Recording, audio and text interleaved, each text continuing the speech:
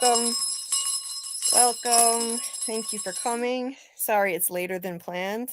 Had some family issues to deal with that came up, so I got delayed. Wasn't technology this time, but we're here. We are going to cover the latest episode in our rewatch of season 1 of From, which is Broken Windows, Open Doors, episode 8. Truly significant episode in the history of the show, giving us insight into the main character, the center of the whole show, which is Boyd. And honestly, to me it's the saddest episode. Yeah, that's pretty I sad. yeah, I don't enjoy rewatching this one as much as others because Mhm. it's always made me sad. That even just hearing the song makes me sad. If I had a boat, Yeah. it just hits you in the feels, Yeah. it's tragic. And you've got your avatar that's appropriate for the I hope occasion. my avatar doesn't make you sad. I can change it. No, I can handle the pony on the boat. It's the Jimmy Buffett one, not the Lyle Lovett one, if that makes you happier. Sure, why not?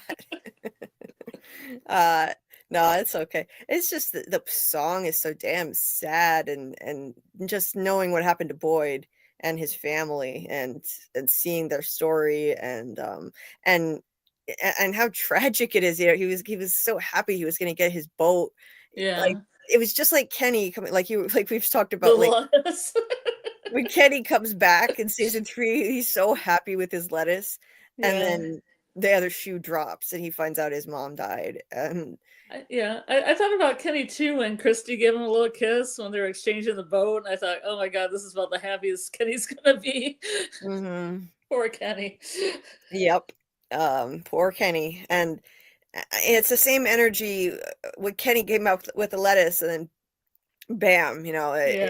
he gets hit with that same energy when Boyd is so thrilled getting his boat, and then the second later, 1 second later, they're at the Mhm. tree, the goddamn Yeah. tree.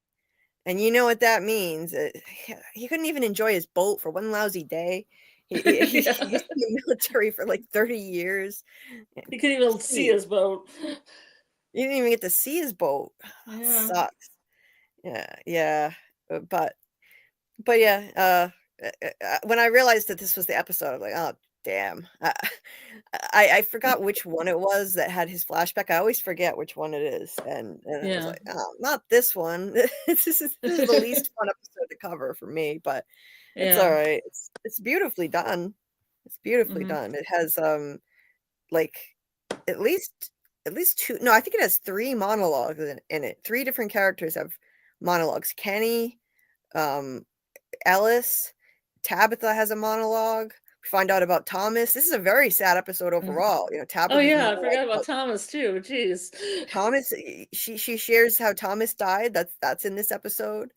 Um, Everybody get their tissues out, jeez. yes, this one's a God. tearjerker. Yeah. Yeah.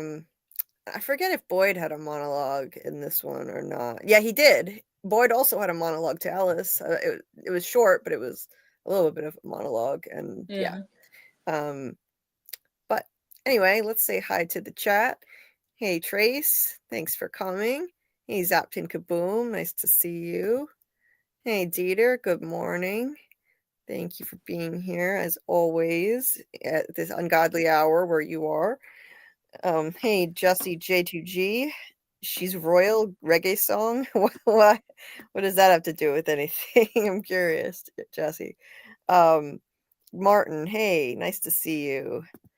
Um, Yeah, I've been behind on my social media, like my DMs too, Martin. I saw I've got some DMs from you. I've got to get back to you, and apologies for the lateness. This week has been pretty hectic. I have to get into a groove with covering Severance. I realized I'm not used to Mhm. this, like the grind of covering a new episode of a show every week. And so I didn't space it out right, and I still haven't gotten my Severance breakdown out. It's not done yet.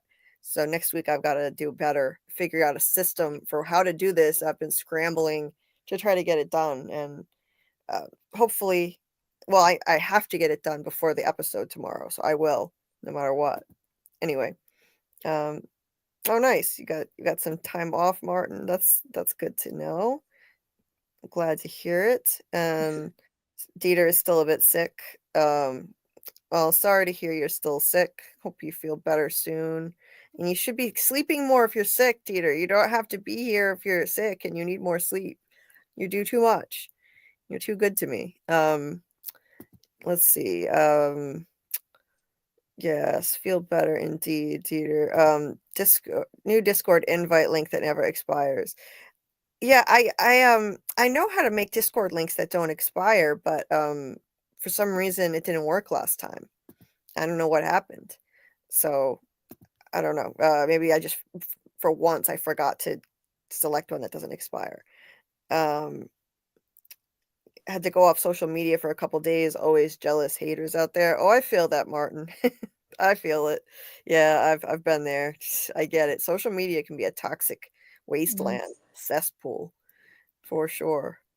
Um, okay. I think Yeah, these are the ones they said they should delete because you should just go over them and not talk, not bring them up.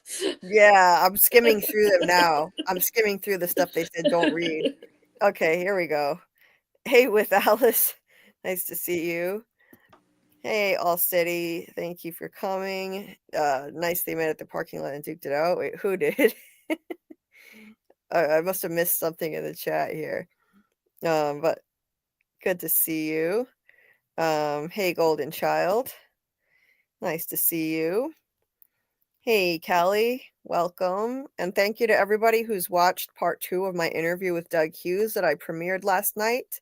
Thank you so much. Um, I got Doug actually came in the chat and chatted with people who were there, which Nice. was so kind of him. Yeah, that was amazing. I premiered it last night. It's about 56 minutes long, which is crazy. Part 1 was 40 something minutes. I think it was 46 minutes and this part 2 was 56 or something like that. But yeah, the entire thing was over an hour and 40 minutes, so I had to split it up. Doug was extremely generous with his time, and I truly appreciate it. We had a great conversation, and I just couldn't cut anything out. It was too good. His stories and his insights are way too good to just cut anything, so I left it all in. So thanks for watching both parts, everyone that's watched it, and if you haven't, I have the link to it in the description of this video. I think parts 1 and 2 should be in there, if I did it right. And yeah, it's always a captivating thing listening to Doug's interviews. I've watched all of them myself, and I was so grateful for the opportunity to do one. So definitely, if you have some time to kill, it is worth the watch. I promise you.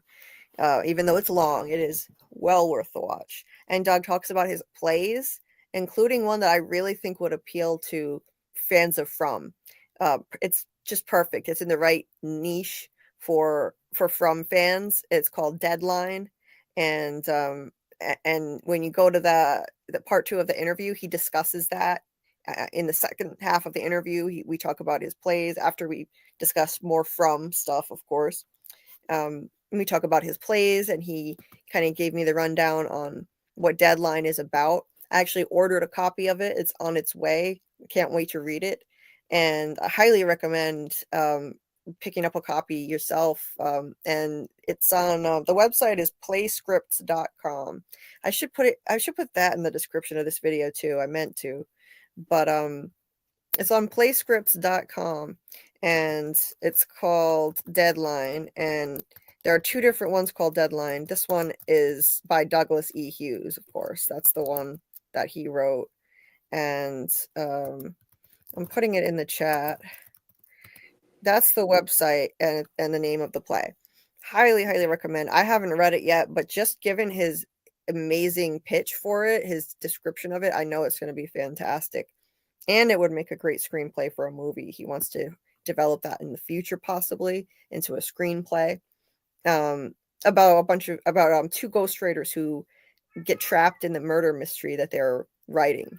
And so like as they're writing, everything around them starts to disappear and they start entering the world of the mystery play, and then eventually the entire world around them disappears and they have to find a way to write their way out of it. So I can't wait to read it. And so yeah, again, thank you to everybody that's watched the interview, and it's there. You can find the link in the description if you haven't checked it out yet. Doug was so kind to come chat with people live. It was really cool of him, and I know it made people happy and made their days. So I appreciate it. Just thank you, Doug, for doing that. And he will be with us live Friday night. It's another amazing thing. He volunteered to do that, and I truly appreciate it.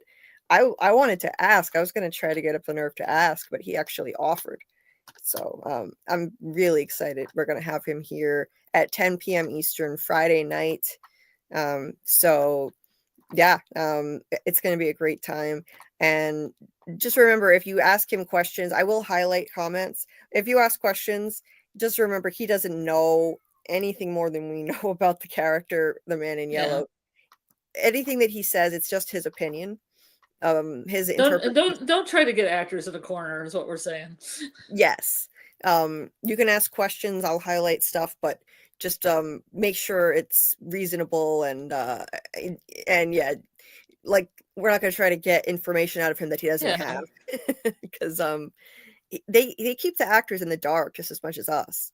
And but he has his own opinions on what the Man in Yellow character could be and what what the nature of this character could be and where this could go next. So yeah, it's always interesting to hear his insights about it and what it was like filming it, and his other work too. He tells a lot of great stories. So looking forward to that. And again, that's 10 p.m. Eastern Friday night. We're going to be on earlier than usual. So, and I will be on time. I don't care what happens. I don't care if like an earthquake hits. I don't care what kind of disaster happens. I'm going to be here at 10 p.m. Eastern, live for the first time. I don't know if we've ever gone live at 10 exactly. It's usually a few minutes after at least. But we're going to do it. I think we did in the past, like in the way past. We did. Because we had guests that were on time at 10. Yes. So for some reason, if I have a guest, I don't know, I'm always able to make it work. And if I'm a guest on someone else's live, I'm always there right when I'm supposed to be. So yeah, it's going to be a good time. Anyway, hey, Nesha Rochelle, nice to see you. Hey, Belchell, welcome. Just call me Heck. Okay, I will call you Heck. That's what I think I usually call you, but I don't know why I read the first part of your screen name. And yeah, it's too many syllables, that whole thing. Hey, Just Me. Nice to see you. Hey, Wolf Spear. Nice to see you. Let's see here. Kenny dies a virgin. Sorry. I like Wolf Spear. That was a bell for Wolf Spear. Yeah. And I don't think Kenny dies a virgin now. It wasn't a bell specifically for Kenny dies a virgin. Oh, it's just the weird timing. Yeah, it was a weird time. I think my cat wants to come back in the room. Could you hear her? She was so loud. A little bit. I thought almost it was mine upstairs because she's pretty loud.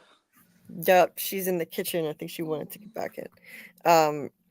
I think Kenny is going to get with Acosta actually, and I really hope that that's not. I really hope that that's not gonna be a big plot point on the show. Well, you mean their romance will be the focal point of season 4? God, I hope not. No, please. I don't need romance. Sexy cop action. No, I don't need romance with my From. I'm all set. You got romance in my From, like peanut butter and my chocolate or whatever. Yeah, that's not for me. Heck says I want to hear the boat song now. No. Well, for one thing, we'd get a copyright strike and get blocked.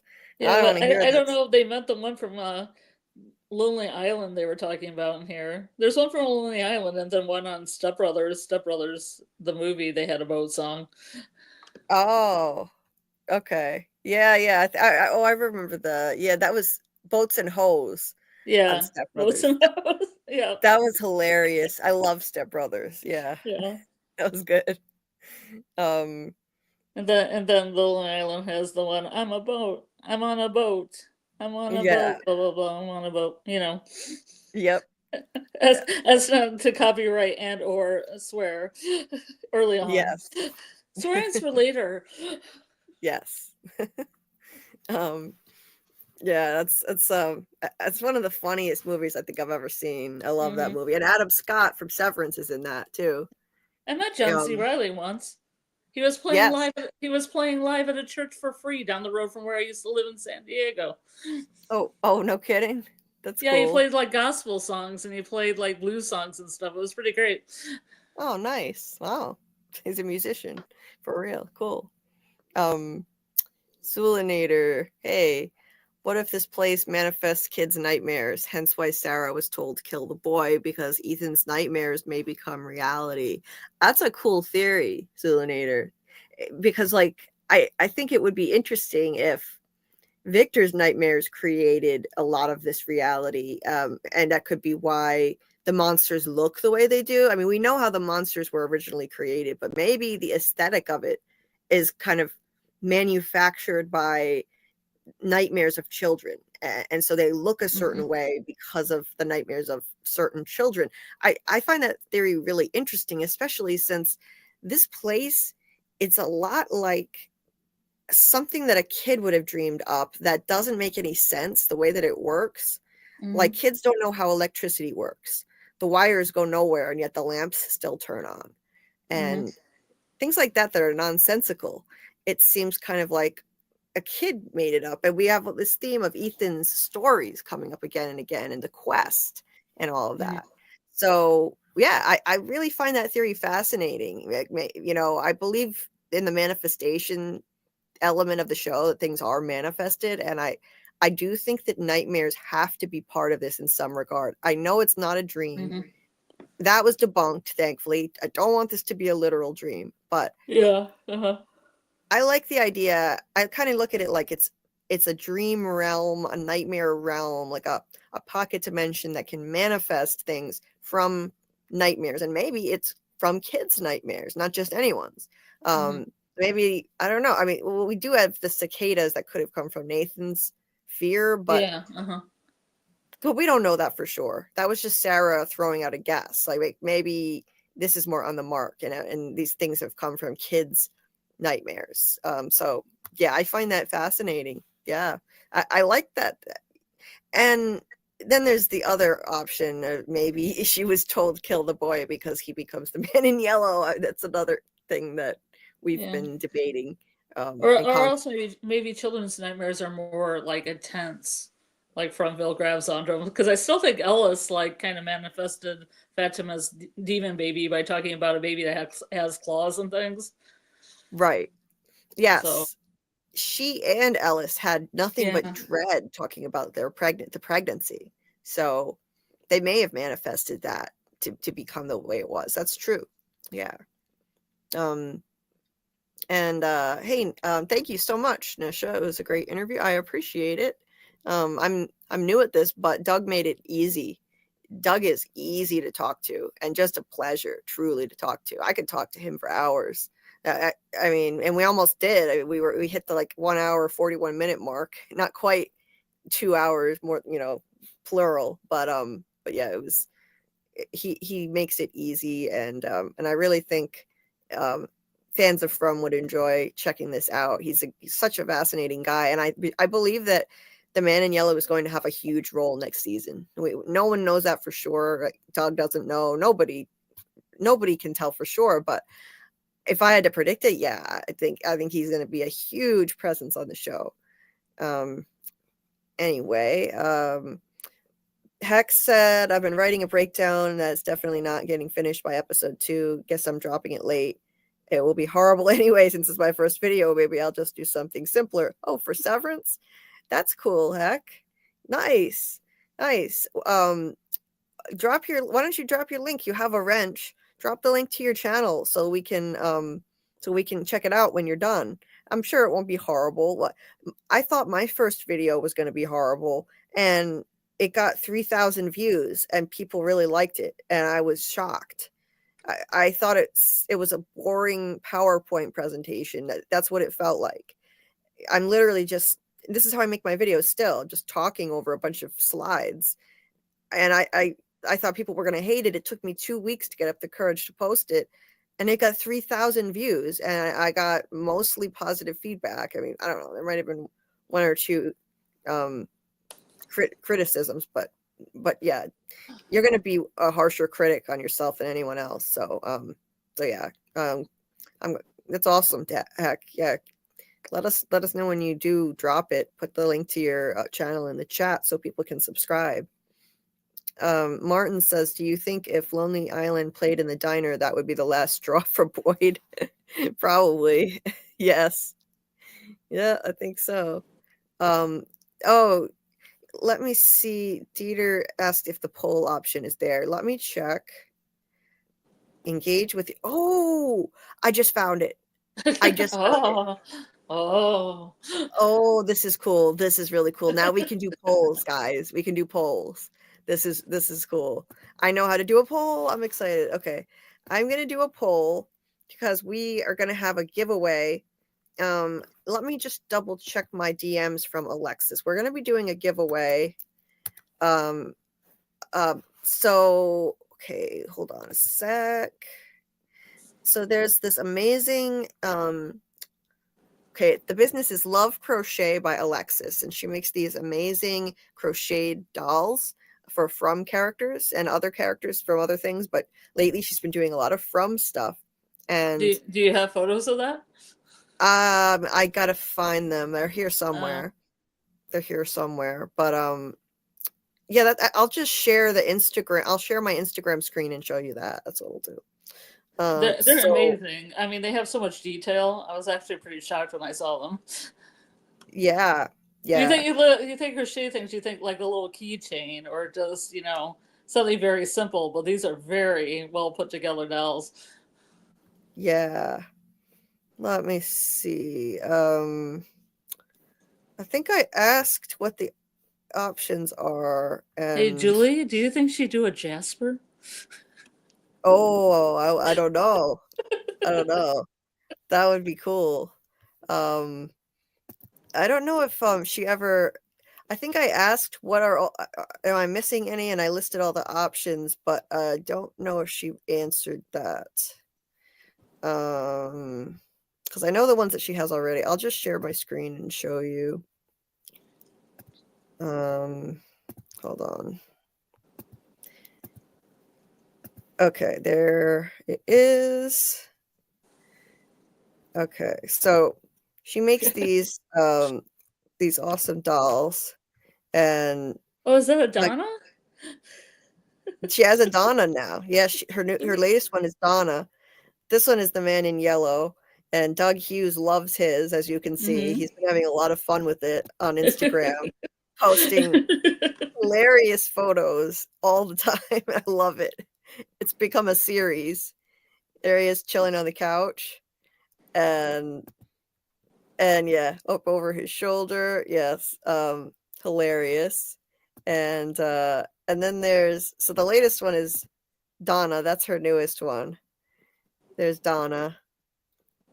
And let me see, are there more? Yeah, Donna and Boyd. Yeah, so there's one of Boyd. So we're gonna do a poll and see which one people would like the most, and that will be the one that she will make for a giveaway. This one is Jade, and you can Jade. Yes. I'll drop the link to her page so you can actually go there and look for yourself if you want to, but that's Jade. Season 1 Jade, the best Jade for me. Easily. And look, he even looks like he has a few buttons on. Yeah. All right. Gotta get that detail in. That's our Jade. And let's see, there's Boyd. This one is Boyd. That's actually a video. She did a little clip of all the yarn she used. This takes a lot of work. This takes an enormous. And he's got the bell. There's the bell. He's even got his bell. Yes, he's even got his bell. And let's see, there's Smiley. Smiley's awesome. I really like Smiley because they don't have mouths. His main feature. Yes. Yeah, I know, that's Well, the eyes are good. the eyes are so sinister, yeah. I The guess eyes the are really eyes are the mirrors of the soul. yes. That's true. She does a lot with she doesn't have a lot to work with in terms of eyes, and yet she makes them different shapes. Like this one here, it looks like sad eyes for Victor. Uh-huh. She uses like a like the eyelid to make the shape look a certain way, whether it's sinister or just sad like this. That's Victor. And wait, yeah, there's Victor. So and then there's one more. There's one more. Where is it? Julie. Hannah with her Julie doll. With the Colony House Massacre dress on. With the yes. Looks like the Colony House Massacre dress. There's Julie. She gave her some eyelashes. Really cute. Um Now I should say that it's US only unless you don't mind paying for the shipping. I will have to say that because shipping and the customs fee Mm-hmm. overseas is very overpriced. Like I think she said Doug had to pay like $20 for shipping and $25 for an import fee or something like that. Yeah, So it was Canada's rough, man. yeah. It was like Mm-hmm. $45 in addition to the cost he paid for the doll. I don't know what that was, but like it was Mm-hmm. like $45 for shipping and import fees for Canada. And I don't know how much it would be for other countries, but I mean if you're like the actual doll wouldn't cost anything. So I mean I suppose if you're international and you don't mind paying for the import fee, then you could do it. Mm-hmm. But yeah, other than that, it would be if you don't want to do that, I would say US people only. Apologies about that. It's just that the import fees are ridiculous and she puts a lot of time and effort and work into these things, and it's very kind of her to be doing this giveaway. So yeah, those are the options. So you got Man in Yellow, Julie, Boyd, Donna, Jade, and Smiley and Victor. Oh So yeah. Okay. Yeah, yeah. Lunch. Man Yellow, Smiley, and Victor. yes. So I'm gonna make a poll. Which doll do you like for a giveaway? Let me see if I can. How do I do this? Um, Man in Yellow. How do I do this? Okay. No, I think I I don't can know. just. I can't help you. Yeah. No, I'm Let's see what figuring you're it out. doing. I'm trying to do this, but no, it only lets you do yes, no, whatever. Maybe just type it in the chat. Just type in the chat which one, and I'll look at it. It's not like we have a ton of people here right now. Because I Well, can't do I it. could get a piece of I could get a I could get a piece of paper and pen and do it the old-fashioned way. How about that? Yeah, I can't see it. The poll only lets you do yes, no, and then it gives you two other options. So I can't do four different things. Or like how many is Really? it? Because I think other people. I think I've seen polls where people like put in answers. Yeah, I don't see anything. I swear I've done from polls where people had character names in there. I just see yes, no, and then it gives you two other options, and that's all. So you can just type in the chat which one you think would be best for a giveaway, and I'll make a note because there aren't like loads of people here anyway at the moment. So I mean, there's also start a Q&A, but I don't know what that is. So yeah, she has yeah, Dieter. I don't know. I don't know. We'll figure it out. We'll figure it out. Yeah, thank you for dropping the link for me, Dieter. I appreciate it. I personally think, like, if it were me, I would say Jade myself. Mm-hmm. Um, Yeah. I would say So Jade. should we put down 2 for Jade right now? Yeah, So it's gonna be Jade. yeah, yeah. No, I You don't want know a if guy she's. Dal, Dieter. You want a guy Dal. Yeah, I don't know if she's planning on doing any like ones that she hasn't done before, But I mean, we could always ask. Can't hurt to ask. So yeah, like at the moment, she doesn't have a granny monster or or an alabaster dragon. I don't know what that would even look like. So No. someone write that in the chat. Keep it clean. Right. So I see Julie. Cassie says Jade. Wall City Big Heck says Boyd. So the options are Man in Yellow. Okay, The ones you see on boy. the There's screen. one. Man in One Yellow, Jade. Julie. Hold on. I'll write it in the chat. Hold on. Oh, Alexis is in the chat. She said Sarah's an option as well. Oh, okay, cool. Hey, Alexis. Sarah, that's like, oh, that wouldn't be good. Smiley. Alexis, does Sarah come with a screwdriver or not? Does Sarah come with a screwdriver? Donna. I think I have all of them now. Man in Yellow, Julie, Boyd, Sarah, Smiley, Victor, Jade, Donna. I think that's it. Yeah. Yeah, that's it. Okay, Sarah. so you get Sarah? So those are the options that I put in the chat. I thought Sarah's already got two. And okay, so I'm gonna take note of what everyone said, and it's not the ideal way to do a poll, but so I'm just marking them down as they come in. So okay, are you taking note of them? That would be easier. Yeah, I said I would do it old-fashioned way with a pen and paper. Oh, good. Okay, cool. So far, Sarah's winning.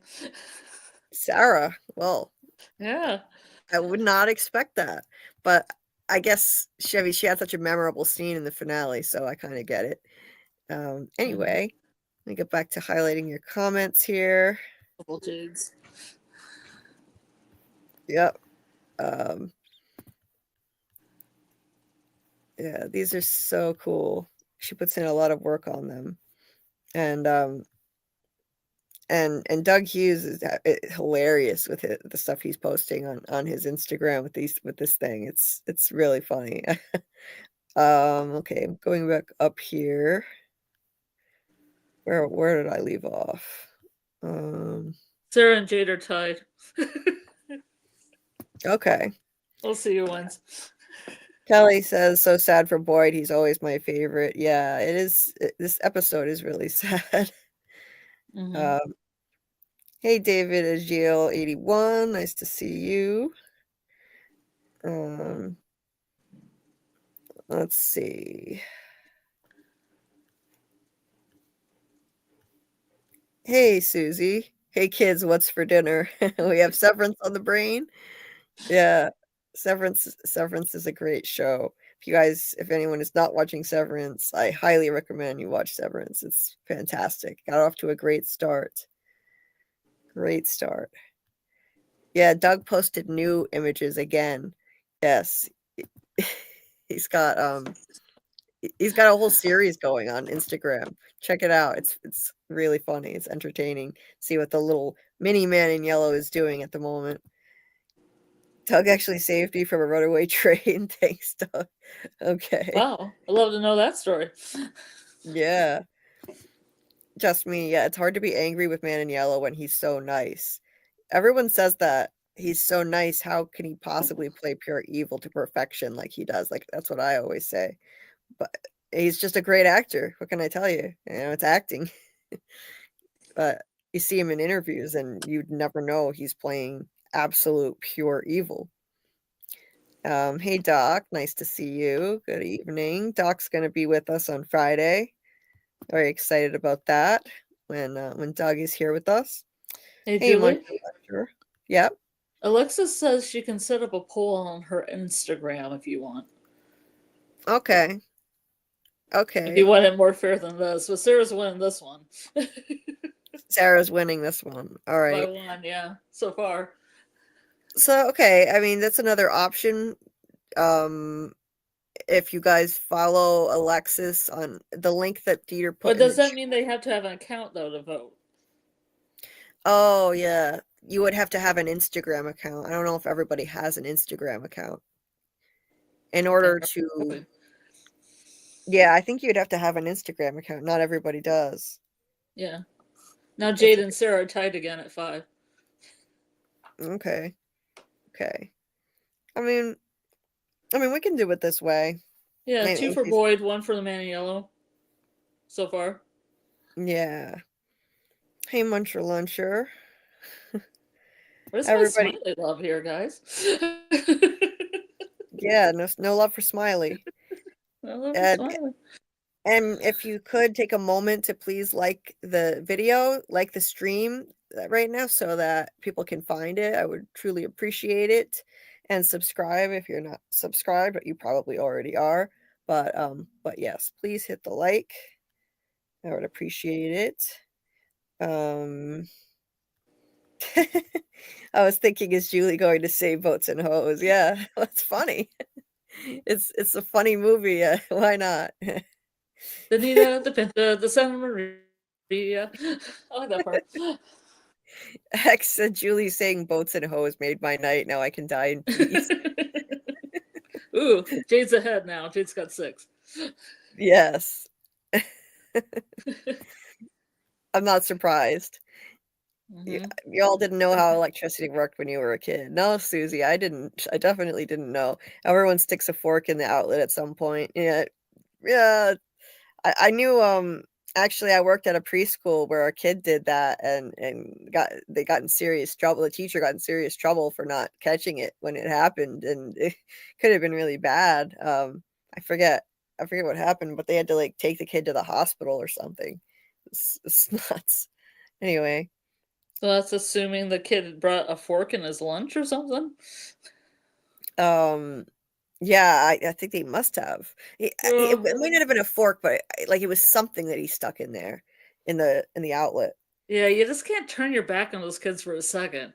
No, You you know? can't. You can't. David said dreams are when we are sleeping, but the theories of the unconscious are when we are awake. Right. Right. And they're definitely using that with this show. They're working with that. Oh, good. Heck, I'm glad you dropped your link. Awesome.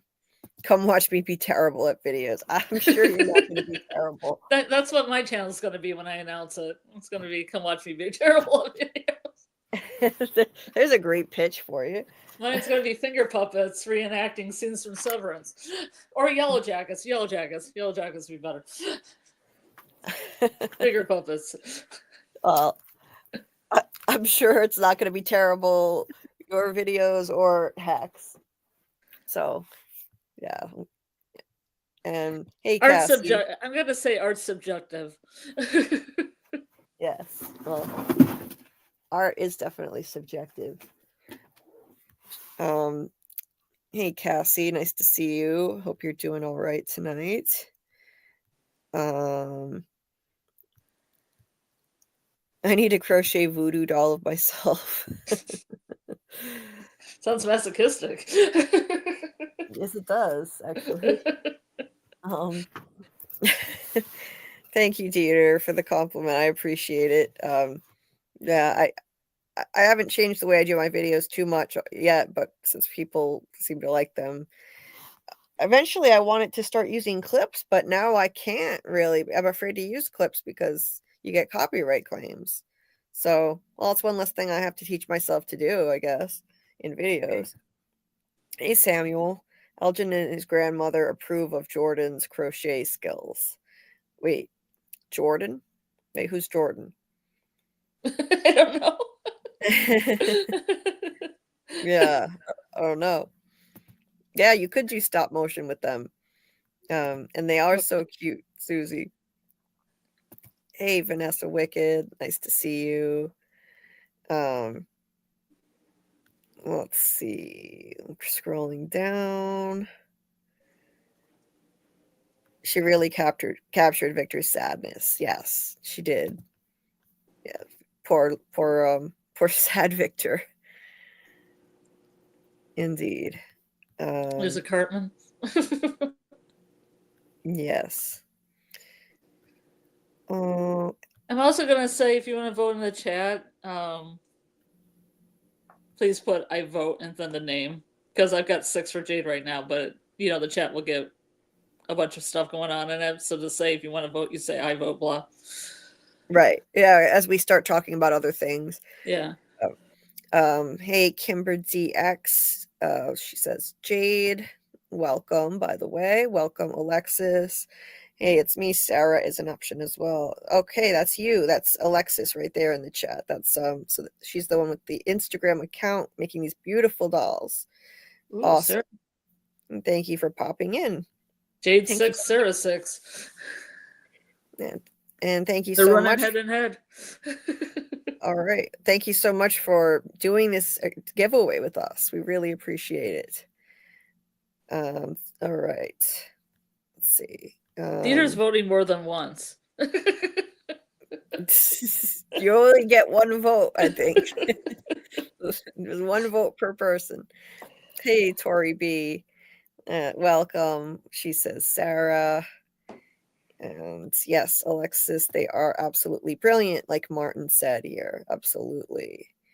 Okay. Yeah. We have people saying they don't do Instagram, so I think this is the best way to do it. I mean, it's not ideal, but it's okay. We only have a small number of people at the moment, so hey, you guys get to be the ones that pick. Because it's the only way I could think of to do it, and so why the hell not? All right. Cassie is very, very committed to voting Jade. Vote Jade. Okay. So we should get into the breakdown. We're going to be breaking down that episode after the Colony House Massacre, so the fallout from that. And it took a really sharp turn, actually. You can, by the way, continue to vote if you're not, if you haven't made up your mind, you can still keep doing that. That's right. I vote, so I see it in the chat. Yeah. And I'll mention it again later too. I'll mention it a few times because new people show up. So I think mention it at the top of the hour each time. Yeah. So I'll keep bringing it up. Yeah. So episode opens with Boyd packing to go out in the woods and looking at his boat key again. And the blood stain from Khatri's death is still on the floor. These people really don't do much cleaning up blood after a killing, do they? I don't know why. Yeah. It was the same with what was it? The death of Megan. Like the blood was splattered all over the room. They didn't even bother cleaning it up. I guess just to scare Jim and Tabitha into making sure they nail the damn windows shut. Yeah, I guess so. They'll do it. And they did. And they did. And then Kenny was still covered in his dad's blood when he went and chopped down that tree. And now Boyd here, it's the next day and he still hasn't changed out of his bloody clothes. There's blood all over his jeans and his shirt. And he just spends the day like this. And leaves the blood all over the floor. I guess for dramatic effect, maybe. I don't know. But let me see. I guess my notes here. Kenny shows up and he says that the people need, reassurance, like after what just happened, and each house is going to take 2 or 3 Colony House residents. Most people aren't using their basements. He thinks they should gather everyone together and say something. And Boyd points out that Khatri saved his life the night that he got into town. He risked his own life to save Boyd's family. And Boyd is just kind of not in the mood. He's just saying, like, they need to hear that everything's going to be all right, that God has a plan. Look, if you're going to be sheriff, you're going to need to figure out how to say these things for yourself and sound halfway convincing. So he's kind of admitting that when he gives inspirational speeches, he's putting on an act, and he's just trying to reassure them to keep things calm, but he doesn't really believe what he's saying probably some of the time when he's making these speeches to these people, but he's trying to keep their spirits up. And he's feeling jaded right now, because Khatri believed God had a plan for him and brought him there. To his dying breath, he believed that, and he didn't understand. He said, my path, this isn't supposed to be this way, basically. That's what he said. It's not supposed to happen. And he dies praying nonetheless. And Boyd is just not having it, like right now, like this whole idea, like everything's going to be all right. God has a plan. He's angry, understandably. And then from there, and honestly, like, I feel like people transition in this episode way too quick from a massacre to business as usual. And it just goes to show that they don't have any time to process trauma in this place. It just goes from one thing to the next. There's no time to process anything. They just have to compartmentalize and push it down. Just keep it moving, basically. There's just no time to deal with anything. So Boyd shows up and, to get Sarah. So that's kind of a tense moment. She's still covered in more blood. No one gets to clean the blood off themselves. Yeah, they just don't get it. They don't get her a new change of clothing or anything. It's just like, there you go. You're gonna go camping with me. So in this, she's still covered in her brother's blood. Several episodes later, and Boyd still underneath that jacket. Boyd still has Khatri's blood on him as well. He doesn't change it till the end of the episode. I noticed.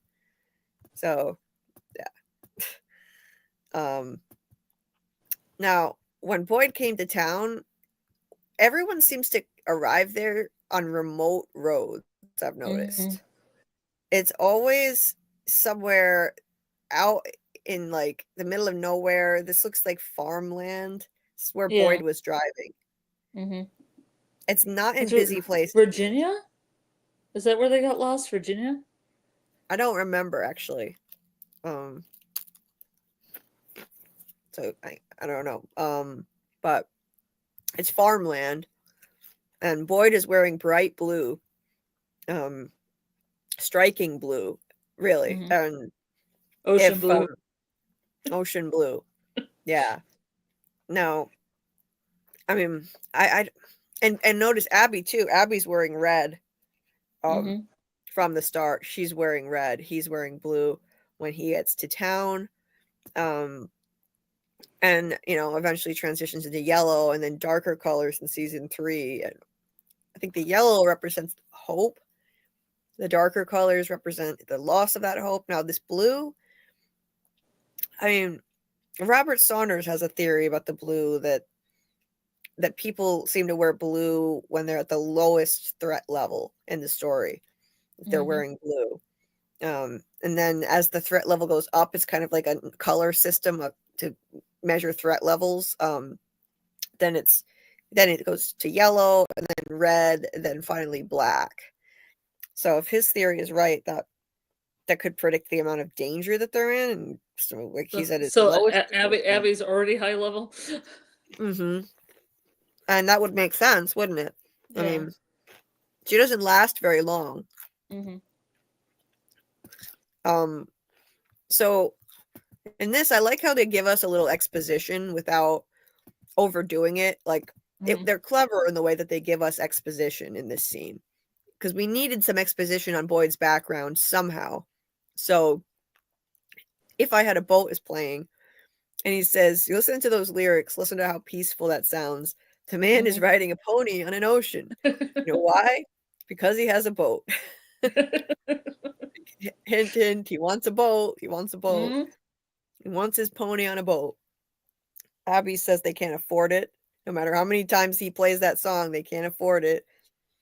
And he says, they can manage it. You know what they used to call me in the army, right?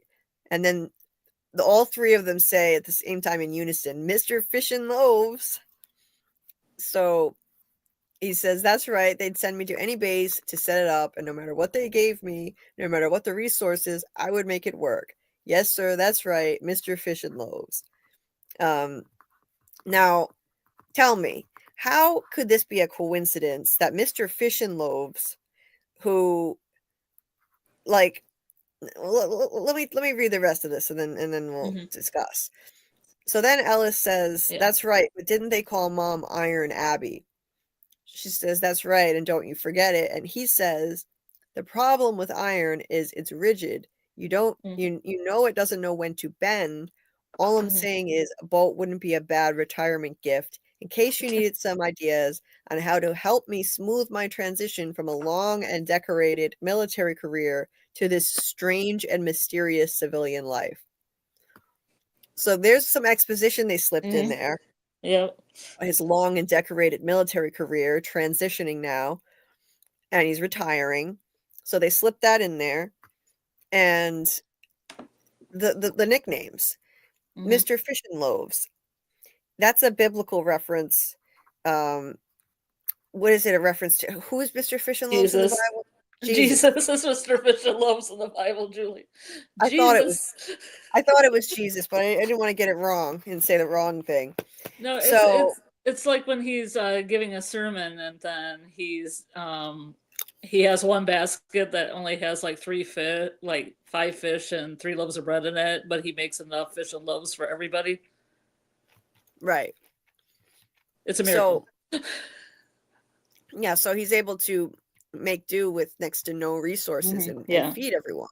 Hmm. Um, so Boyd got that nickname as a result because he was able to make do with the smallest amount of resources around the world Hmm. in his military career, and so he's.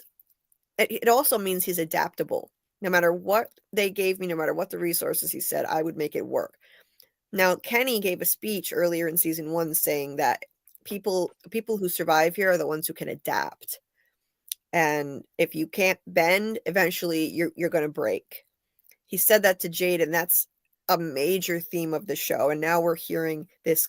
These are echoes of that coming back here. Boyd is the one who survived rather than Abby because he's adaptable. He's Mr. Fish and Loaves. He can bend, he can make do with very little. And she has the nickname Iron Abby. And he literally Hmm. says it right in the show. The problem with iron, it's rigid. You don't know, Hmm. it doesn't know when to bend. So she wasn't able to cope and adapt. Now, Hmm. here's the thing, too. I don't think this is a coincidence that he, of all people, wound up there. Hmm. Um, I know people think that it was more likely that Abby was the one who was picked or chosen to be there because she says in this episode, I had a dream when I was a little girl. Hmm. However, Boyd, I mean, are we thinking it's a total coincidence that this guy who like he just came off of this career going to the worst places on earth, and he talks about it later in this episode, making do with the least amount of resources to the point where he was called Mr. Fish and Loaves. He lands in this town, and then he immediately gets to work. It's like this was tailor made for him. So I don't think that's a coincidence. If people are chosen to be there, then I think he Hmm. was chosen to be there as a helpful resource to these people. I think there is an entity that's trying to help. Personally, I think it's the boy in white, but you could Yeah. say it's some other entity that we haven't met. I think it's the boy in white, but at any rate, I was just using my imagination of thinking of the boy in white that made up a meet cute between Boyd and Abby. right, because maybe both of them were meant to be there. Like he makes love matches and pushes them together. Right. It could be something, like we don't know how much they can manipulate things, these entities on the outside. Hmm. I mean, let's not forget there were multiple people on that bus that came to town who seemed to be chosen. And how'd they all end up on the same bus? Marielle Hmm. definitely was not a coincidence. Marielle was not a coincidence. Christy's fiance. Hmm. Elgin gets there. He has a premonition dream with the boy in white in it and a seizure. Hmm. He was chosen to be the kimono lady's pawn. Um, Tilly. you know, Randall was probably chosen. Tilly. Even Tilly. Tilly was chosen. Bacta's grandmother knew the cicada nursery rhyme, so Hmm. she was Yeah. chosen for some reason. So they all wound up on a bus. So I don't think it's a stretch to think maybe Boyd and Abby were chosen. Hmm. Abby may have been chosen to do harm by a harmful entity, and Boyd was chosen to help. Now, there is no purely good entity, because if some entity brought him there to help, obviously it's also hurting him and his family having to live in this hellhole. But it's serving the greater good. It's like the trolley problem. It hurts him and his family, but his presence there, it does good. It serves the greater good of everyone there. That's my opinion. How can that be a coincidence? And they gave that to us. They fed us that information in this episode, I think, for a reason about his. They just slipped that in there so neatly. His long and decorated military career as Mr. Fish and Loaves. That's too uncanny. It's just like Sarah winding up there when she did, after her brother, quote unquote, saved her from some bad situation. And Khatri winding up there when he was about to jump off a bridge. A voice tells him to get back in his car and drive. He gets there. So again, I don't think Boyd is a coincidence. Anyway, they tell him they got him a boat, and yeah, they basically just hand in the boat key, and it's so cute, and you're so happy for him, and he's like, "You got me a boat," and their happiness is so fleeting. It's awful. They're all so happy. Damn it. They're so happy. We're having such a great time. Is that true? Uh-huh. Yeah. And one thing I always found weird, why is Ellis going on some kind of trip with his parents at that age? It's kind of odd. He's You a never grown man. traveled with your parents when you were like, how old is he? Like college age? After college age? Not anymore. I didn't. I mean, we Really? didn't go You anywhere at just all. didn't go on a trip. Well, they're not really going on a trip. They're going to like a lake house. Oh yeah. I mean, it's Okay. not really like they're going to Disneyland or something. Yeah, that's true. I mean, they have like that's right. They have like a trailer attached, but it's, they're probably It's just a going to a lake. rendezvous. Right, the rendezvous trailer. Yeah.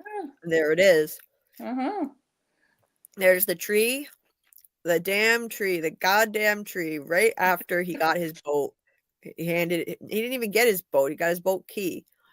And you can see rendezvous in the background. Whatever the hell that means, I don't know what the significance I of don't it is. know. I feel like it should have a better presence in season 4, but it probably won't. It's probably just background noise.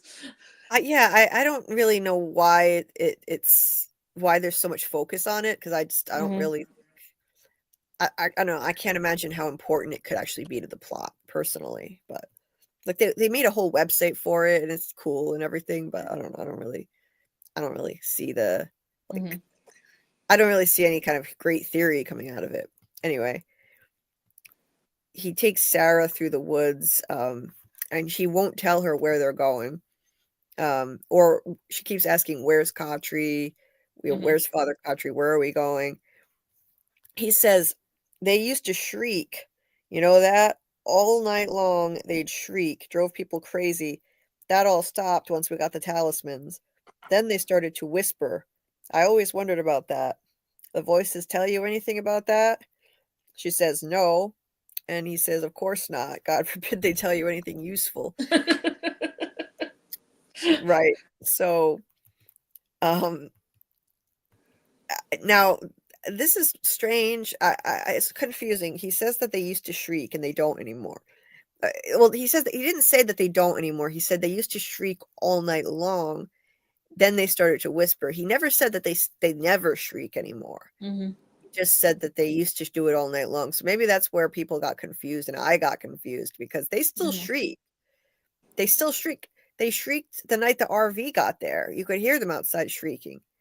And the Matthews RV. And then when Randall was on the bus in season 2, sleeping on the bus, you could hear them shrieking. Of course, in season 3, they shriek on camera for the first time, which is wild. They never did that before. So yeah, they never actually stopped. I think they just did less of it, and now they whisper in addition, I guess. Their tactics evolved because the game changed. They got the talismans, and I think that's why they don't shriek as much. They they whisper and they try to trick people into coming out of the buildings with the talismans inside. That's what I think. And then from there, she's still asking about Khatri, and he says that Khatri's dead, and a lot of others are dead. Uh, she asks if Ellis is okay. She's not an evil person, you know, but he's not having it. He's like, you cry like that for Bing Chan. Um, Mm-hmm. Now you want to cry, and she says, "You think I'm a monster." He says, "The only reason you're alive is because Father Khatri thought you could help us all get Mm-hmm. home. The second you prove him wrong, I'm going to put a bullet in you myself." So yeah, he changes his tune pretty quick. I gotta say, but for now, I don't blame him. Like, honestly, after what she did, she deserves it. I don't feel sorry for her. I mean, I kind of do. I mean, I have sympathy for her because she's not an evil person. She was manipulated into doing what she did. She thought she was helping. Mm-hmm. I think she's traumatized and mentally ill too. But she still deserves you know, she still deserves to be held accountable in some way, I think, personally. But I know a lot of people love Sarah, especially Yeah. now. Anyway, Yeah, it's kind of tricky. yeah. And this is hilarious. Jade has just made himself right at home really fast. He looks at this as his house now too. Mm-hmm. Hanging out. This is his place. Uh it's really Tian Shen has lived there for much longer, and they took him in. He's sitting there with his little Polaroid, lounging on the porch, just kind of staring into space. And then Is this the first Clara, time we see Clara? Is this the first Clara sighting? this might be the first Clara sighting. I'm not sure, but I think Clara and two people from Colony House. And Yeah, she has that zinger, the escape room zinger. yeah, she's aren't you the guy who thought this was all a big escape room? How's that working out for you? Yeah. Um, it was great. He said, like, "Oh, fuck off. This is bullshit. They chose the flower. They don't belong here. Any of you guys know Victor? All right, where he's squatting, I need to find him." Um, Clara Clara noticed Victor running to the woods with she said the Matthews girl last night. Mm-hmm. She's so nosy. She's popping up in seeing things that are going on. I know Mm-hmm. the Clara is a mole theory is a thing now. Um, she just happened to see Victor and Julie running off and all that chaos. Where was she? Anyway, Yeah. um, he says, "See what a little intercommunity cooperation can do." Coom by fucking ya. He has the best lines. So good. Um, yeah, and it's so presumptuous. This is not his house. Like, he has no Mm-hmm. right to be territorial about it. Anyway, I love Jade. We need more Jade. Um, Julie's sitting here looking at this. This is that stack of drawings that Victor gave her when she left Colony House through the window. That he Mm-hmm. packed up all his drawings. And why do we think he gave them to her instead of keeping them himself? He could have fit his lunchbox over his shoulder on the string and this. He didn't Mm-hmm. have to give them to her. I I'm not sure why he did that. It's Because he like, knows her. He met her before when she was story walking. oh, He I trusts. believe that. But why not keep the drawings himself is what I wonder. Um, Maybe why he not? didn't know where he was going when he went through the tree, but he knew where she was going. Maybe. Maybe. And I think he probably wanted Ethan to have those to look at those because Ethan is looking at them later. And he tells Julie in that episode to tell Ethan it's starting. And Ethan will understand what it means. Is one of those birds upside down, or am I wrong? Like, Yeah, it what? was upside down because Tabby was hitting the wall with a lot of force. So those birds Oh, they're not straight up anymore. yeah, yeah. I thought it looked weird. yeah, so they talk about what happened, and Julie is really freaked out. Uh, she explains, I was up in Victor's room. No, it wasn't like that. Uh, so before Jim goes and rings Victor's neck, she makes sure she says that. Um, she said that it looked like he was getting ready to leave. She explains what happened. They climbed out the window. He said they had to go to the forest. Then we ran to this tree, and then he pushed me inside. He said it was starting. And she said, all I know is that 1 second I was in this tree, and the next I was in a giant cabinet in a root cellar. Tabitha's like, that's impossible. Haven't you seen enough impossible things Yeah. to believe anything at this point? Really? I remember later on, Christy says something's insane. Oh, that can't happen. I'm like, really?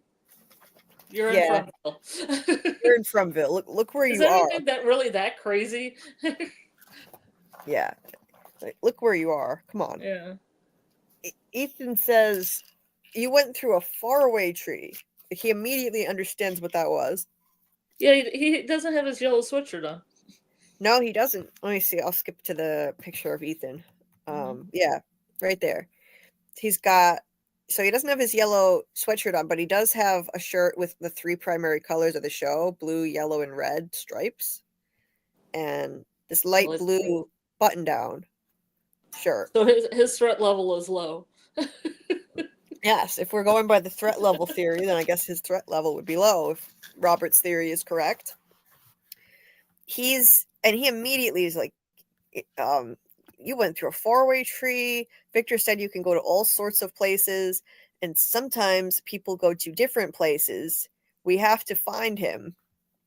So he immediately knows what to do and understands, and they are not listening to him at all, not taking him seriously.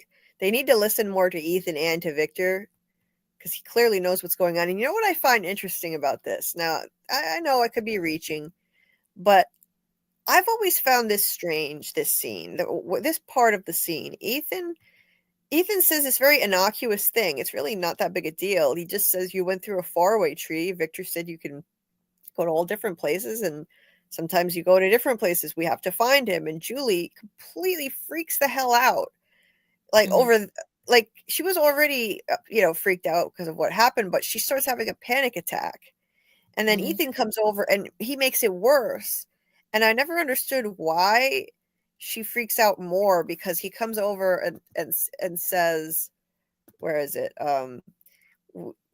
We Where is it? He follows them. So Julie says, "What's happening to us? What's going on? What's happening?" And she's starting to freak out. And he says he's totally not reading the room. He follows them with his Oh, he's a stick. little kid. Yeah. He follows them with his little quest stick, and he just says, "We're digging a big hole in the basement. We're going to find out where the electricity comes from." He says it just like that. And and that makes her freak out even more. She's completely losing her shit. And I always thought that was strange. Like, why is this triggering her like that? I don't know. Maybe it's a reach, but maybe it's something to do with Ethan that's instinctively triggering her, because I don't know. Like, why is It's a she reacting that way? man in yellow vibe. Yeah, I mean, like, I'm not 100%, like, I'm not married to any theory completely or anything like that, but it's possible Ethan could become the man in yellow. And the way that he just knows how everything works and he's completely calm about it, it somehow it triggers her. It triggers her. So I don't know. It's just a thought, could be a total reach, but I've always found this weird. This isn't just me looking for things to connect to that theory. Every time I watch this, I've found it strange that she has a worse panic attack just because he says that they're digging a hole in the basement to find out where the electricity comes from. Shouldn't be It's digging weird. that hole. Exactly. Like, shouldn't be digging the hole is what started everything. If she hadn't dug the hole, then Yeah, everything would have been yeah. completely different. It started her whole quest to when she started seeing the Ankui kids. It started with the hole. That's where it all started. Her digging into the past, looking for answers, and I don't know, something in Julie is triggered by that.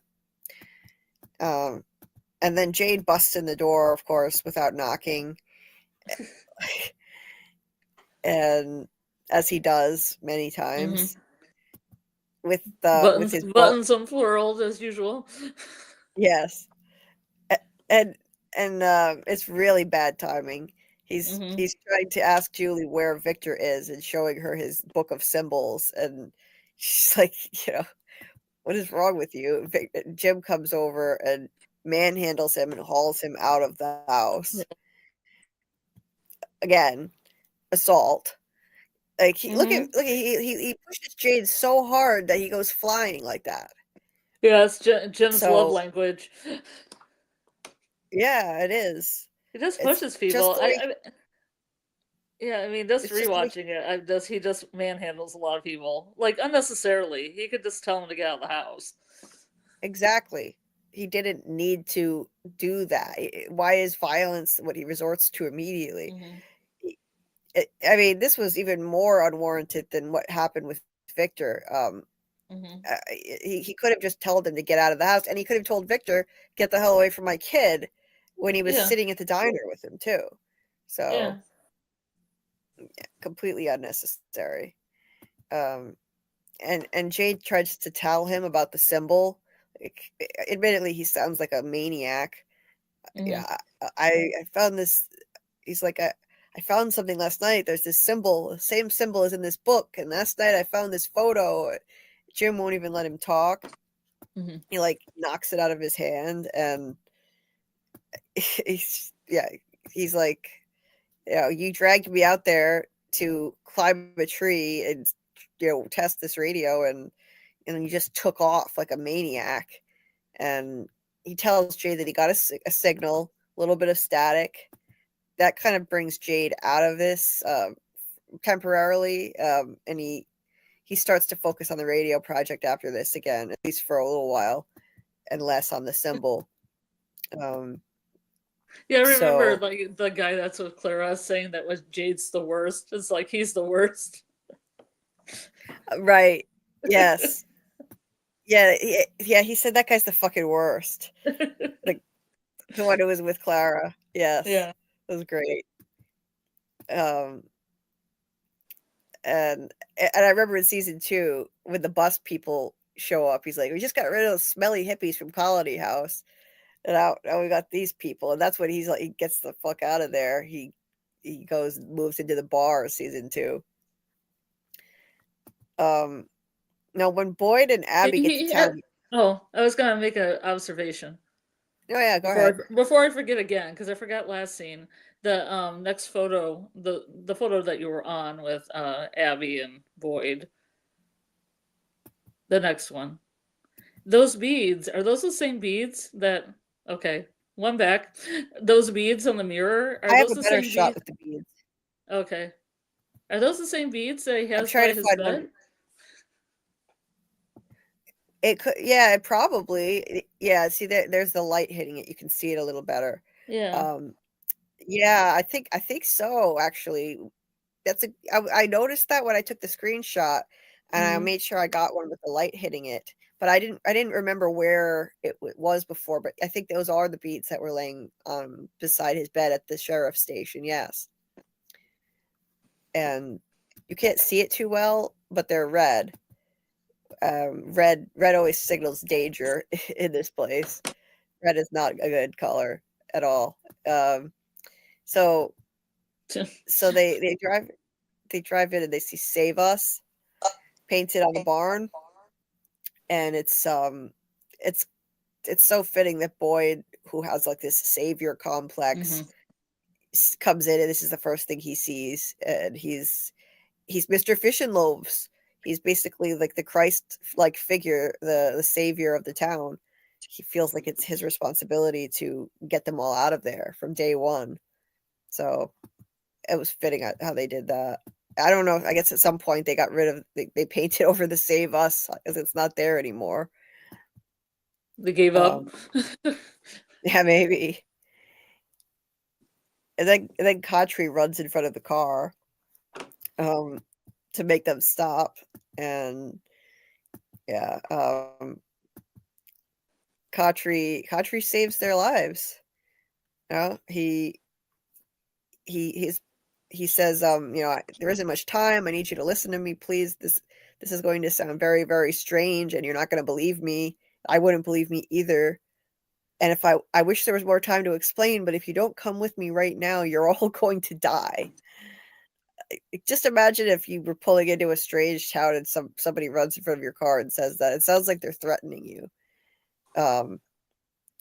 But he didn't have much time to explain further, and I think if the monsters hadn't started shrieking, I don't think they would have listened. They were about to drive away. Abby goes for her gun. Trigger happy Abby, of course. Immediately takes the gun out. Everybody in this show goes for the gun way too quick. It's just like, I don't know. There's scenes where Kenny takes his gun out real quick. Boyd held a gun at father here. That's like an episode or two ago. Yeah. I think it's a show writer's way of making it more intense, but I'm like, man, these people are like either that or they're just like so much trauma. They're jumpy, ever vigilant. I think so. Yeah. And then they hear a shriek. They're about to drive away, and they hear a shriek. Khatri says, "That's death, and it's coming right now." So kind of hard to argue with that. And so yeah, they listen. It shrieks again. They get out of the car and they go with him into the bunker. And I wonder where Victor is, why he was not in this flashback scene. Where is this exactly? Is this a hole in the ground, right? It's a hole in the ground. Yeah. It's a hole in the ground. Dale, Khatri, Donna, and Boyd's family. And they're just in a random hole in the ground. And this is how they spend their nights. They could at least sit down. Why are they all standing up like this? Or get a book or something. Looks like they have some books here, actually. Oh, okay, good. With some cards. Yeah, it's making a party there. Yeah, some people have thought like maybe Dale has something to do with, like, Donna's a mole and Dale and Donna have some kind of connection because Dale happened to be in this scene and he's not a major character, but they put him in there and not Victor. I'm not into the mole theory myself. Sometimes I think maybe Donna and Dale had some kind of knowledge that the others don't, that they're holding back. Yeah. They've been there the longest other than Victor. She and Dale, as far as we know. Let's see.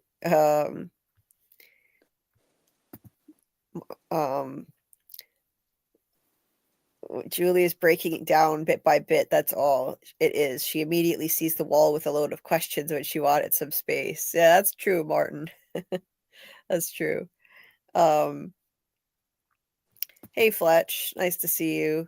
Ethan being the man in yellow, I don't buy, because why would he kill his own father? I think man in yellow is future boy in white after failing the quest of helping them break the curse. Well, that's a possibility.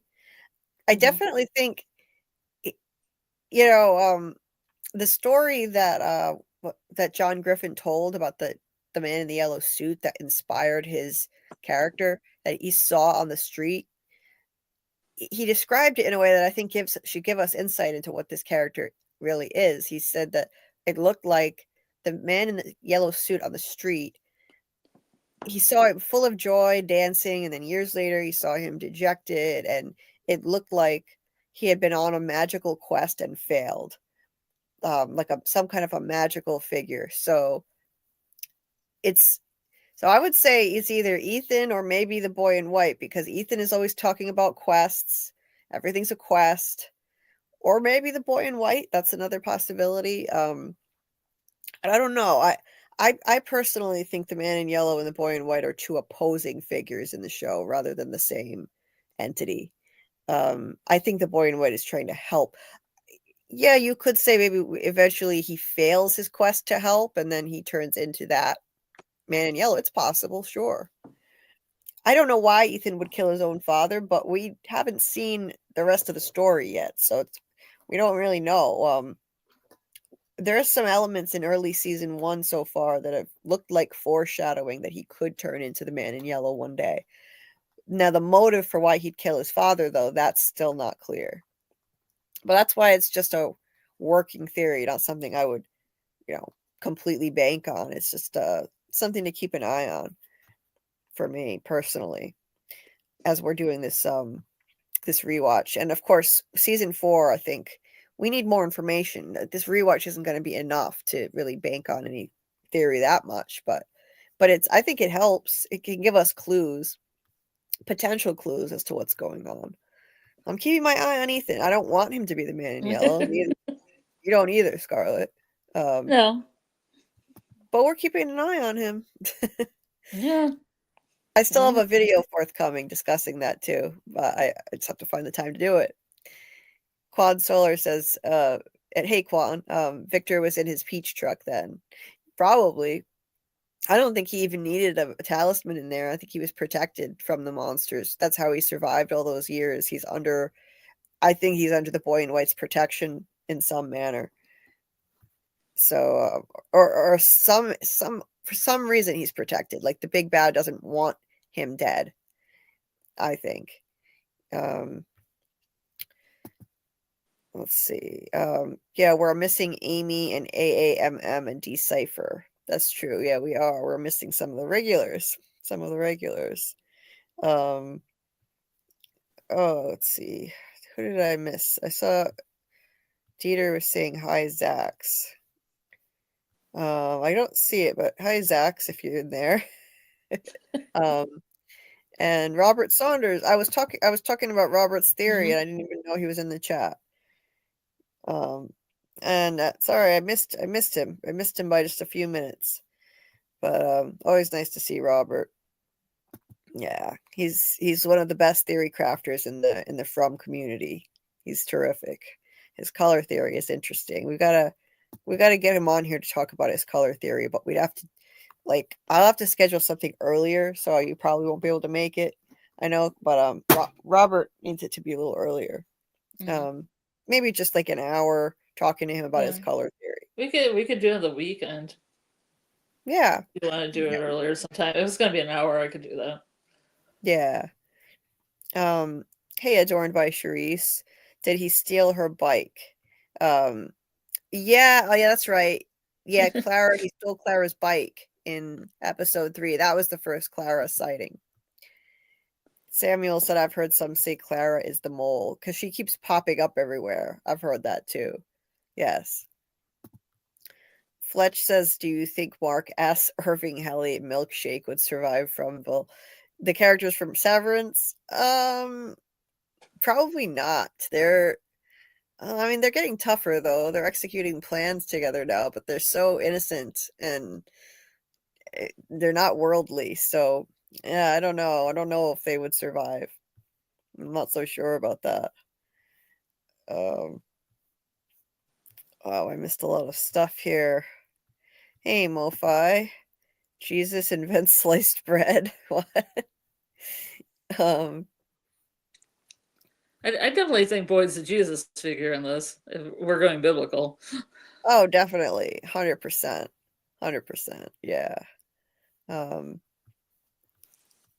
Let's see. Hey, that one gamer. Nice to see you. Oh, Fletch says, is this the best From stream around the block or what? Well, thank you very much. I appreciate it. Thank you. Always appreciate the kind words. And okay, just scrolling through what I missed here. Yellow represents throats being torn out. Yeah. Do we know how long Abby was there before the incident happened? We don't know how long, but I get the sense that it's not long. Not too long. Like but they don't actually tell us. I think she probably lost her Oh, mind pretty early, though. yeah. Ellis says weeks Okay, because Boyd keeps going in the forest, and he's like, "You haven't been home like with us for weeks." So yeah, whatever weeks is. right.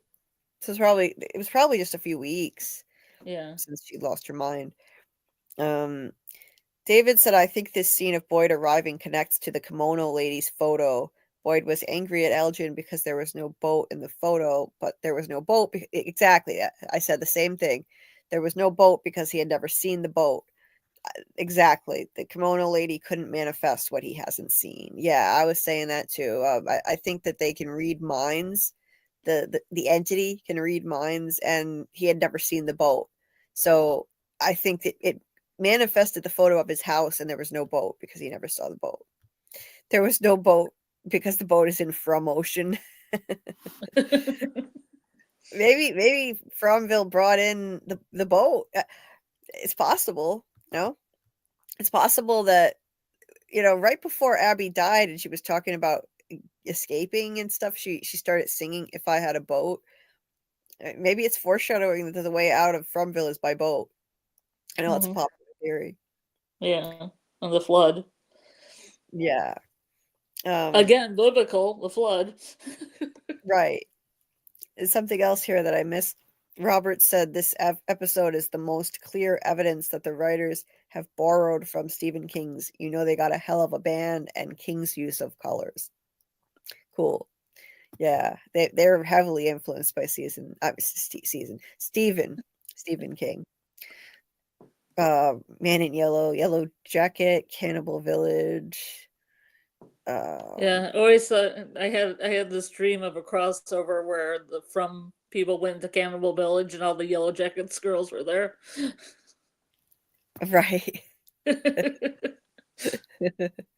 Oh But it's wow. definitely Cannibal Village. Yeah. Wow. Our numbers jumped up to 53 people. Sweet. When did that happen? Well, thank you for watching.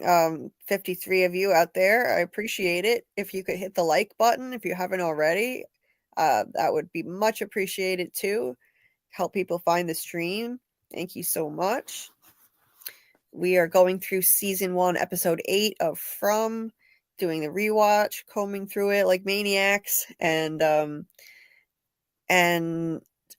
let's see.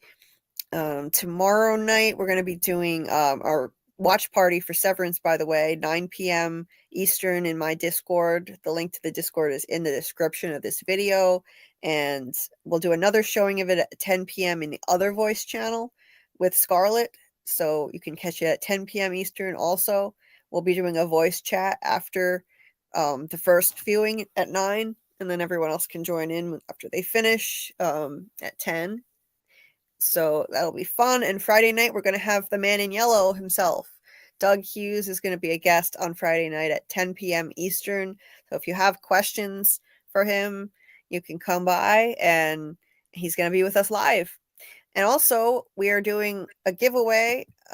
So, Scarlet, would you mind? I've got to go grab my charger. Would you mind letting Sure. them know about the giveaway while I go grab my charger before this thing dies? Okay, we are having a giveaway, and it's Crochet by Alexis, I think is the name on Instagram.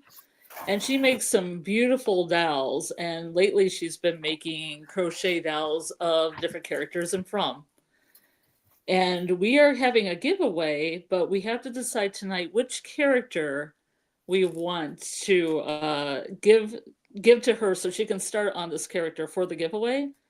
And your options are, and don't type in the chat yet because I'll tell you what to do.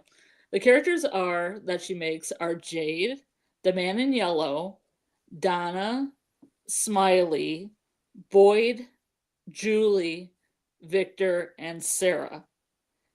Now, in order to make your vote, write in the chat, I vote for, and then the character that you want. And again, the characters are Jade, the man in yellow, Donna, Smiley, Boyd, Julie, Victor, and Sarah. And then once the chat closes tonight, we'll give that information to Alexis, and so she can start making the giveaway prize. Okay, I'm back. And no voting twice. One vote per person. Yeah, just one vote. One vote per person, please.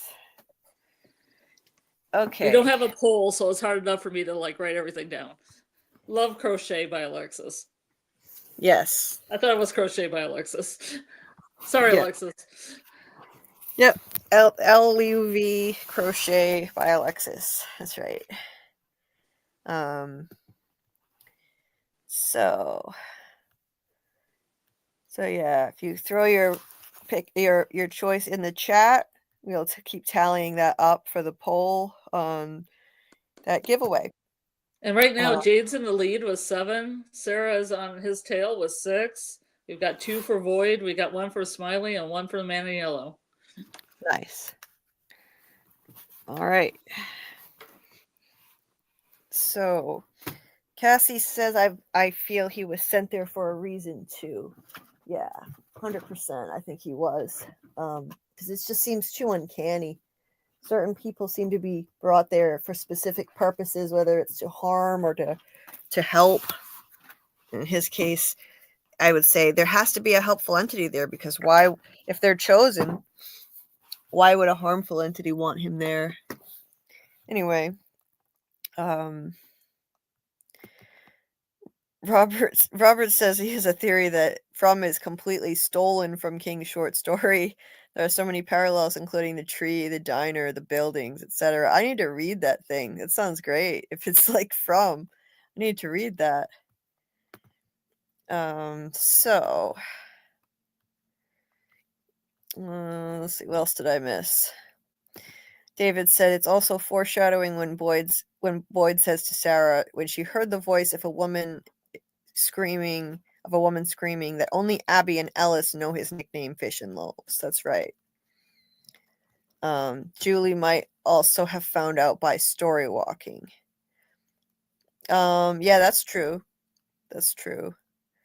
Yeah, the entity pretty much knows everything. Like they can do that through mind reading, I think.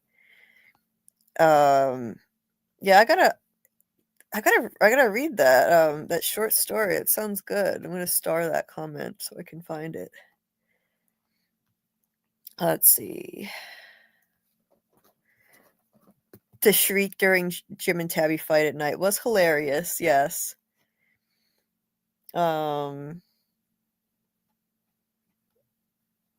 Okay. Yeah, I have empathy for Sarah. I do. I have empathy for her. You know, she definitely went through some kind of trauma, and she was manipulated. So, and my cat is wolfing down old food next to me that I should probably throw away. But she's always hungry. And Bill Chill says Ethan's evil arc. We're digging a hole to find out where the electricity is coming from. Man in Yellow. Yeah, that's something. The Man in Yellow, that whole thing, he was summoned because all of that happened. It all started with digging that damn hole. Your wife shouldn't have dug that hole, Jim. And Ethan is there helping with it. So I don't know. I know it's not a popular theory, and I don't want it to be true, but hey, it's possible he could become the Man in Yellow. It could happen. Muncher. If Ethan is the Man in Yellow, then I'm Milchick's mustache. Yeah. Dieter, your wife shouldn't have dug that hole, Jim, as in D-O-U-G. Yeah. Nice play on words. I like that. What else? All right. Just scrolling through your comments here, and then we're going to get back to breaking everything down. guess Zach's was in here, but I don't see his comment anywhere. Hey, that darn kitty. That's a fun name. Nice to see you. Always nice to see a new person in here. And another one, Ryo. Nice to see you. Welcome, welcome. Hey, the plot strikes back. Cool. I don't know if I missed you, if you're even still there, but if you are, nice to see you. He has a YouTube channel. It's awesome, and he's actually part of Nadia's Friday night Severance, not Severance, Stranger Things. I have Severance on the brain. Stranger Things streams. We're doing a Stranger Things rewatch on Friday nights at 8 p.m. Eastern. We're not doing it this week. Nadia's taking a week off. It resumes next week. So yeah, he's an awesome member of Nadia's panel, and he has his own channel as well. Definitely look up the Plot Strikes Back. Look up his channel, and check out his content. And Nadia is her channel is Horror with Nods, Nads. We do a Stranger Things rewatch stream every Friday night. Not at 8 p.m. I don't know why I said 8. 9 p.m. Her streams used to be at 8. Sorry. 9 p.m. Eastern now. Anyway, let's see. Zach's is another member of Nadia's panel. I don't see him in the chat, but Dieter was saying hi to him. So I don't know what happened, but he's another member of Nadia's panel, and he also has a channel as well. And he's another awesome guy who's part of the Stranger Things rewatch that we're doing on Nadia's channel. He's a great guy. Anyway, let's see. Wow, another new name. Divina Duckworth. Nice to see you. If I said that wrong, if I pronounced your name wrong, sorry about that. Nice to see you. Always good to see new people popping in. And let me try to catch up with you quick so we can continue. Hey, Faith and Repentance. Nice to see you. And Dieter is the one who arranged this giveaway. Yes. It was all Dieter's idea, so I truly appreciate it. Dieter reached out to Love by Crochet by Alexis and arranged for this to happen. Just like he arranged another giveaway a few months ago. So truly appreciate all your help, Dieter. Thank you so much. David says the man in yellow, the image of a joyful man to a disheveled man, like the innocent, becoming the repressed after going through all of the failed desires on a failed quest. Yes, absolutely. Yep. 100%. Severance and From begin with a tree. The fallen tree taking LSD under a tree, and the accident at a tree. That's true. Gemma got in a car accident and hit a tree. Oh, there's Zax. Hey, Zax. Nice to see you. Thanks for popping in. I appreciate it. And yes, if you guys could hit the like, I would truly appreciate it, fam.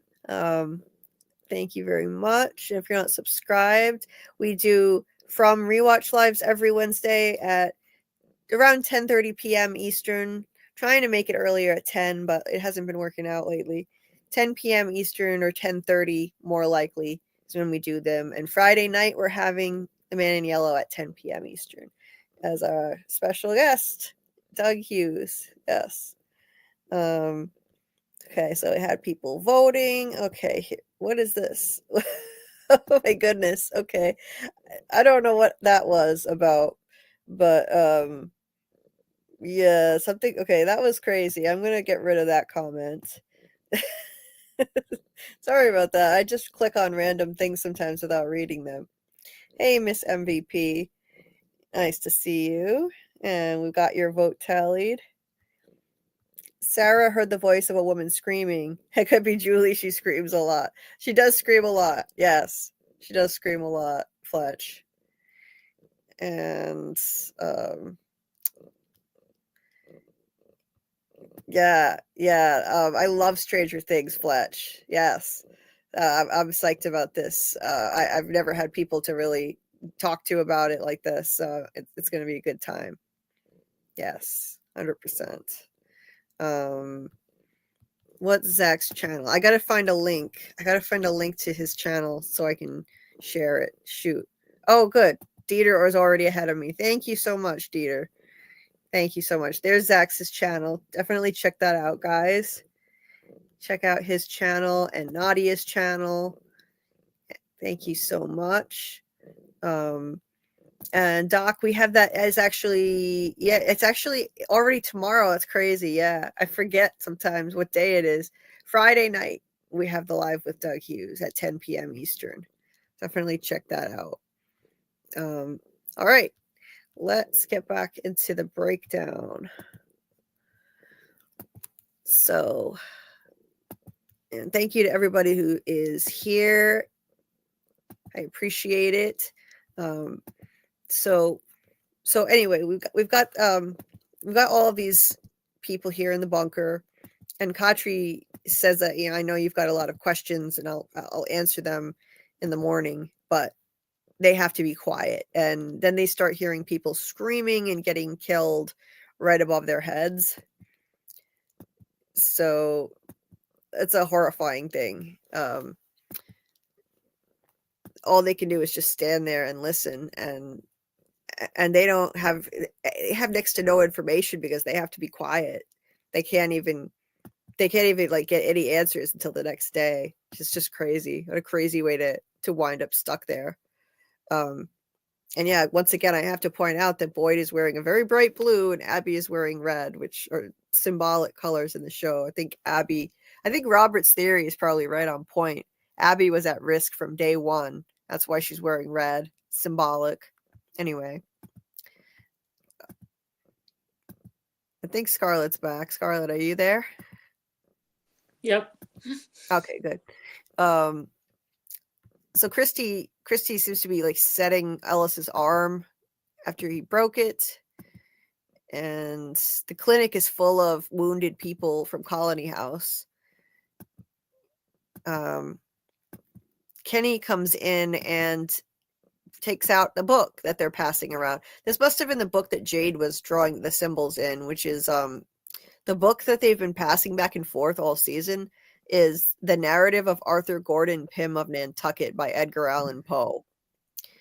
It has a story that's very similar to From in a lot of ways. There are a lot of parallels, so I definitely think that they selected that book deliberately for the show. And he says something like, I'm on chapter 6. It's getting interesting. I was going to say the book also influenced Jules Verne, and then that also influenced H.P. Lovecraft. Right. Yeah. Tied in the Man in Yellow. Right. Yeah, and I like how he said, I finished chapter 6, things are starting to get interesting. It feels like a very meta line. You know, like earlier in the season, Ethan was saying, like, starting at chapter 1 when they're reading the Chronicle to him, and it's the beginning of their story in town, really. And now Kenny is saying about this book, I finished chapter 6, things are starting to get interesting. We just had the Colony House Massacre, things are ramping up on the show, so it felt very meta for me. And especially knowing that book he's reading has a lot of parallels. It's about a kid who stows away on a boat and hides, and during the night, most of the sailors turn into monsters and start killing everybody. And he comes out after almost everybody died. The boat docks at some island, and there are underground tunnels. So again, a lot of parallels to From, and so yeah, I think they put that in as a little nod to that. Probably just a source of inspiration and an influence on the show. Not a way to predict anything that's going to happen, but I like that. They even made a special copy of the book just for this show. It has a lighthouse on it, and I haven't been able to find any edition of the show, the book, that has a lighthouse on it, which is cool. Because obviously lighthouse is central to From. And Christy says she doesn't know if she'll have much time to read, but she'll check it out, and that's when she kisses him on the cheek and he gets false hope. poor Kenny. He looks as so usual. cute. Yeah. So, oh shucks. Yeah, he's so adorable. He's so cute. They did this weird shot where you can hardly see it. Like, you can hardly see, like, if she's kissing him on the cheek, I'm pretty sure. Not the mouth. But you can hardly even see it. Yeah. And he's like all flustered. He's cute. Yeah, he's cute. Now this is crazy. Okay, Donna's just casually picking up body parts and throwing them in the wheelbarrow. That's crazy. Like yeah. That's a leg that she just picked up. That's a whole ass leg. And she's doing this just like it's a typical day, like nothing out of the ordinary. It's crazy. Those are body parts in there. And when I first watched the scene, I didn't even really take much notice of it because she's so casual about it and just having a conversation with them. But rewatching it, I'm like, shit, those are body parts, blood and everything there. Just another day in Fromville. I guess so. At least she's got gloves on. At first, I wasn't sure if she was picking gloves or not. Damn. Like, they dismembered. She said there were 14 people that died from Colony House, and they just dismembered them and threw their body parts all over the lawn, apparently, on the hill. Just nuts. Usually, they just rip open the chest cavity, but they dismembered people and threw body parts all over the place. This is pretty wild. Jim says that he wants to build a radio tower there.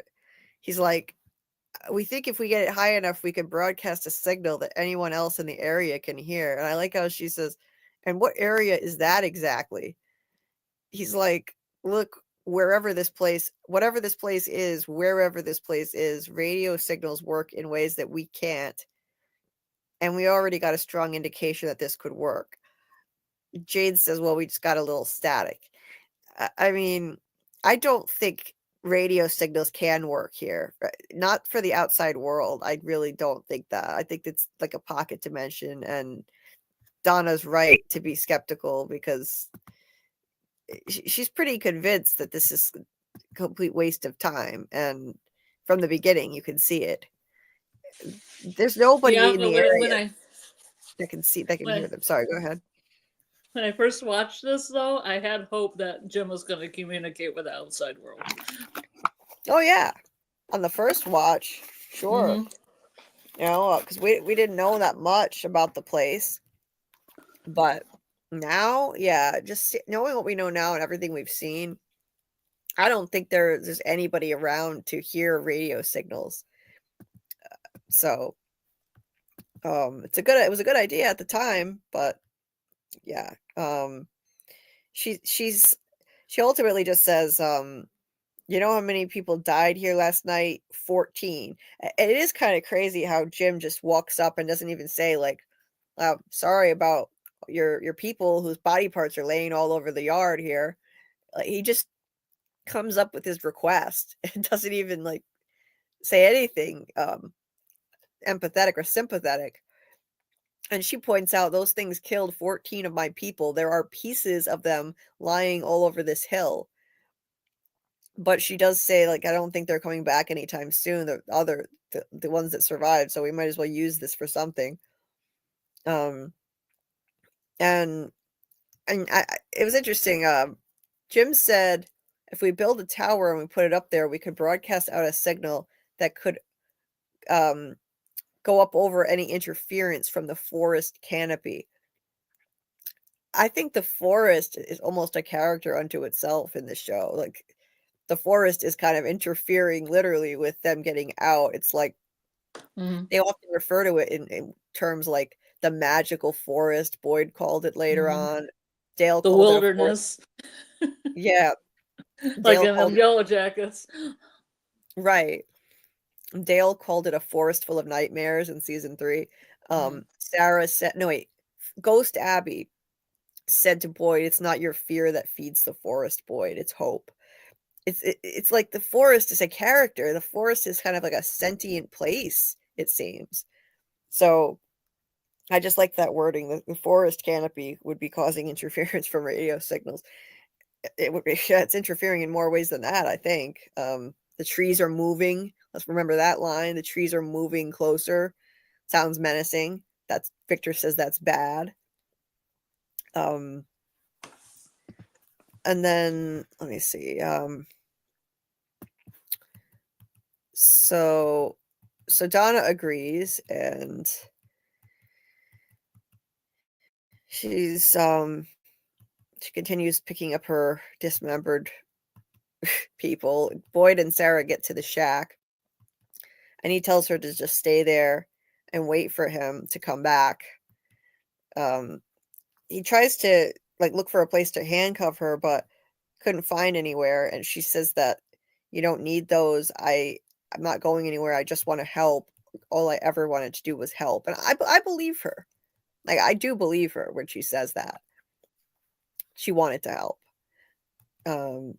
She just got manipulated, and whatever trauma or mental illness she has, or both, this entity used that to manipulate her. So I don't think she's evil. I do have empathy for her. I do think that she's always just wanted to help. It's just that her methods are really messed up. Trying to unalive a little kid. This shot was funny. You just have a shot of a clump of grass, and then it moves, and you see their little bunker. So they literally built these bunkers. That's not just a hole in the ground. Like they went to a lot of trouble and put wood in here, and it's kind of neat actually. You just slide the grass, the chunk of grass off the top, and they climb out. And this is how they spend their nights, every single night before the talismans. And remember, notice how the windows are boarded up too. All the houses have boarded up windows. They're not like that anymore. Now they have curtains. Yeah. They nail them shut, but they don't have boards all over them. So that they can have more of a life. Like during the day, they can actually have light coming through the windows now. They have like sheets that they use as curtains. They tie them up in knots, and they have sunlight coming in. It's like little things like that, quality of life that they get because of Boyd. But this is how they lived. He's climbing out and looking at the aftermath of this. There are bodies laying all over the street, and across the street you see people climbing out of their own holes who survived, and all these boarded up windows. And he just kind of stares at it. Those are a bunch of red shirts. And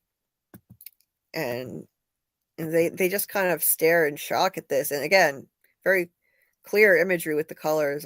Clear symbolism, the red and the blue side by side. One of them looked like he doesn't have a head. Yeah, it's pretty gross. That body looks like the head is missing. Jeez.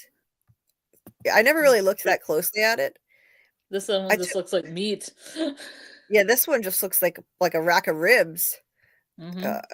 Barbecue. Yeah. So gross. Yellow jackets. Yeah. Snacky. Yeah. So they're just kind of bewildered, and Khatri says, meet me at the diner, and I'll tell you all about this. And Boyd is just like, a diner? He's incredulous that they have a diner in this hellhole. Like, yeah, we're just gonna go have some dinner now after this. Yeah. You can see the police station behind them, the sheriff's station, what is now the sheriff's station. Those windows were boarded up too. And Boyd is just talking to these people like what a bunch of idiots. He essentially says, where is it? That's what you people do here every night. You hide and pray. And Khatri's like, well, there's really not much more we can do. Abby says, you don't know anything else about this place, who built it, how long it's been here. Khatri answers, you look, what you know is what you see, and the people here, they're just trying to live through the night. Doesn't give us much time for anything else. It's like what is wrong with you people? Like somebody could have done what Boyd did during the day. Do something. What did they spend their days doing? And then they couldn't have slept very well at night. Maybe they slept all day, and at night they just hide in the holes and hope they don't get massacred. It would be kind of hard to sleep. You know, it's crazy. But oh, and by the way, when they got out of the foxhole, we got a nightmare reference again. Donna says, "Welcome to your worst nightmare." So yet another nightmare reference. And so they get to the diner, and yeah, they have that conversation, and Abby kind of gives Boyd this look. They exchange this look without saying anything. After Boyd is like, "This is what you people do here." They look at each other, and then Abby kind of puts her hand on his and gives him this look without saying a word. It's like, okay, you know what you need to do. You need to, take charge of the situation. You can see how connected they were. He always said that he said later that she was the badass of the family. And when he was looking for a sign from Abby, he would say that like he was at the grave saying like she would always push him to take that risk, like when he needed to take it, like the push that he needed. And it seems like she's doing that here, just without even saying anything. She's giving him this look, like giving him this push. And then he says, "You got to start working together. You got to gather your resources, create a system, make sure everybody's covered. Nobody hides in the same place twice. You got to get these people to start looking out for each other, start taking care of each other, and then you build from there." Which is that's what changed everything. He immediately flies into action. He doesn't even take a day to process this insane thing that just happened to him and his family, and now they're trapped here. He just flies into action like he was meant to do this, like he was chosen to be in this role, because it comes naturally to him as Mr. Fish and Loaves. And she's kind of like always been his rock, Iron Abby. She pushes him and gives him the push that he needs to take risks and to take charge. You can see that there. And he immediately gets to work. He literally, in this scene, he's rolling up his sleeves, literally getting right to work. And you can see this is not the same day. This maybe is the next day. He's wearing a different shirt. But I would imagine this happened immediately, like day 2. He's giving everybody assigned roles and jobs and organizing resources, rationing their food. And it changed everything. It allowed people to, once he got there and got to work and accomplished everything he did, it allowed people to live again and not just survive every day. Now, Oh, you don't have a picture of the spider web that Ethan has? oh wait, no, I do, because I went back and I know I missed something, so I went back. It should be here. Yeah. Wait a minute. It's only sitting at the table.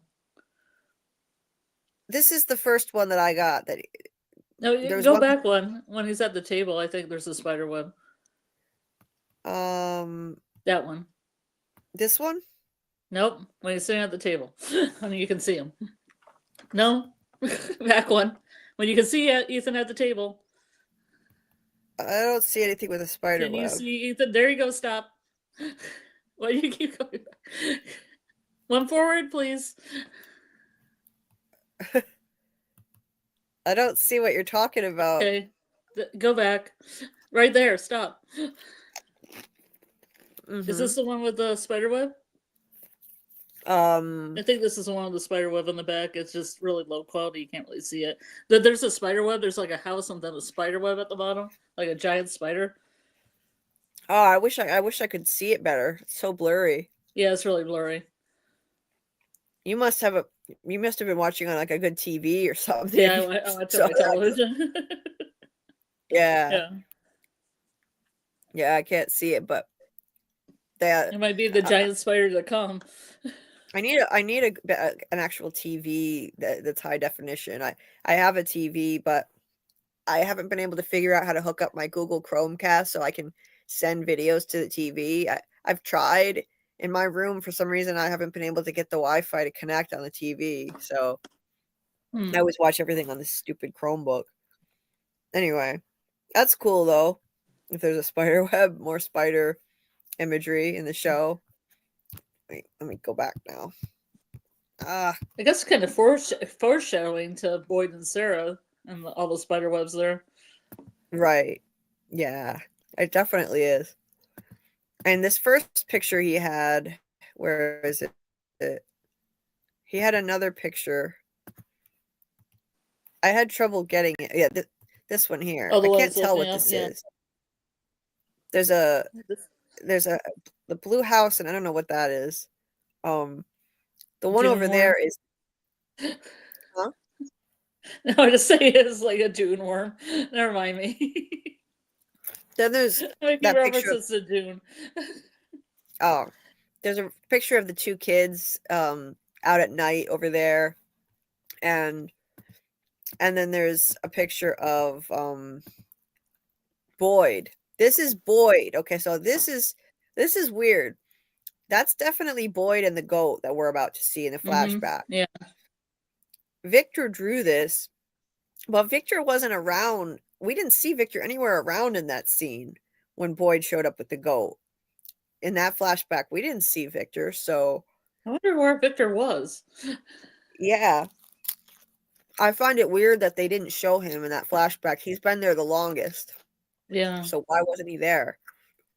Yeah, maybe he was in that truck. Maybe he was in the peach truck. Yeah. I think that Victor can see things that are not just in front of him. I think that he has visions.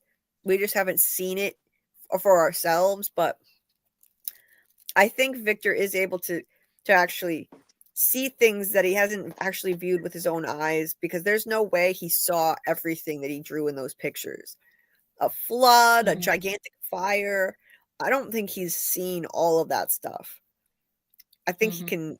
It's some kind of like psychic ability, where he can see things that have happened already, or that that are in the future or the present time, that it's not happening in front of him. Like when he was drawing the Matthews car accident, or what seemed like it was. Do you think there's a correlation between the pictures he's drawing and Sarah's Cosmo drawing? Maybe. Getting some tuning from the entities? Or the... Maybe some entity is speaking to him in his head, or giving him visions. Could be. But, yeah. Yeah, Fletch, Victor was probably in the peach truck. Good night, Susie. Thanks for being here. Let's see. What if young Victor just likes Spider-Man a lot? That's why he puts Spider-Man sometimes in the drawings. Maybe. And thank you, Dieter. Thank you so much for the kind words. Fletch, taking care of each other. If I was in Fromville, I would just want to get the fuck out of there. Oh, yeah. But that's the way to handle, you got to do what you can do to just survive, and taking care of each other. I mean, that's a good start. And then he said, like, that's where you start.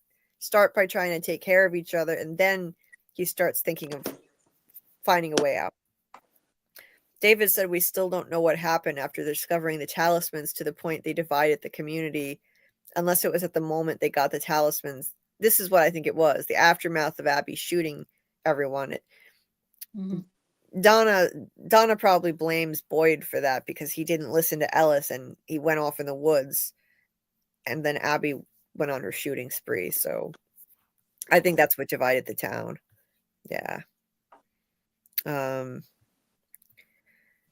I wonder if in Miranda's timeline the post office was not a sheriff's station yet, and so yeah, that's possible, Fletch. They may not have had a sheriff or anything like that.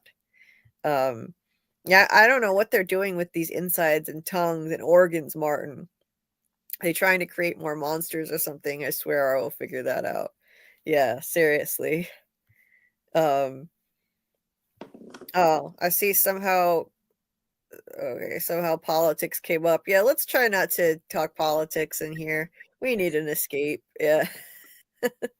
Like Cassie says, we need an escape. We get too much of that already. So, yeah, let's kind of uh veer away from politics. I think it's better. Thank you, Fletch. See you later, Fromaholic Fletch. Appreciate you being here. You stay safe too. Um, yeah, the Chromebook has stood the test of time and in actual fact introduced you to us. Who would have thought that machine is MVP for me and most? Well, thanks, Sulinator. This Chromebook is yeah, it's not the same one. I actually just recently broke it, but I got an identical one. It's the same exact model replacement. And yeah, it has introduced me to, it's been my window into a whole new world I never expected. And so thank you, Chromebook. Couldn't have done it without it. I sure couldn't have done it with my piece of shit laptop, that's for sure. Anyway, um Boyd, let's see. Boyd and the goat saved by the lamb. Hmm. Saved by the lamb. Who's the lamb? Lamb of God? Oh, okay, maybe. Anyway, so getting back to, I'll try to hide that. Okay. Getting back to this scene here. So Ethan's just looking at that. And he's even wearing the same exact clothes Boyd was wearing. It's 100% him. The same colors. Yeah. Julie is down in the basement. Comment about this. She's like, I could sit anywhere in the house, but I'm gonna dangle my feet into this dirt hole. Right? Why is she sitting there in the dirt hole? I don't know. This is so comfortable. I love getting dirt on my clothes and on my legs. It's cool. Oh yeah. I could sit on the couch, but no, this is better. Yeah, this is where she wants. This is where she wants to go to be emo and brood. The dirt. Yeah. Sit in the dirt hole. In the dirt hole, yeah. So anyway, so this is something strange about Julie. Anytime anyone on this show, in the entire history of the show, has asked her if she's hungry or if she's eaten anything or wants food, she says no. She never freaking eats. This kid never eats. Anorexic? I don't know. Tabitha asks if she's hungry, if she's eaten anything. No. Fatima offered her an apple. No. The next day, she offered her some other fruit. No. We have an apple tree out back. No. Season 3, she was offered some kind of breakfast. No, she doesn't want any. Does she ever eat? Like, what the hell does this kid eat? Just an observation. She's just drinking the LSD water, and that's it. Yeah. Her diet. Julie asks if they're still getting a divorce, which is kind of a weird thing to ask. I mean, where are you going to get a divorce in Fromville? You're trapped in there. Find the divorce lawyer. Lawyer pulls in. Yeah. You can manifest that if you want. Yeah. It's funny, but Tabitha says she doesn't have an answer right now. It's not that simple. And Julie asks something that's so, I don't know. I feel like this line didn't make sense for someone her age.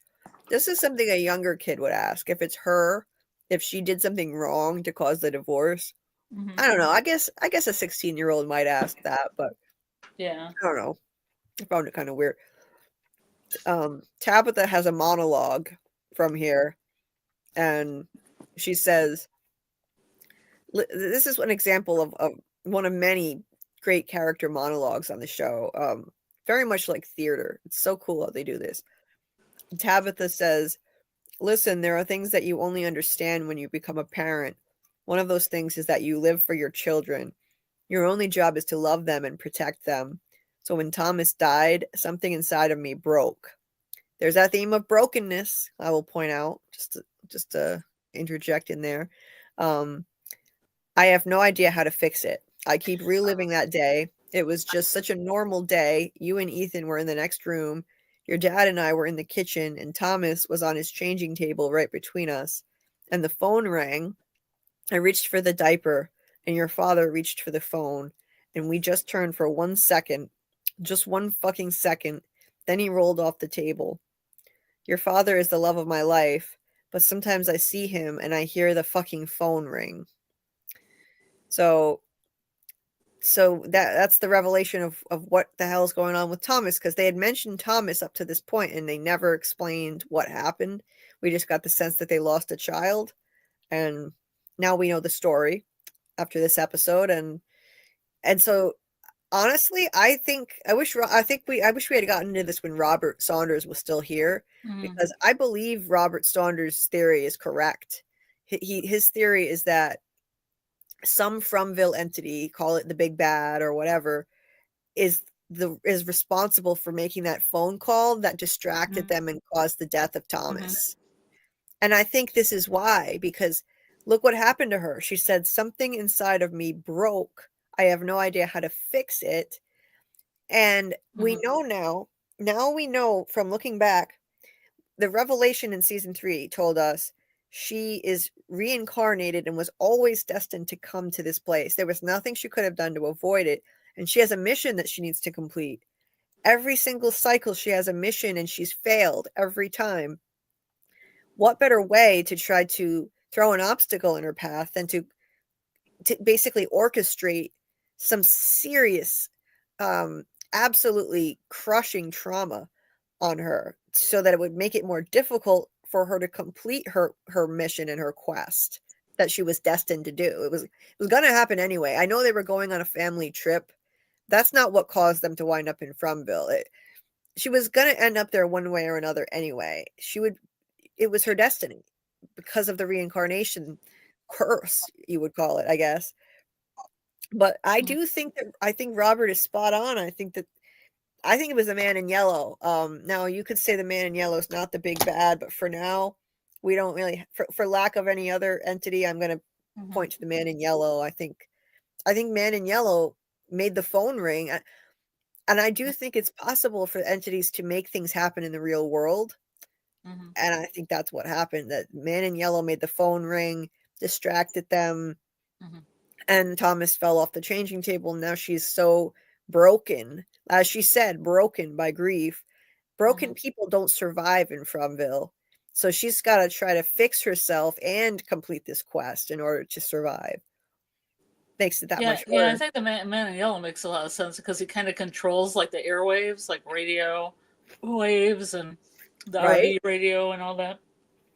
Right? If he could communicate on that radio, then why not make a phone call? And sometimes I wonder about the Thomas voice on the phone myself. Like, could he possibly change his voice? Is that him? Well, it's all if we say that the actor's voice is different than the Southern drawl for the first season, then maybe he can change his voice to a kid's voice. Maybe. Just to mess with people. Maybe. Who knows? I think it's possible that he was the Thomas voice.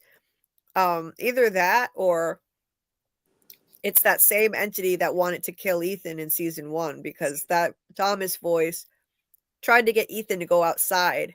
Said, your mom's coming back on the ambulance. She's going to need your help. You have to be brave.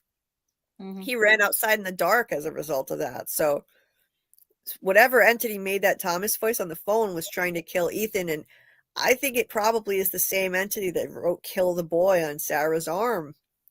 So who knows? Maybe it's a helpful entity and Ethan does need to be taken out in order for them to get home. I don't know. It's that part is unclear, but yeah. Julie asks why she didn't tell her this before, and she said that Julie is always going to be like her little girl, so she pretended everything was fine, but that just made everything worse, and she says, I'm sorry.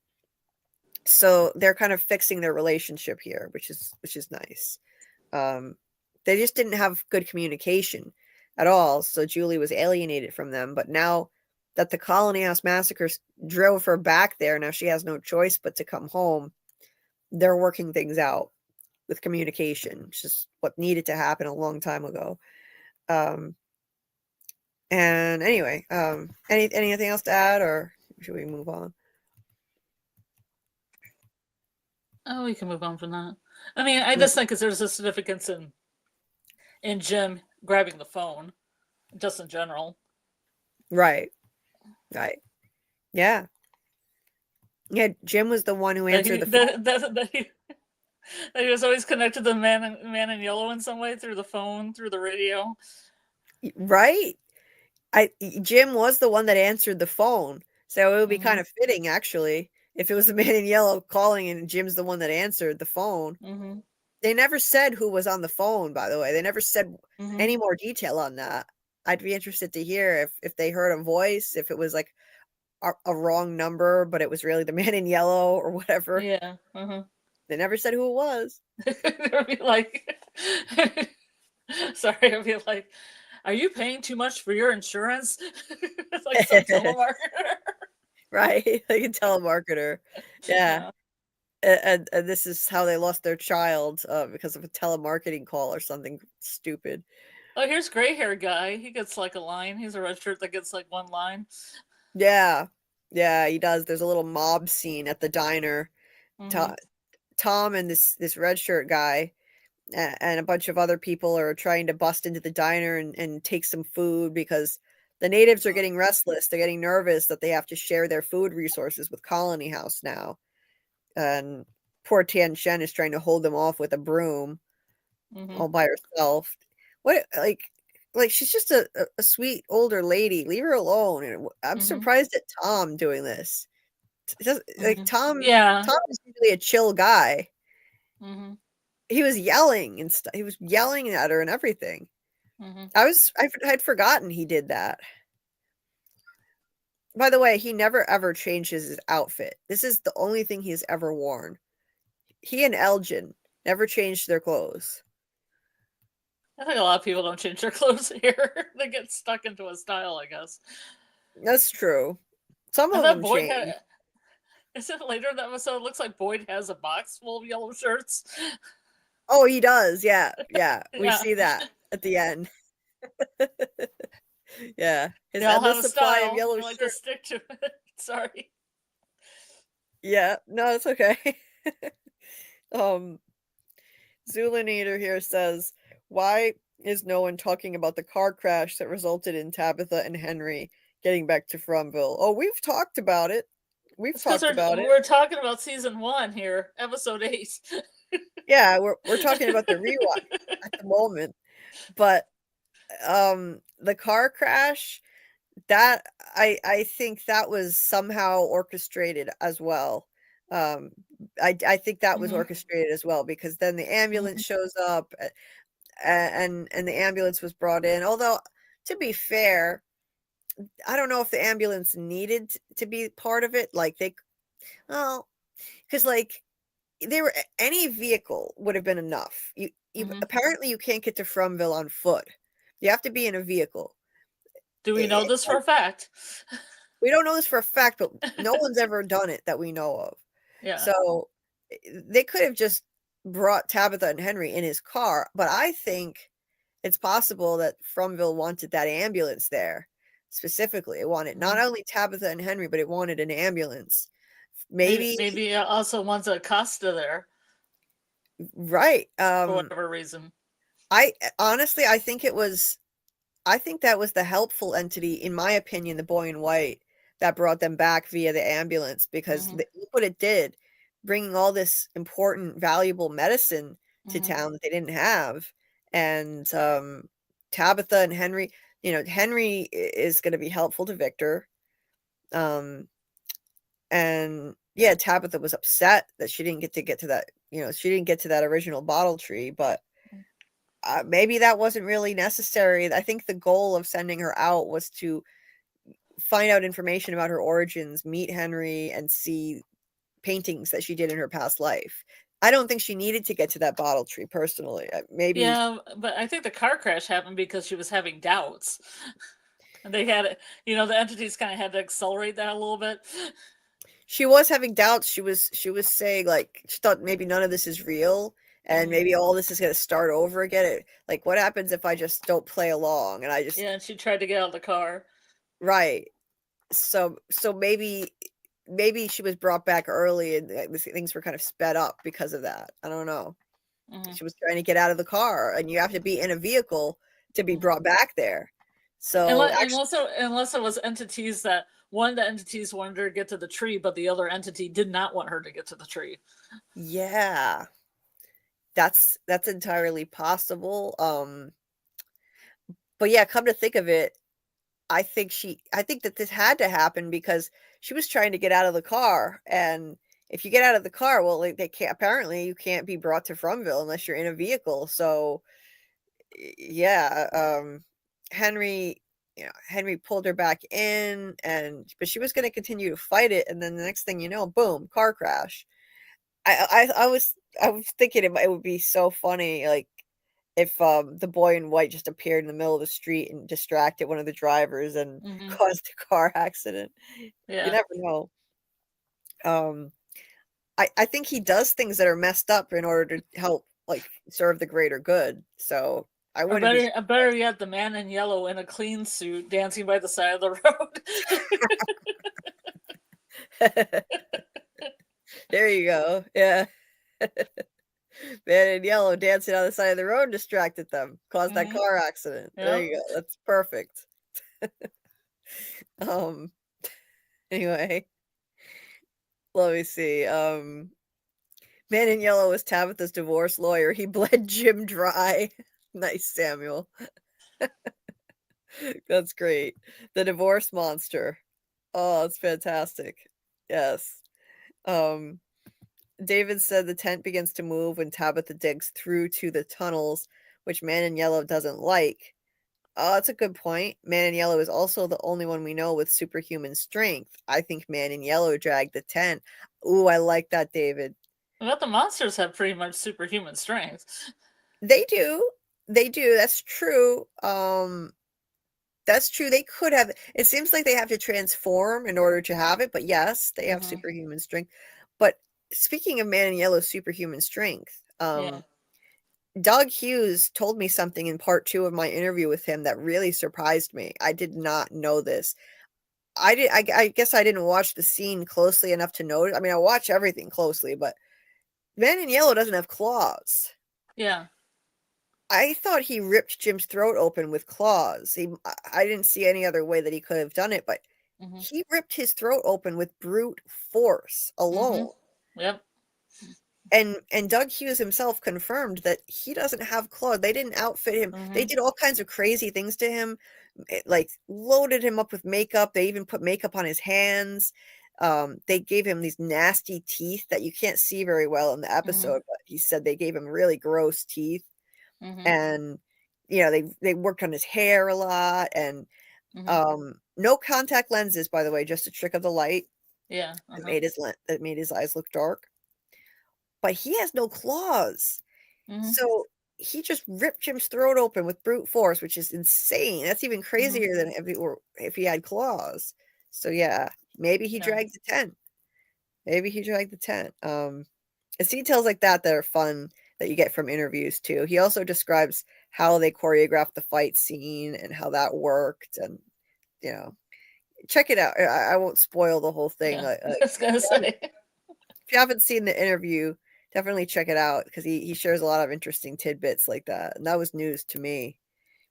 Man in Yellow making the phone call / Lumen causing a car accident. Yeah, if it wasn't for copyright things, I would be making this video. I would be making the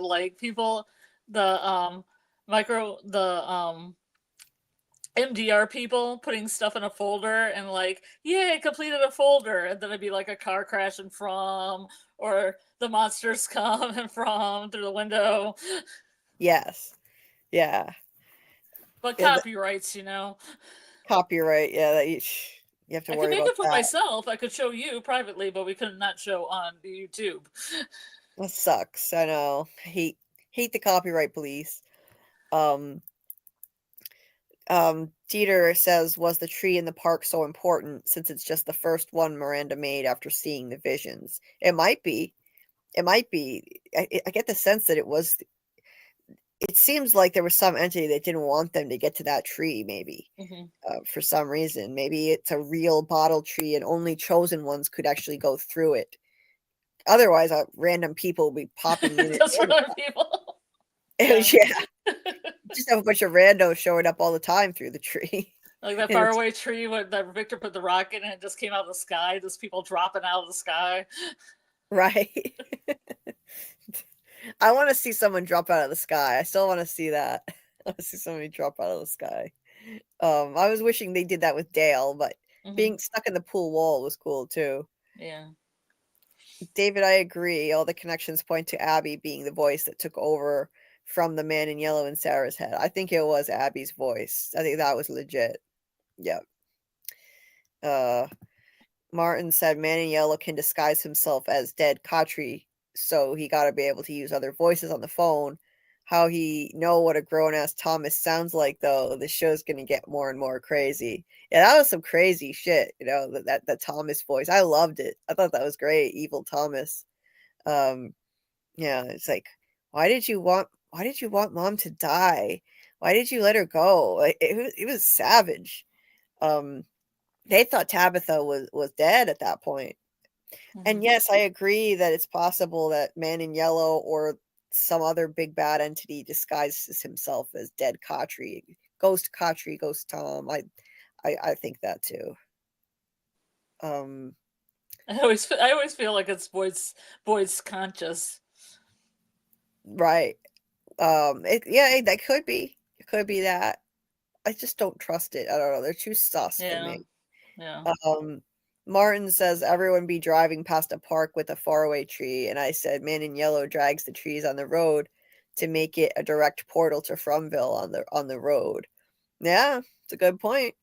The good point. Zulinator thinks Eloise was moving the tent and making noise at the cabins to drive them away. Yeah, maybe. I mean, it seems like a lot for her to do, but and yes, Doug will be joining the live stream at 10 p.m. Eastern Friday night, guys. So don't want to miss that one. It's going to be a lot of fun. Promise. Anyway, let's get back into this. So Boyd breaks up the riot and tells everybody to get lost, and yeah, he so that's the end of that. Just a quick scene. And we go flashback to his arrival again, and he's wearing green. That's a color we didn't see him in again until season 3.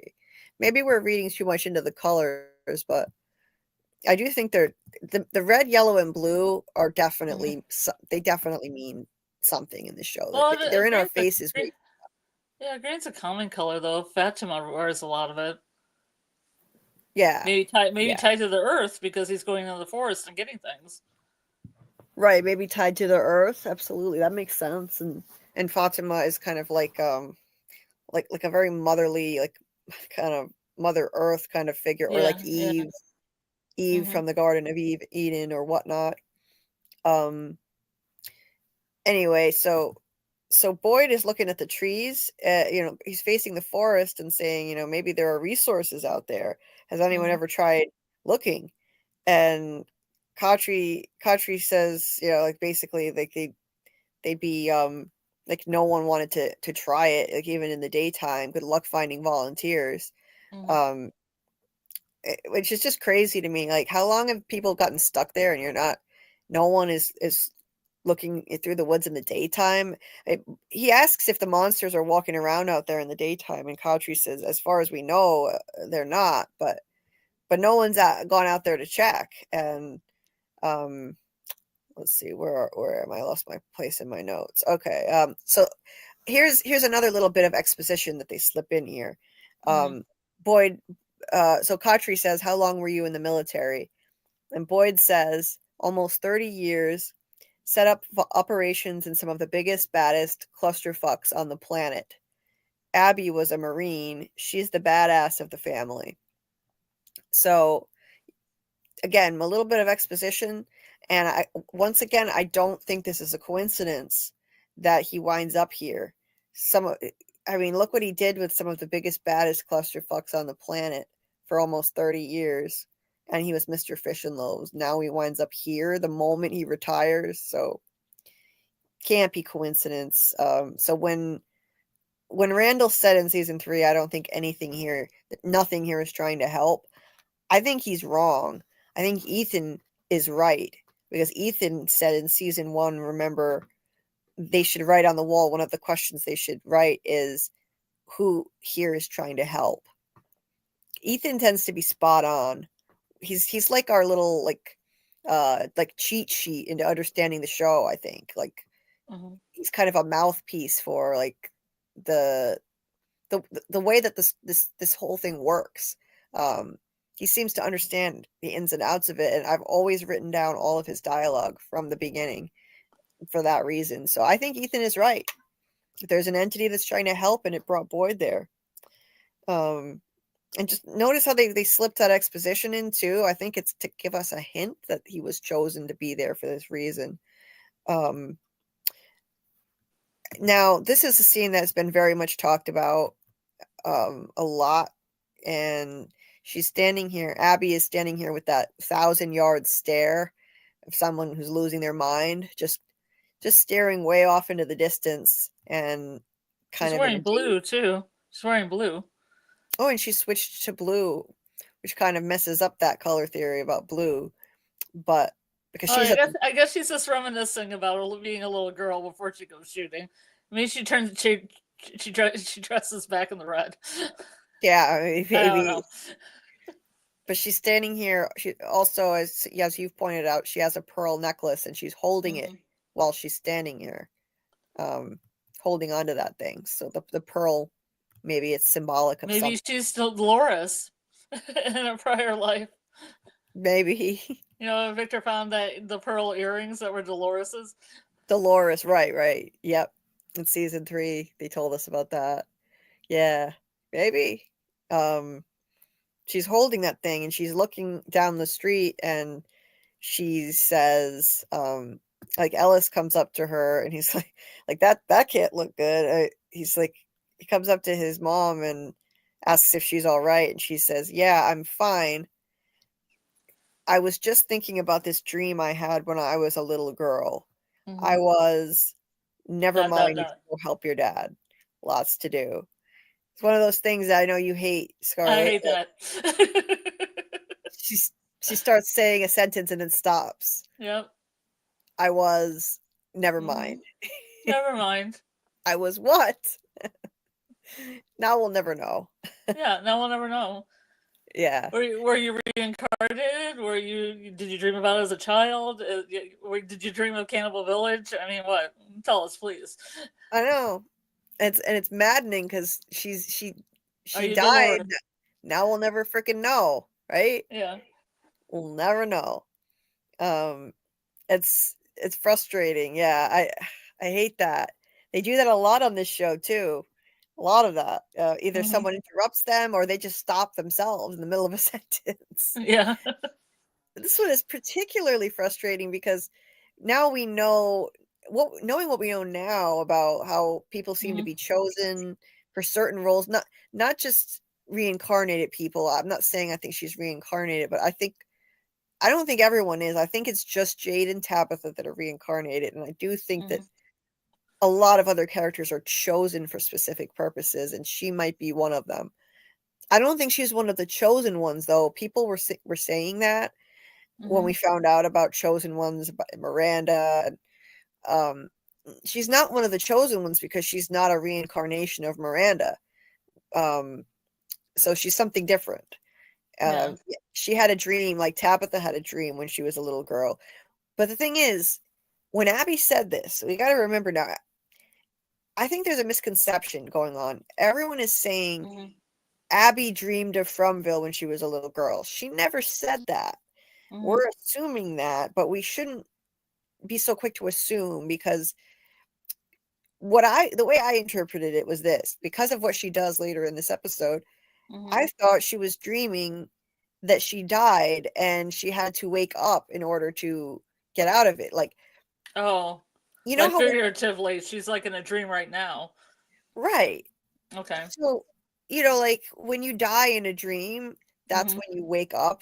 That's Yeah. like, you fall off a cliff or something. Like I've had a falling dream, and then I woke up, and I had a dream like that as a little girl. As a matter of fact, that was the first dream I ever remember. I had a nightmare when I was like 4 years old that I fell like off of this big giant like cliff on the side of the road, and when I felt like I hit the ground.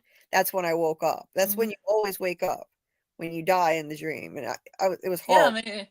I mean, it would make sense if she had a dream like this when she was a kid and she got out of it by waking herself up. Exactly. So it's entirely possible that she just dreamed that she died and woke up, and so now she thinks they're all in a horrible nightmare and they all just have to die and they'll wake up. That's what I thought when I watched the scene originally, and I still think that that's highly likely that's what she dreamed about. Um, we don't know that I mean, if they were going to give her such a connection like that, that she dreamed about Fromville and something, I feel like they shouldn't have killed her off then. Yeah. Like, now we'll never know. Um, that's just my opinion. Yeah, I Maybe just wish I wish I had more information, but I do not. right. So I'm just saying it's possible she didn't dream of this place. Maybe she did. Maybe she did, and she was chosen to come there, like in addition to Well, Boyd. I mean, it doesn't mean that she didn't dream of this place and then got out of it by, getting out of the dream by jumping off of something or, unaliving herself somehow. Oh, it could be both. Yeah, it could be Absolutely. both. Yeah. Could be both. Could be both. So yeah, just saying. Um, let's see. Um, thank you, Dieter. I appreciate it. I feel like we're moving through at a good pace this live, so thank you. David says Boyd said he knew what Khatri is, but he said that wasn't his wife. Oh yeah, like in season 3, he said that thing that was out there trying to get me to like telling me to give up. That thing was not my wife, so what are you? Um yeah, that was the Abbey apparition in the dungeon that he was talking about. Yeah. And yeah, David, it's possible that it's possible she was a child and dreamed of being in Fromville. 100% it's possible, but I'm just saying it's not a given. Based on what she said, we can't be sure of that. She's like Tabitha remembering traumatic past memories, most likely. And yeah, Samuel, that's possible too. Oh, and good night, Cassie. Thank you for being here. I appreciate it. Thank you for all the wonderful work you do. You're so sweet, Cassie. Yeah, get some sleep. Hope you get some nice restful sleep, and we'll see you soon.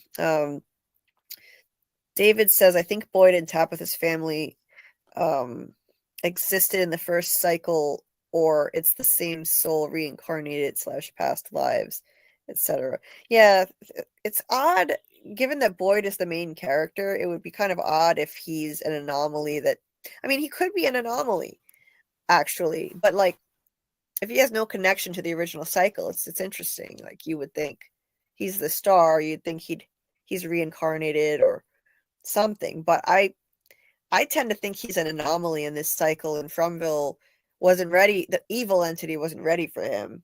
I think the boy in white might have finally found the perfect person to help, in my opinion. I do have a boy in white theory video. That's the script is all written, and I've been waiting weeks to find time to just record the damn thing. And that's the rest of my man in yellow versus boy in white theory. But I think Boyd is an anomaly. Let's just say that, and like the man in yellow met his match. Really, Boyd has been able to accomplish things I think no one else has. Like, for example, he was able to figure out how to re-enter that dungeon dream state with the torch. So he had actual control in that sense, in a within a dream state that other people weren't able to achieve. Anyway, yeah, yeah, that's it, David. Yeah, it's possible that Tabitha and Abby both had dreams of being in from. It's not just Tabitha. It's entirely possible. Um, anyway, let's see. So let's get back to the not recap, but breakdown, because this isn't a recap. So moving on. So yeah, she just kind of snaps out of it and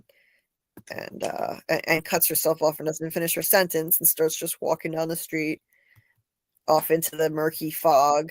Ellis is concerned. Like, this place looked like a real hellhole back then. Look at all the boarded up windows. Like, I mean, it's still a hellhole, of course, but I mean, what a difference. Also, windows you can see out of, so you can see the hellhole. You can see the monsters when they come. Yeah, you have a nice, beautiful view of lovely scenic Fromville, complete with all the monsters hanging out, taunting you outside the window with a finger gun to the head, like with the nurse and Boyd. Yeah, yep, you can see they're crystal clear now. You got the boards off the windows.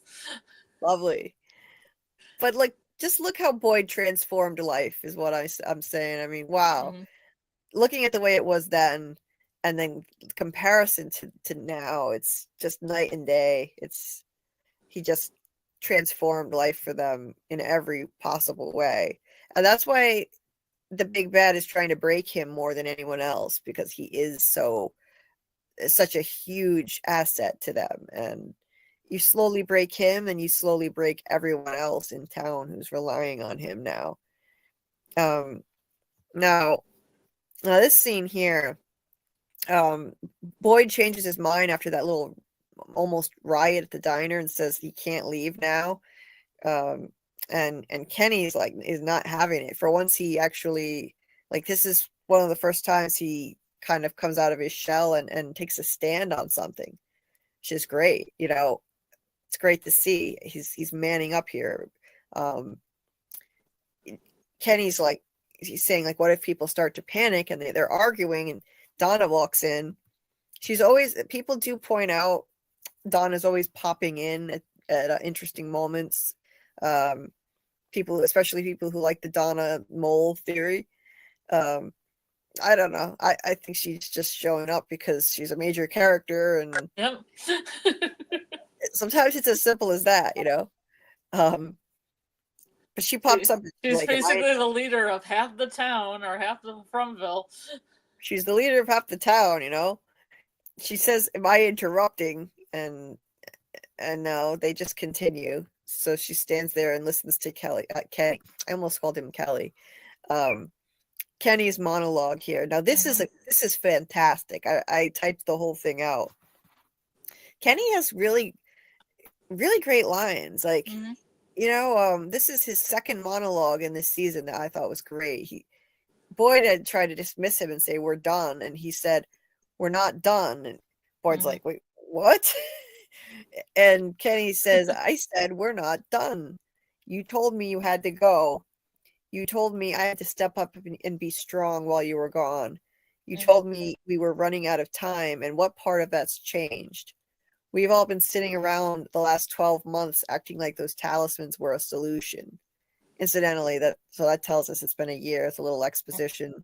They had the talismans for a year now. Anyway, he continues, like those talismans were a solution, like they made us safe, but we were never safe. Those talismans were a band-aid, a temporary reprieve. Things were never okay here, and things were never going to be okay here. We need to find a way home, or else every single person here is going to end up exactly like Father Khatri. The answers are out there, and you are going to find them. And then he turns to Donna, and it was like Boyd, by the way. Boyd is like, "What? Whoa, like, where is this coming from? Where is this Kenny coming from?" And then he turns to Donna. So he puts Boyd in his place. And he turns to Donna and he says, "And in the meantime, you need to get over what happened last night. You need to get your shit together and be the scary hard ass you've always been, because that's who people need you to be right now. And if we're not going to fight like hell to get home, then we might as well swallow a fucking bullet right now. Is that what you want?" Damn. Yeah. And he holds out the gun. Like, all right, we might as well just swallow a bullet right now then, if we're not going to fight to get home. And it's like Boyd just looks at him like, damn, where did this come from? And they're both just stunned into silence. And you know what badasses Boyd and Donna are. And like this sweet little Kenny just put them in their place. But he's so right. The talismans were never a permanent solution. It was a temporary reprieve, a band-aid, like he said. It allowed them to kind of pretend during the day like things were okay. Yes, it allowed them to have a life and not just survive, really live again, but they got too complacent. And that, I think, was the intention of that whole thing. I don't think it was a helpful entity that helped them find the talismans that enabled Boyd to do that. I personally think it was a way to kind of pacify them, keep them complacent and not continuing to scavenge the woods and look for a way out. Keep them in the town, keep them out of the woods. Like, clearly the big bad doesn't want them going off into the woods. It seemed to get angry when Boyd and Sarah go out there. The storm comes, they have to get in the tree to go to safety. Who knows? Maybe there's even a way out through the woods, but yeah, the talismans, it kind of just kept them docile. And once Boyd found them, all he did was maintain the status quo every night, ringing that bell, getting everyone home before dark, and no one was trying to get out anymore. No one was trying anything. So Kenny's right here, and maybe I personally think the big bad allowed them to have those talismans, just to pacify them. That's all. Keep them there because I know the end game is always to completely massacre everyone. I think that's always part of the plan. But in the meantime, the big bad is feeding on people's fear and pain and suffering, milking them for all that's worth, and ultimately then killing them all off in the end. But in the meantime, we've had references in the show a few times now to some entities feeding on their pain and fear and all that. Like, if the man in yellow knew Tabitha was digging in the basement and he has some level of control over the monsters, then if he can see stuff like that and he knew about Tabitha, then why didn't everyone get massacred immediately all the time?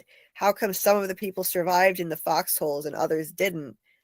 I think it's because it's not just about killing them, it's about terrorizing them, picking them off bit by bit, and then the survivors, you feed off their fear and their pain, and then eventually, when they're completely broken down to nothing, finish them off. I think that's the end game. So Henny is right. So maybe there's a time of like kind of peace and complacency before they send the 2 cars in. Yeah, I think so. And then the 2 cars shake everything up, because all of a sudden, there are people who are actually trying to figure things out. Tabitha digs that hole in the basement like a maniac all season, and she's literally digging for answers. Jade is trying to figure out these visions he's having, and that's why things start to change, because people are looking for answers again. So, and then Boyd realizes, okay, things are changing around him. He needs to take action now too. And yeah, it definitely started with the 2 cars. But anyway, yeah, Kenny is spot on here, and so he convinces them. Donna's funny. She's like, yeah, I was waiting. I didn't know the kid had that in him. I forget. The little bastard. I didn't think the little bastard had it in him. That's right. Yeah, the little bastard. I was waiting for the line. Yeah.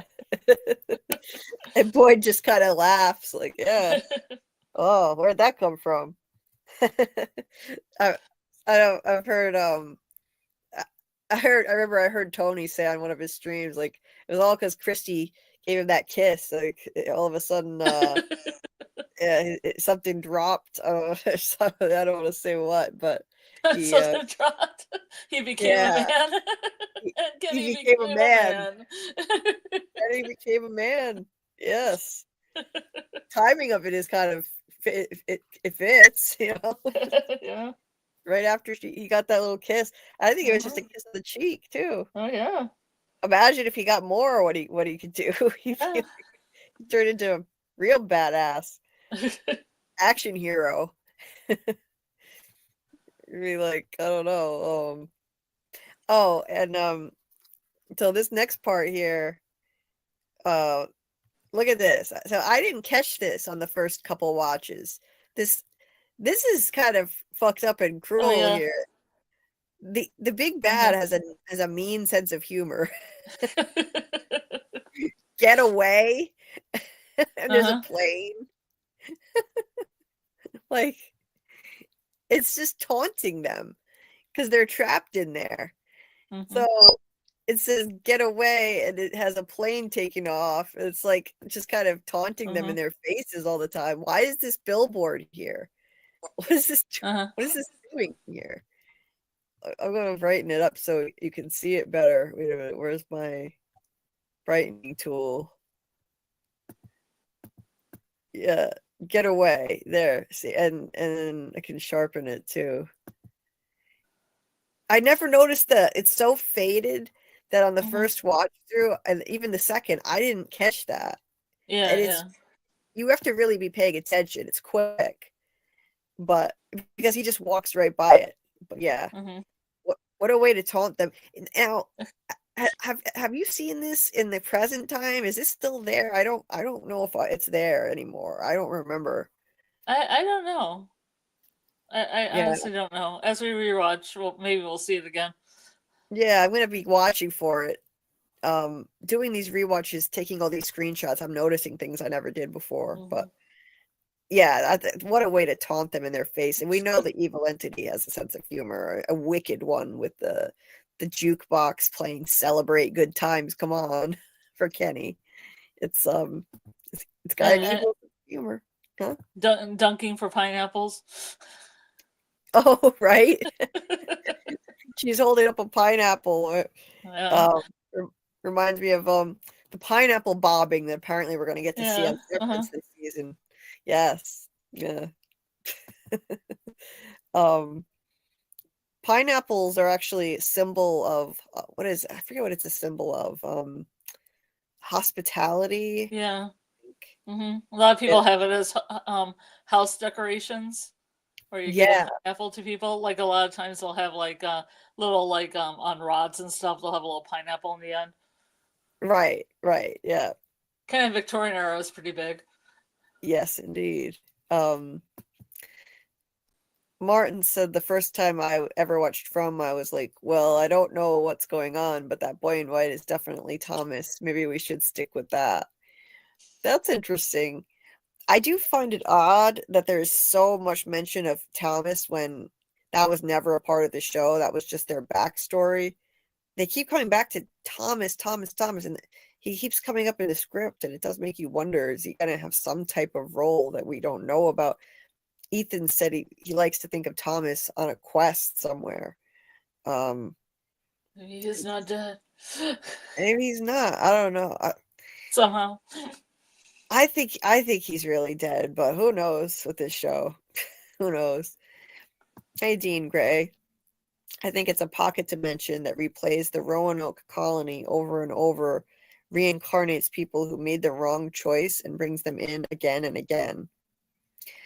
I like that theory, Dean. That's cool. I love anything Roanoke related. That's interesting. Yeah. Yeah, ball drop instead of mic drop, Dieter. That's exactly what I thought would seem to happen. So, but getting back to this, Khatri finds Boyd with the goat. I wonder if this is Alma, the goat. Oh, maybe. Yeah, I got to go back and look and see what Alma the goat looked like. But because like we've heard Alma mentioned in season 1, they already named the goat as far back as season 1. Nathan said something to Alma. So they never really give goats credits like they do dogs and cats. No, they don't. Alma the goat played by Billy the goat. Yeah, goats don't get credit. That's true. Yeah. Boyd is all happy and excited. He found a goat. He said they're I'd be too. yeah. He said they're Goats are chicken. cool. Huh? Sorry. I No, said they're goats are what? cool. Oh, sure. Um, they have creepy eyes though. I don't like goats' eyes. Goats have like that weird like line across their eye. Their pupil is so Yeah. fucking weird looking. That's because they're Um, androids. yeah. Um, he says there are chickens out there too, and I love Khatri's reaction. He's just like, there are chickens in the woods. It is like, what? I find it wild that no one ever went out there and looked, but you know something tells me if other people had gone out and looked, I don't know if they would have found them. I think Yeah. I personally think it had to be Boyd. I think that it was essentially like, okay, we got to give this guy something so he stops exploring the woods, pacify these people. So first it was the livestock, and then that wasn't enough. So then they, he found the talismans, and after that point he stopped searching. Also, his wife died. I think Mm-hmm. that sent him into a holding pattern of complacency and not exploring anymore. But Yeah, I think a lot of things are based on cause and effect. right, Like Kenny's mother dying, and then there was food because she's the one that made the food. It's like he's right, getting the wound first, and then the bad thing happens to balance it out. absolutely, yes. So it's There's like always like a cause and effect. absolutely, absolutely. So it seems like I remember like when we were talking about that in season 3, the how Tian Shen almost essentially was like a sacrifice. Um, Mm-hmm. she didn't like they didn't deliberately sacrifice her, of course, and she didn't deliberately intend to sacrifice her life, but she took that huge risk, and losing her, the death of her, it seemed like that sacrifice kind of led to the reward of receiving all those crops after the very Mm-hmm. next day they were found. And she fed the whole town.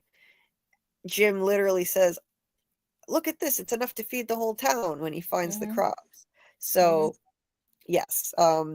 So then I remember when we were talking about that, I remember saying that, like, we were saying the same thing back then. Like, I think that basically finding those talismans, that was ultimately the cost of that Mm-hmm. it was the life of Abby. She was kind of like a sacrifice that had to be made because Boyd made a choice, Mm-hmm. just like Boyd made a choice to go outside and let Tian Shen stay out there with him instead of Mm-hmm. rushing her to safety. They tried to lead that cow to the barn, Mm-hmm. and that insanely slow moving cow, which annoyed the hell out of me. Um, he also made a choice in this episode not to stay when Ellis begged him to stay with his mother. Mm-hmm. So basically, it was like he was sacrificing his wife for Mm-hmm. in return he got rewarded with the talismans. And I think Yeah. Abby's job, and the interesting thing too, someone pointed this out. I wish I could remember who it was, but there was somebody in the chat when we were talking about this a few months ago. Someone in the chat said they pointed out that Abby was basically responsible for security in the town. In this episode, Boyd, when he was giving out roles, he basically I forget what he put Abby, how he described it. There was a term he used for Abby, what her job would be, but it was basically to develop a system for their hideouts in the foxholes and find new spots and rotate them so that it would be easier. It would be more difficult for the monsters to find them. That was her job. Her job was to improve their security at night with the foxholes. So I mean, look at like it just fits so perfectly. If that was her job, then what a perfect sacrifice she made in return for losing her. They get the talismans, which are a much higher level of security. That Mm-hmm. was so instead of Abby, now the talismans are now keeping them safe at night. It's perfect. I mean, it fits, Yeah. it lines up perfectly. So except it's kind of backwards, but except it's backwards. Yeah, like I gave you something now, but you have to give me something. Kind of Right. a. It's It's kind of like, yeah, this happens in Yellow Jackets a lot. So there's always like a sacrifice that they get something, or somebody gives, right. Like, so in this case, it's flipped around, Yeah. but he does make the choice first. She doesn't die first, but he makes the choice to leave her, go back to the woods. And I think it was that sacrifice, and then ultimately that sacrifice led to her death. That was rewarded with those talismans, and like, here you go. Okay, here's a higher level of security than Abby was even able to provide. And Yeah, we're gonna change out your security right now. yeah, absolutely. It can't be a coincidence. And but and also so some red shirts too. Let's not forget the red shirts. what red shirts? All the ones that Abby shot. Oh, okay, yeah, yeah, the red shirts. That's why I say don't forget the red shirts. You forgot them. Right, but they For weren't. red shirts. Well, like, they weren't keeping anybody safe. That's what I mean. Like, Oh, okay, that's fine then. like it's like a specific. It's like she served a specific purpose, so her sacrifice led to them receiving the talismans. And Tian Shen, she served a specific purpose, feeding everyone. So then her sacrifice led to the finding the food. I think it's not that the red shirts' deaths didn't matter, but I don't think it's a direct correlation. Of course, yes, the red shirts matter. Their lives matter too. You're the champion of the red shirts. I just want their dust to mean something. If we knew what the hell they even do in this place, maybe we could assign more meaning to it, but they're always just in the back. I guess at that point they were hiding in holes and then I guess getting up during the day and sleeping, like you said. Basically, yes. Anyway, so Ellis calls him away, and he says, like, he knew he'd find something, but he didn't expect to find livestock out there. And he's so happy about it that he's not even really questioning how freaking weird it is that there are livestock in the woods. Ellis tells him he needs to stop going out there. He's been going out for weeks. He's not seeing what's happening here, and he thinks this place is starting to get to Abby. Boyd says, I know you're scared. I'm freaking terrified, but do me a favor, look around. The things we are doing are working. There are things out in those woods that can help us. Things that might even, and then he cuts himself off. Something you love. Yes, he says, my favorite. Yeah. He says, all I know is the second we stop looking for answers, that's when we lose. And he's right about that. For a while after this episode, after the events of what happened in this flashback, he stopped looking for answers. So they were losing the game. Yeah, it's interesting he mentions losing so early on. Right. And it's like more of that game language that we keep hearing. Like, this is some kind of a game. He says that there are a lot of ladies wearing dresses in season 1, like you said. There's more later too. Yeah, like a lot of younger people. A lot aren't there anymore. A lot of younger people, and people wearing old-fashioned looking dresses.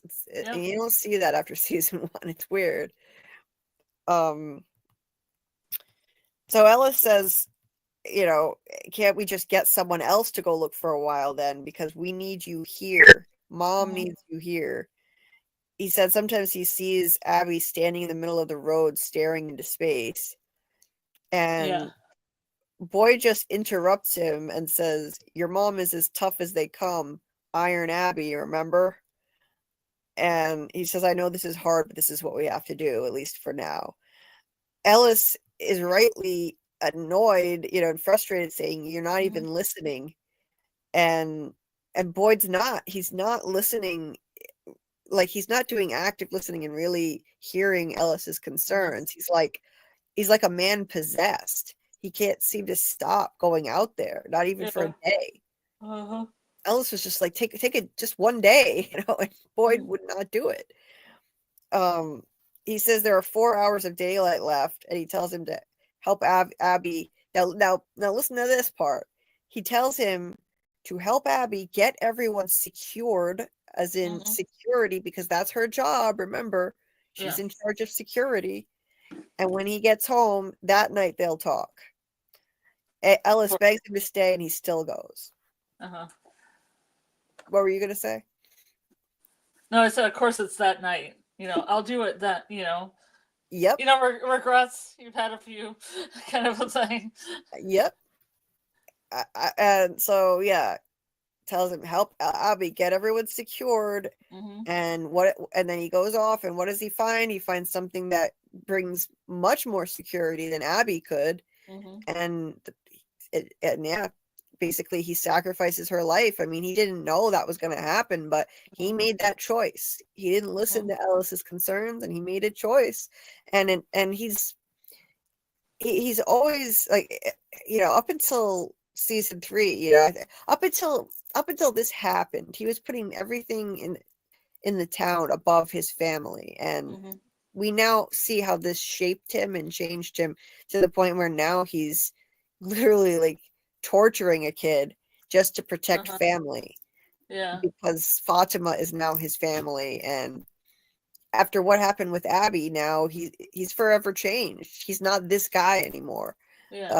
Who'll risk everything, including his loved ones, for this town. He will put his family above anything else now. I mean, he'll sacrifice himself, but not his family. And so yeah, that's the end of that. He doesn't listen. Ellis, that's where their relationship took a turn, and I don't blame Ellis for that, but he held on to it for such a long time, though. Boyd carves this arrow into the tree so he doesn't lose his way, which is smart. I'm sure he's got a whole trail of these. And one of the dogs shows up. Now, I don't know which one it is. I know there are 2 different dogs, but and there's been a lot of debate about what are the dogs helping or not, because the dog shows up. Boyd says, "What are you doing out here? You belong to someone, or you must belong to someone." Is it collar? Here, maybe. Well, he's got a collar. He's got a collar. Boyd tries to get a look at it. The dog comes over, and then the dog all of a sudden turns around as if he heard something, maybe, and then takes off running. Boyd goes running after it. I guess he's thinking, like, maybe there are people out here. He just takes off running, and then he's lost. So, was the dog helping, or was the dog just trying to get him lost? I mean, he does stumble into the talisman hut after getting lost, but it wasn't until night. He's already lost here. It's daytime, and he's wandering around, and it's not until night that he finds the talisman hut. Now, I think the dogs belong to the boy in white. Since I think the boy in white is helping, I think the dogs are too. So yeah, he couldn't get to the collar fast enough to see the tag that said "property of the boy in white." Right. The boy in white. Right. So even though it got him lost, I think ultimately, as a result of getting lost, he did find the talisman hut. So maybe the dog did lead him sort of in the right direction, or help him ultimately find that hut. It's hard to say because he didn't lead him directly to it. He took off running so fast. But I don't know. I'm gonna say helpful entity myself. But let me know what you think in the chat. Was he helping? Did he lead him to the talismans? I think he was trying to. I think the dog is a helpful entity. What do you think, Scarlett? I don't know. I always have this idea that maybe the dogs could travel through the different universes And maybe it was somebody's dog in the regular world, but the dogs can travel through to Fromville and back. Right. Oh, that's interesting. Yeah, maybe. And maybe it was Maybe. just a happenstance that the dog was running back to its owner. Maybe it could hear its owner, and then Boyd just followed the dog Right. and got 'Cause lost. it seemed like the dog heard something because all of a sudden it turned Yeah. around and took off running. Dogs can hear a lot better than humans. So it could have heard something. Yeah, and also like they're the same dogs that were around in 1978 apparently. So personally, I don't think they're normal dogs unless they're time traveling dogs that are coming back and forth through time and it's the same dog somehow. Could be generations of dogs. It could be generations of dogs. Reincarnated dogs. Reincarnated dogs. Or maybe they're just entities like the boy in white is, and so it doesn't age. Yeah. Or until they're put through changes. Until they go through their own changes. Yeah. So they do seem to protect Victor that time in the woods with Jim when Jim and Tabitha showed up, and all of a sudden 2 dogs just closed in and one on either side of Jim and Tabitha barking. I definitely think they were protecting Victor. And they belong to the boy in white. That's what I think. So yeah, I think they're a helpful entity, but well, they could travel with the boy in white too. Like the boy in white travels outside of Fromville, so I guess the dogs could too. Sure, yeah, they absolutely could. So Boyd hears noises, and their monsters are out there, so he ends up falling backwards into this old hut that's got vines covering the doorway. And the monsters show up, and I always found this so strange that they weren't able to come in, even though there's no door. There's just vines, but the only thing I can surmise is just that there were so many talismans in there that they provided a protective barrier even without a door to that place. Supercharged talismans. Yeah. Because otherwise that shouldn't have worked. I love how that you can see the milkman monster so clearly, like even through the vines, you see milkman. Yeah. And then they leave. They turn and walk away.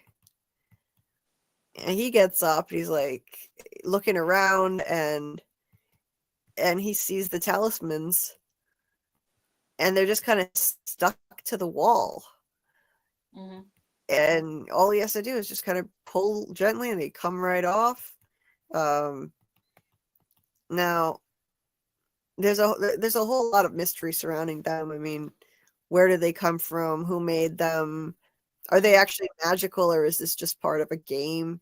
And this is kind of like him leveling up, so he's got that. They seem very old with the runes. Very old. So, and I think it's likely that maybe they were used in a past cycle, just not Victor's. Yeah. I doubt Boyd was the first one to ever find them, given how old they look with the runes on them. Probably going back to the original cycle. Maybe that's when they were created. I don't know. And then somehow, like, when everything resets, the end of a cycle, if they were used in that particular cycle, maybe they just go back. They reset. They reset. And they go back. They go back to the hut. Yep, back to the hut. Right. I mean, unless they were really the first ones that ever had them. I mean, imagine if it took hundreds of years just for someone to be smart enough to actually go out far enough to find these things. That would be crazy. And then he looks around, and they're all over the place. I've seen people say that there are two different designs, that they're not all the same. Yeah, I've heard that too. But I haven't done enough investigation to prove that true or false. Me neither. Yeah. Maybe as we collect more of these screenshots and look at them, it'll become clearer. I'd need to see them side by side. Like this one is too dark to see all of it, so I can't tell. Looks the same though. The shape of them are different. They're not all exactly the same shape because they're just carved into rock. And is it the symbol part that makes it protective, or is it the whole? I think it's probably the rock itself. Or what it's made out of. Yeah, there's theories that it acts like a reverse magnet. Like instead of putting magnets together, they attach and repels them. Right. So having that much, even without a door, would just make them go the opposite direction. Mm-hmm. Right. Yeah. So sometimes though, I wonder if they're just part of the game, like if maybe there is no actual magic to them and they just like it's just a rule of the game. If they have the talisman hung in a certain way, then the monsters can't come in. That's it. Yeah. But I don't know. I do tend to think more like it's likely that it's magic at this point. Yeah. I mean, turning humans into actual monsters that can't die, that's pretty magical if you ask me. So these are probably magic related, mystical. Yeah, unless it's something like it's, a computer program, then, that would be one way it could be. Or if it was them drinking LSD water and it's all them having, mutual hallucinations of people turning into monsters. Mm-hmm. Other than that, Right. magic. Right. Yeah. No, I'm sorry, aliens as well. Or aliens. Aliens. Yeah. Write your own. Write your own about the aliens, because I don't know. I don't know how to fill in the gaps on that one. Yeah. Let's see. Hey, let's see. Oh, AA is here. Hey, AAMM. Nice to see you. Yeah, we were wondering where you were earlier. Hey, Debbie, Babby. Debbie votes for Jade. Let me put for Jade on there. I want for Jade. We got another for Jade. Explain that? You want to get some more votes in? Yes. So we're doing it. So for people who weren't here earlier, we're doing a giveaway with the amazing Love Crochet by Alexis. She makes these beautiful crocheted dolls of characters from, and we're gonna be giving one away. I'll just quickly show you the pictures. So we're doing a poll on which one to give away. So if you want to participate in the poll, it does need to be U.S. residents only, unless you don't mind paying. There is an import fee, which is crazy for overseas people. So like, unless you want to pay that, it would need to be U.S. only. And I think that there's just like there'd probably be a small shipping fee in the U.S., but other than that, it would be free. Alexis covers at least, I think she said she covers $5 toward the shipping. So it might be a small shipping fee. But other than that, you get this beautiful from doll, which normally they're, I don't know how much they normally go for, but she puts an enormous amount of work into this. And they're beautiful. A lot of detail. And they're big. And they're pretty big. She makes which size is she doing? Is she doing that size? She's not doing the biggest one. The biggest one would be like crazy. I'm not sure how much that would be, but she's not doing the biggest one. She makes different sized ones. But yeah, so there's let me see. We've got Donna. If it'll finish loading. There's Donna. And Jade, of course, season 1 Jade. That's my favorite. And you can go to her Instagram page, lovecrochet.byalexis, to see these yourself. There's Man in Yellow. I love Man in Yellow. Okay, we're doing the From ones only. We're not so, doing a Deadpool, everybody. yeah. That one's Victor. That one's Victor. So there's did I show Smiley? Smiley. No. There's Smiley. So if you want to participate, you would only have to pay like a small shipping fee in the US. If you're overseas, it's a lot more. But other than that, yeah, it would be free. Although she also does South Park ones, but we're doing from characters. So you can vote on which one we're going to give away. Yeah, that one is the Julie doll. And that's it. And Boyd. And I think I covered all of them. So yeah, so we're going to be doing that soon. We'll let you know when it's going to be. We're going to promote it more. So we're just doing a poll to see which one people would like. Yeah. I was going to say, so the characters are Jade, the Man in Yellow, Donna, Smiley, Boyd, Julie, Victor, and Sarah. And Sarah's not listed in the pictures. And, and in the chat, put I vote for in the name so I can tally you. Yeah. I won't tell anybody that says at this point that doesn't say I vote for, because I need to keep the chat kind of, I got to figure it out. Yeah. Absolutely. Makes it easy for me. Yeah. So yeah, just write that in the chat. I wish we had a better way of doing a poll, but I tried it earlier and I couldn't find a way. Mm-hmm. So we're doing. We have a clear winner right now. Somebody's way in the lead. Oh yeah, who's leading? I forget. Jade or Sarah? Jade. Oh, okay. Jade is leading right now. Good choice. There is in second. Good choice. And Smiley and Boyd are tied for third. Yes. That's interesting because they're foes to each other. Yeah. So anyway, getting back to the chat here, Muncher Luncher said Boyd is an absolute beast. His name should be Mand because he's a man, not a boy. Wait, why Mand? Because that's boy. Boyd is Boyd with a D, and man, the man with a D. Oh, okay. Oh, I get it. You got it? Now I get it. Yes. Teeter says hashtag free the goats. Hashtag give goats credit. Now, please, for fuck's sake.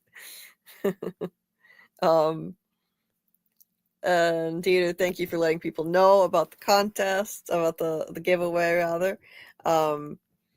Anyway, hey Umbra, nice to see you. Thanks for coming. And Dieter dropped your link. Everybody subscribe to Infinite Umbra's channel. It's awesome. And David, 2 hands holding up a pineapple, 2 snakes, and a pine cone. On the billboard, yeah. 2 snakes and a pine cone. And it says getaway, gateway, the gateway process. Hey, Mr. Grant Gregory AI. Nice to see you. Mr. Grant Gregory AI did his own interview with Doug Hughes last week. So keep an eye out for that on his channel. I think it's going to be really interesting, and it's a unique one from what I've heard.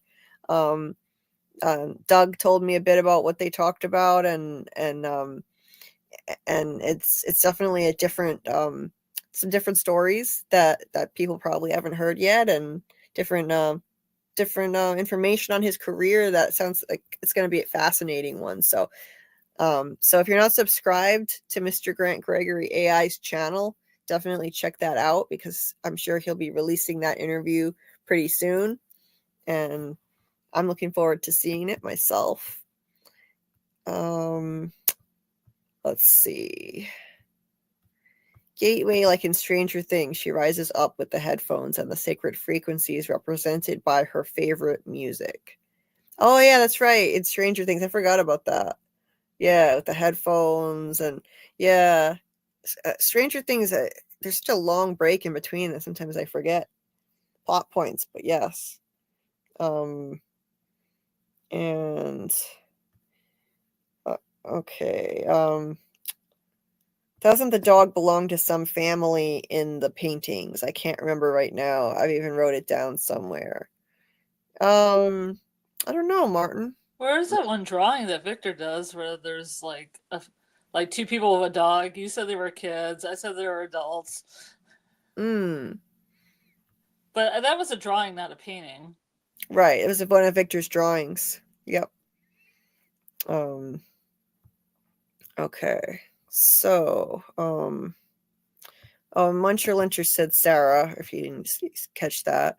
And AA also said Sarah. Yes, Debbie, they are adorable, 100%. Okay. And Friday night, just a reminder, Doug Hughes will be here live with us on the stream at 10 p.m. Eastern. So be sure not to miss that. We're going to be on time that night for sure. And I want to keep Doug waiting, and I think it's going to be a great time. So if you have questions for him, you could come ask questions, and just remember he doesn't actually know what the character is really about, just like we don't know. But all he can give are his opinions, and they're extremely interesting opinions and insights, and just cool stories. He tells the best stories, stuff about the show, and just in general about his career too. Always a fascinating thing, and he's a lot of fun. He's a lot of fun just to hang out with. So getting back to this, just a reminder too, tonight, Thursday night, we're going to have our watch party for the next episode of Severance. Keep an eye out for my Severance breakdown. I am going to be finishing it and releasing it today. Next week, I'm going to make sure I get it out sooner. But I'll be releasing my episode 1 breakdown for season 2 of Severance today. And then the watch party will be at 9 p.m. Eastern in the Discord. You can find the link in the description of this video for the Discord. Anyway, so Boyd goes and sees Ellis, to say goodbye before he goes off on his trip. And let me see. Oh, wait a minute. That's not right. I'm in the wrong set of notes. Hold on. Okay. So, I lost my place. Okay, so he tells him he's going out to find a way home. And Ellis says, in other words, you're about to go off into the woods with no idea what you're looking for, because that worked so well last time, right? That's a low blow. That's a really low blow. Like the guilt of what happened to his mom. Boyd has to carry that with him every day, and that weighs on him and will for the rest of his life, that he shot Abby. But I love the way they finally revealed that too, slowly over the course of the episode. Then finally hits you why they have this issue. You go through season 1 not knowing why there's this tension between them and what's going on. And then finally you get the reveal and it all makes sense.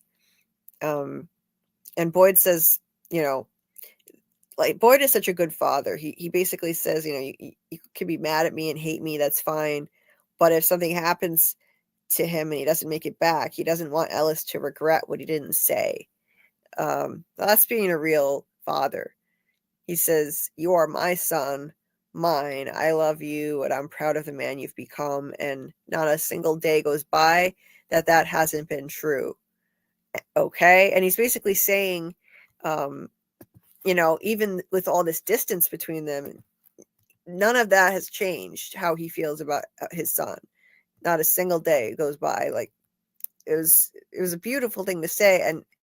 And Harold really slayed this scene, because as he was talking and saying all this, he's getting more and more emotional, and you can actually see tears welling up in his eyes right here. Amazing actor. And Ellis is just sitting there pouting like a little kid. Harold is standing there just acting the hell out of the scene. Boyd he just wants to make peace with his son in case he doesn't come back, and not even for his own sake. He's not doing this for selfish reasons. He doesn't want Ellis to regret what he didn't say. It's just, it's powerful. And then Ellis just completely rejects him, really. Boyd says, okay, and Ellis just says, okay. Doesn't give him anything. He doesn't even give an inch. And Boyd just leaves. Ellis is very immature for a grown man his age, who's now married on the show too. Very immature. I mean, I understand how he feels about what happened to his mom. I think that happened. They refer in this episode to, I think they had the talismans for a year. I'm pretty sure they say in this episode, it's in my notes somewhere, that they had the talismans for the past year. So it's been a year since this happened with Abby, and Ellis is still holding on to this grudge, blaming his father. And Boyd comes out, and it's the first scene where he actually has like a pleasant conversation with Donna, and showing that like this division between them, between Colony House and town, it's really falling away now. And after the massacre, Boyd took in her people.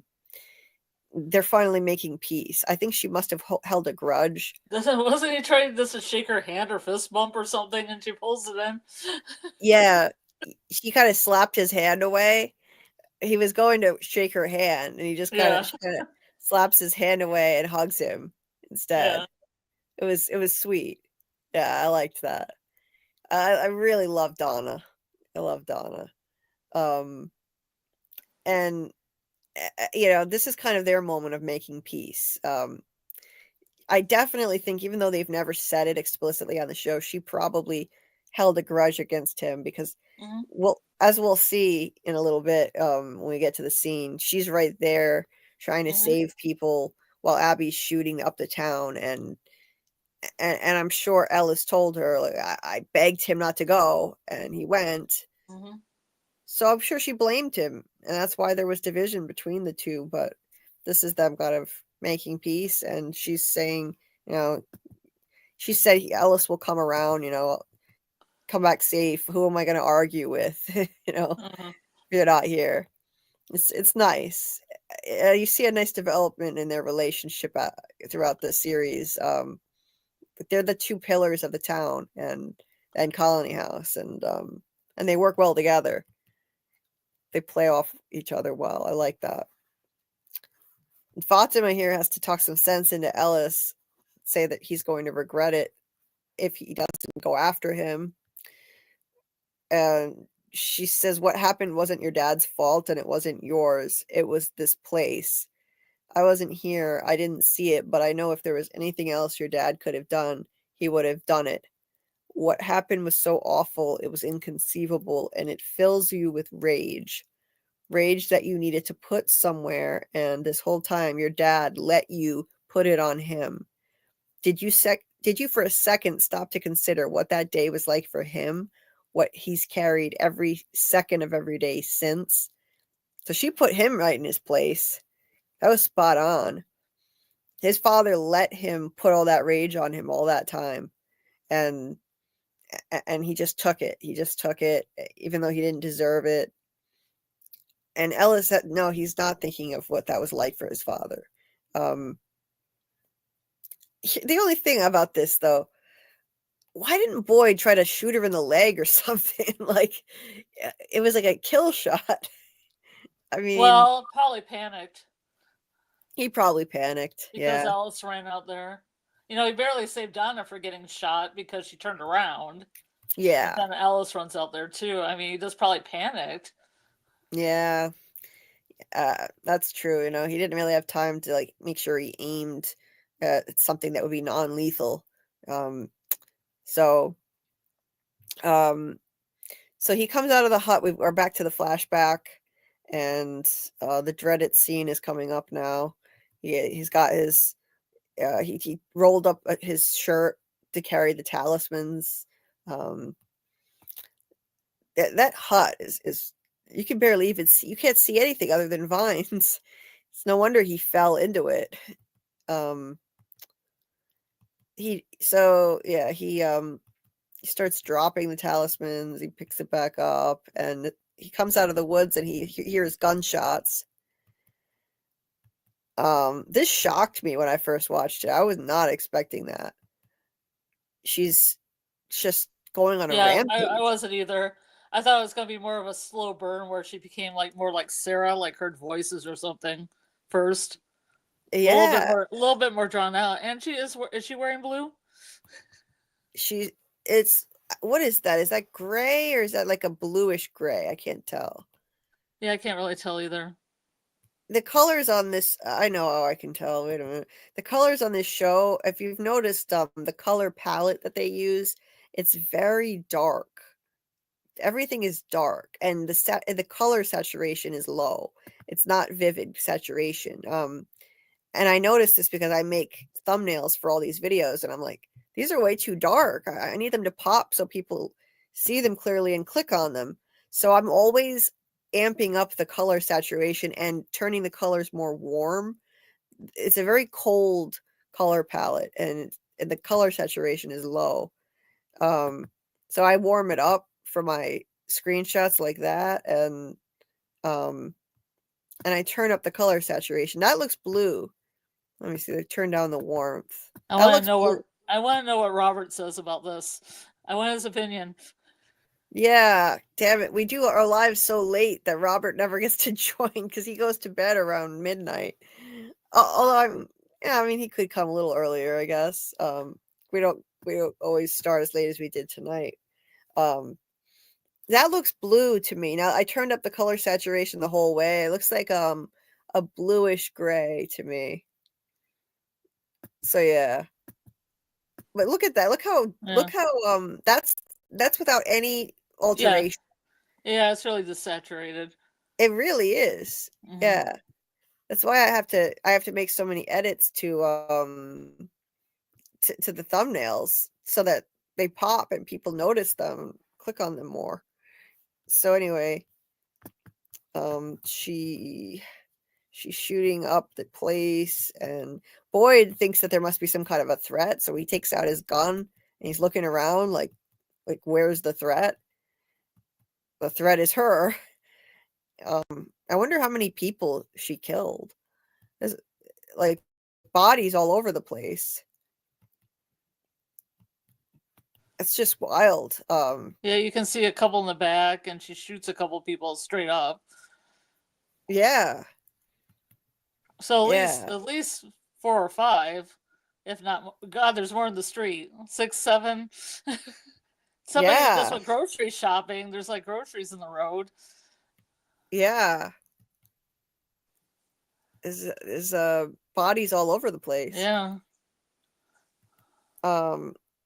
And Donna, without any regard for her own safety, goes running out to check on this person that just got shot. And she's about to get shot. Mm-hmm. Then she's like kind of begging her to stop it, and Boyd gets her attention. So if it wasn't for that, she would have been dead right there. Boyd calls out to her, and she turns around. Let me see. Where is it? Okay, so Abby says to Donna, though, first. Abby says to Donna, "It's okay. It's not real. It's a nightmare." Another reference to nightmares. I wish I had tallied up every single time this was in the script since the first episode. Dreams and nightmares. She says, "It's a nightmare. The only way for us to go home is to wake everyone up. It's okay. You can't die in dreams. Everything's going to be okay." So yeah, I think in the dream she probably died when she was a little girl. She had a dream where she died, and she thought, okay, this is just a nightmare. We all just need to wake up and it'll be okay. And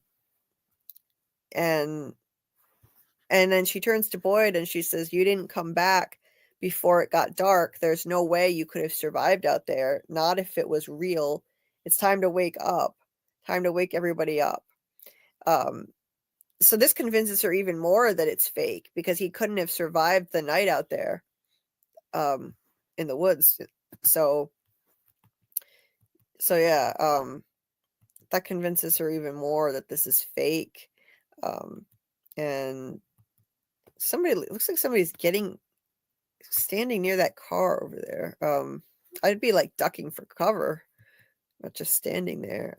Yeah, I see 3 bodies right in that shot alone. It's like 2 behind him. Is at least 6 people, maybe more. Oh, and then Abby starts singing "If I Had a Boat," which is so damn sad.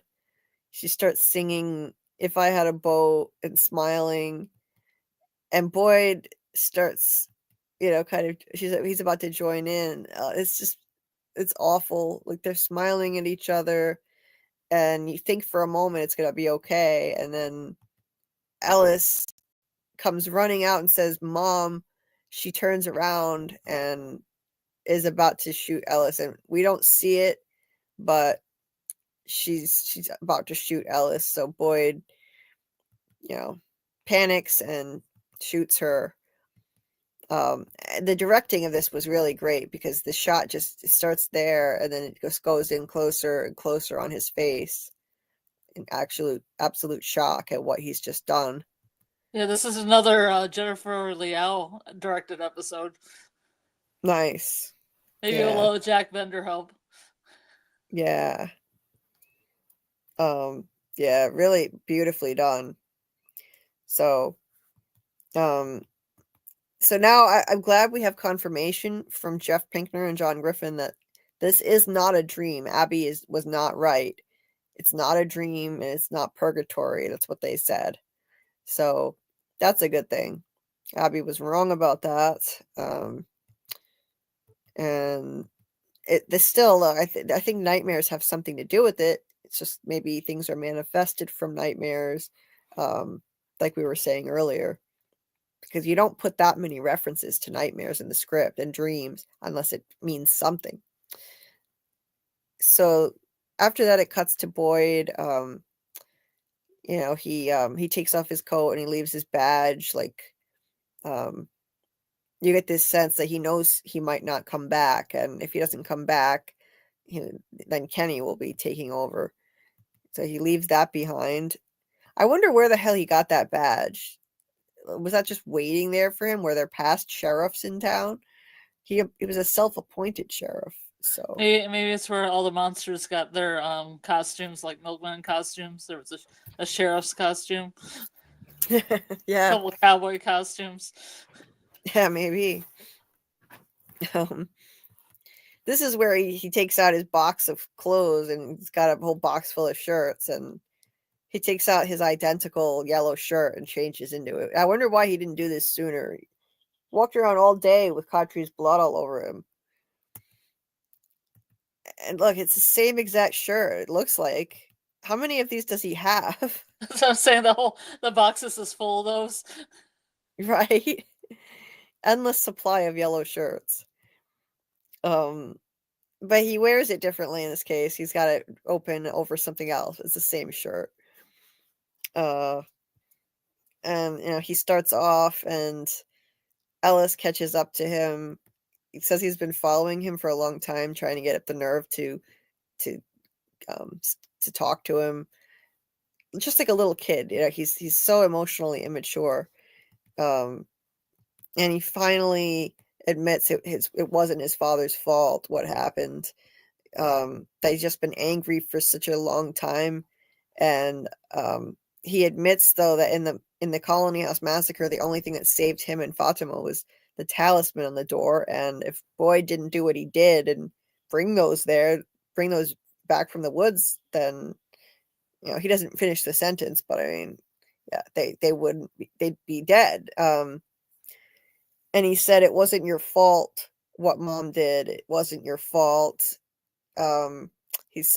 and Boyd just completely loses it. Harold is amazing in this scene. Like, Boyd he's trying, you can see him really struggling to keep his composure, you know, and he can't even look at Ellis when he says that, it wasn't your fault. It wasn't your fault what mom did. He looks away, he looks down. You know, he just wants to just start bawling, but he's holding it together, but he's losing it inside. Just brilliant acting. Um, and by Cordian too. He says, I'm so sorry, and they reconcile. Boyd is just an incredible father there. And Ellis is just like a little boy in that moment. He's just like, I'm so sorry, Dad. I'm so sorry. Boyd is the best dad ever. He has there's no grudge, there's no ill will there. He let Ellis be angry at him for all that time, and he let him take everything out on him, and he's willing to just let that go in a second, like it didn't even happen. And you could see a single tear roll down Harold's face. That was brilliantly done. They must have timed that so well. I wonder how many takes they did, but like right at that moment, I never noticed that before, but you see a single tear roll down. Beautiful. The directors must live for moments like that when they can capture that exact moment perfectly in that way. And I bet Harold doesn't use any tricks to cry, like fake tears. I know some actors, like, they'll put like eye drops in their eyes so they can cry fake tears. Even little Simon Webster doesn't do that. He told me in the interview I did with him, Simon, who plays Ethan, he was like, he stares off into the distance, like, for a really long time until his eyes burn, and then he's able to cry easier on camera. Wow, he's a professional. He is. He's good. He doesn't use fake eye drops. There are actors that can cry on cue just because they tap in to some trauma they had. Right. Or some sadness in their life that can make them cry on cue.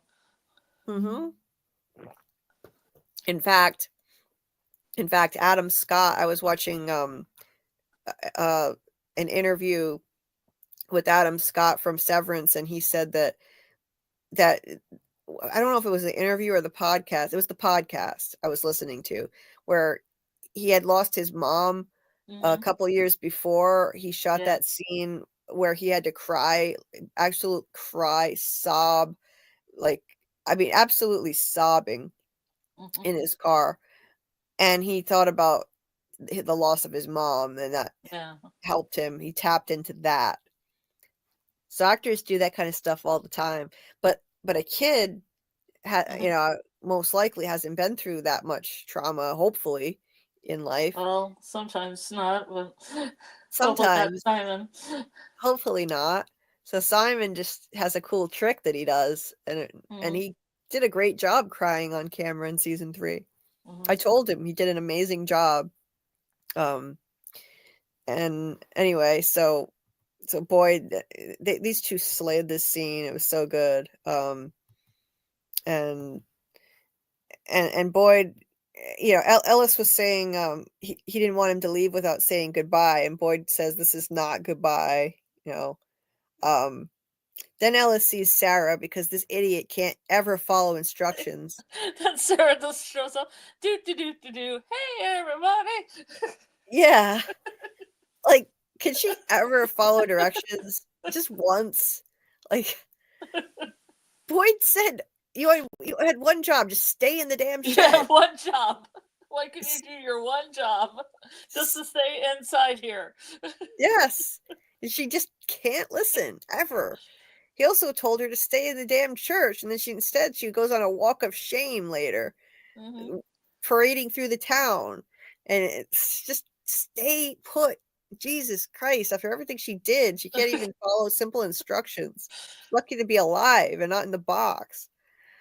Ugh. Why was this necessary for her to come out? What was the point of this? Hey, Ellis, How's it going? Yeah.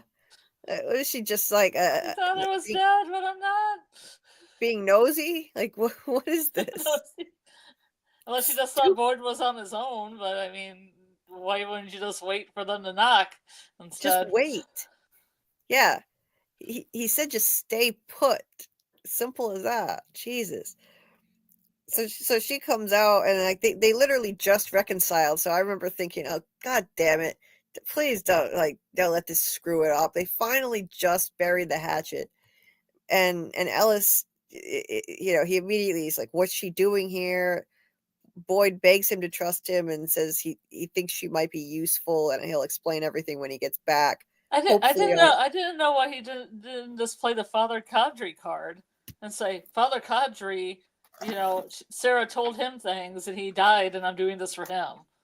Right. It would have been so easy. It would have been so easy. And then I also be like, oh, okay, you're doing this for the dead father. Right. He could have done that, but... He could have done that, but he did not. Yeah. So,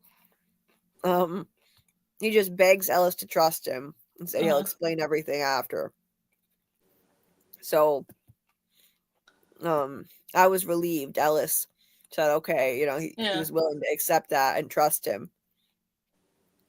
I mean, after all that, and they finally got, back together, reconciled. Like, if that lasted all of 5 seconds, I was going to throw something at the TV. without other trust issues coming up.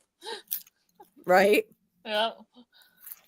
And this is him, acting the hell out of this scene as usual. Like, can you trust me? Can you do that? Harold is so good. Ellis agrees and he leaves. And then they say, I love you. It's very touching, and then back in town, Kenny is stepping up as the leader in Boyd's absence. So he's basically like the temporary sheriff. And Donna's there, like, supporting him. And so you got, look at all these people in dresses.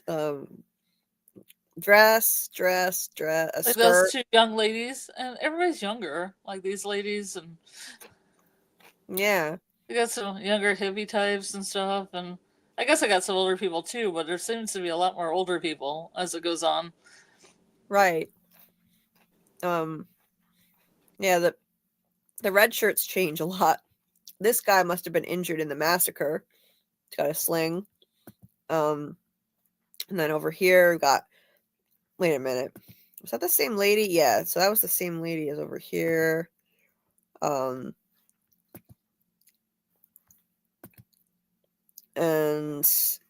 yeah, some more random people. Jade. So they just kind of, they put like the main people in front. I don't know where Tabitha is at this point. There's some people missing. Tom's not here. They never have a full town meeting with everyone.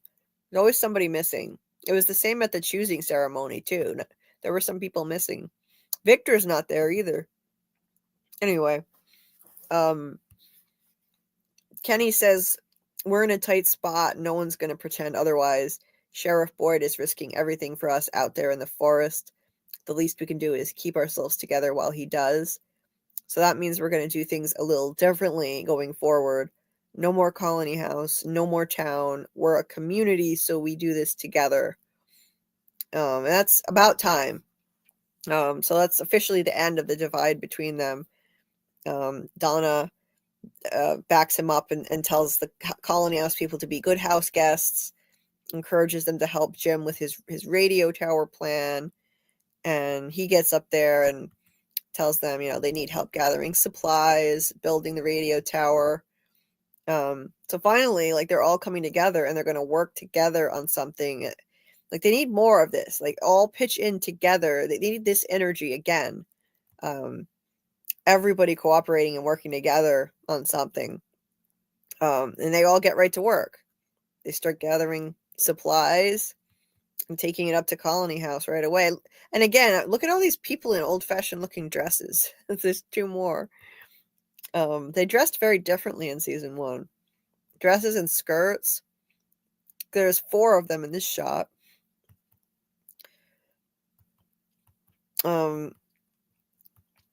Ellis comes back. Fatima supports him. And Boyd and Sarah set out for the woods. And If I Had a Boat, of course, is playing over this for one more gut punch to me.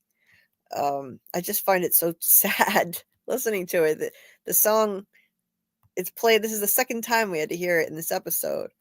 Yeah, it plays while they're heading out, and Sarah holds her hands up to be handcuffed, so she gets to like march through the woods in handcuffs for the first part of their trek, and that's the end of that one.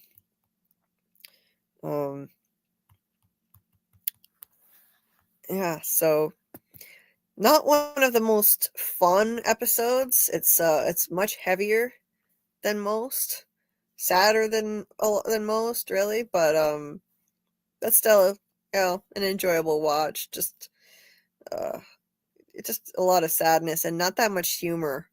Like thankfully there was Jade to offer some comic relief, barging into the Matthews house, but there wasn't enough Jade. There was like the Jade factor was kind of small in this one. Well, they did have Jade, and then Clara had a joke in there, and then even Donna's the little bastard joke was kind of funny. That was kind of funny. I really liked Kenny's speech. But yeah, like this one was a heavy episode overall. Yeah, like yeah. The Jade scenes were very short. Wasn't a lot of that. But yeah. It was an important episode. Like, I mean, the finding of the talismans and the backstory of Boyd and Abby, that was a huge reveal. And just watching how Boyd came to town and seeing how he took on this role of Mr. Fish and Loaves. And to me, it gives me insight into like how people might be picked to be there, because it's too uncanny that he finds himself there. Mr. Fish and Loaves with the 30-year military career and working miracles in hellholes around the world. So I think, it may not be the most fun episode to watch, but it's important in establishing backstory for the characters, developing the characters, giving them more depth and a window into their trauma, Boyd's trauma, Ellis. And we finally find out what the hell was the deal with that boat key that he keeps holding during this season. So, yeah, it was, and it was the second time we saw an arrival, too. It didn't show the crows, I realized in this episode. When Boyd got there, it just caught. It showed the tree, but no crows that time. I mean, I'm sure they were there. We just didn't see them. But I don't know. I thought that was odd. Like, you always see the crows. Oh, you know what? They did. I think it did say crows cawing on the closed captions. Okay. We just didn't see them on screen. Yeah, it was just a hint of it, so they didn't have to get a crow wrangler or do CGI. Right. That makes sense. I'm glad they showed them again when Tabitha got there with the ambulance, though. Just to really establish that this happens every time, and we can see it. It was the same exact thing. They land on a branch and look down at them and stuff. But in every case, in every instance, they get there on a different road, and there's a different tree, so we got to see that. One thing that they all seem to have in common that we've seen so far, though, is that it's always a remote area where people get drawn in. It's not like a busy street in the middle of the city or something like that. Makes sense. I mean, I don't know. Maybe if my theory is right and there are 2 entities bringing people to town, maybe it can open up portals. It deliberately opens up portals in remote areas, so it won't be noticed as much. I don't know. If a car just disappeared in the middle of like an urban city, that would be pretty blatant. So I don't know, maybe it lures people in on country roads, and it's less likely anyone's gonna even notice. But I wonder how that works. Is it a portal? Is it like like some kind of a? I look at it as it's got to be a pocket dimension. So I don't know. I feel like the entities bring people there through portals, and they can just open them up wherever they want. That's how I think of it. But no, I can't find the thing I was looking for. Where is it? Lloyd and the family arriving there. Must be way at the beginning. I took like 800 and something pictures of this episode, which is way too many, and I didn't get a chance to weed out all the bad ones, which would have helped. But oh yeah, that was it. Yeah. Yeah, that was the Matthews got there on a winding road, but it looked totally different than that. It was the curve wasn't as sharp, and the tree was different, and the Matthews there were there were some tall trees on either side that the crows were watching them on. Yeah, completely different. And it was a different tree for Tabitha too. Anyway,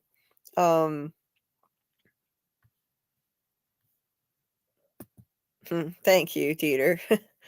um anyway, yeah. Yeah, I gotta get to work on I've gotta take a break first after this, but then I need to finish my Severance breakdown for season 2, episode 1 of Severance. Next week I'll make sure I get it out sooner. But yeah, keep an eye out for that. I'm gonna try. My script is done. I'm just editing it right now, and I have to gather my images for it and then just record. So hopefully it won't take me more than a couple of hours, and I can get it out later this morning. That's the goal. And then tonight it'll be the watch party for Severance, episode 2 of season 2 at 9 p.m. Eastern in the Discord. Let me get a link to drop for that. So it'll be at 9 p.m. Eastern when the episodes drop. The new episode for Severance drops at 9. And then that'll be in the watch party channel of my Discord. But then at 10 p.m., I'm going to stream the episode again for Scarlet in the other voice channel. So if anyone misses the 9 p.m. one, you can also watch it at 10 p.m. with Scarlet in the other voice channel. We'll be in the watch party voice channel chatting about it after it ends. And let me put the link in here.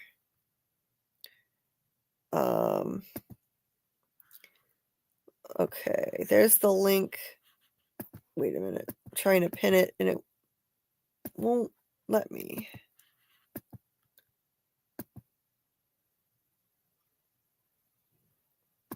Okay. I think that worked. Maybe.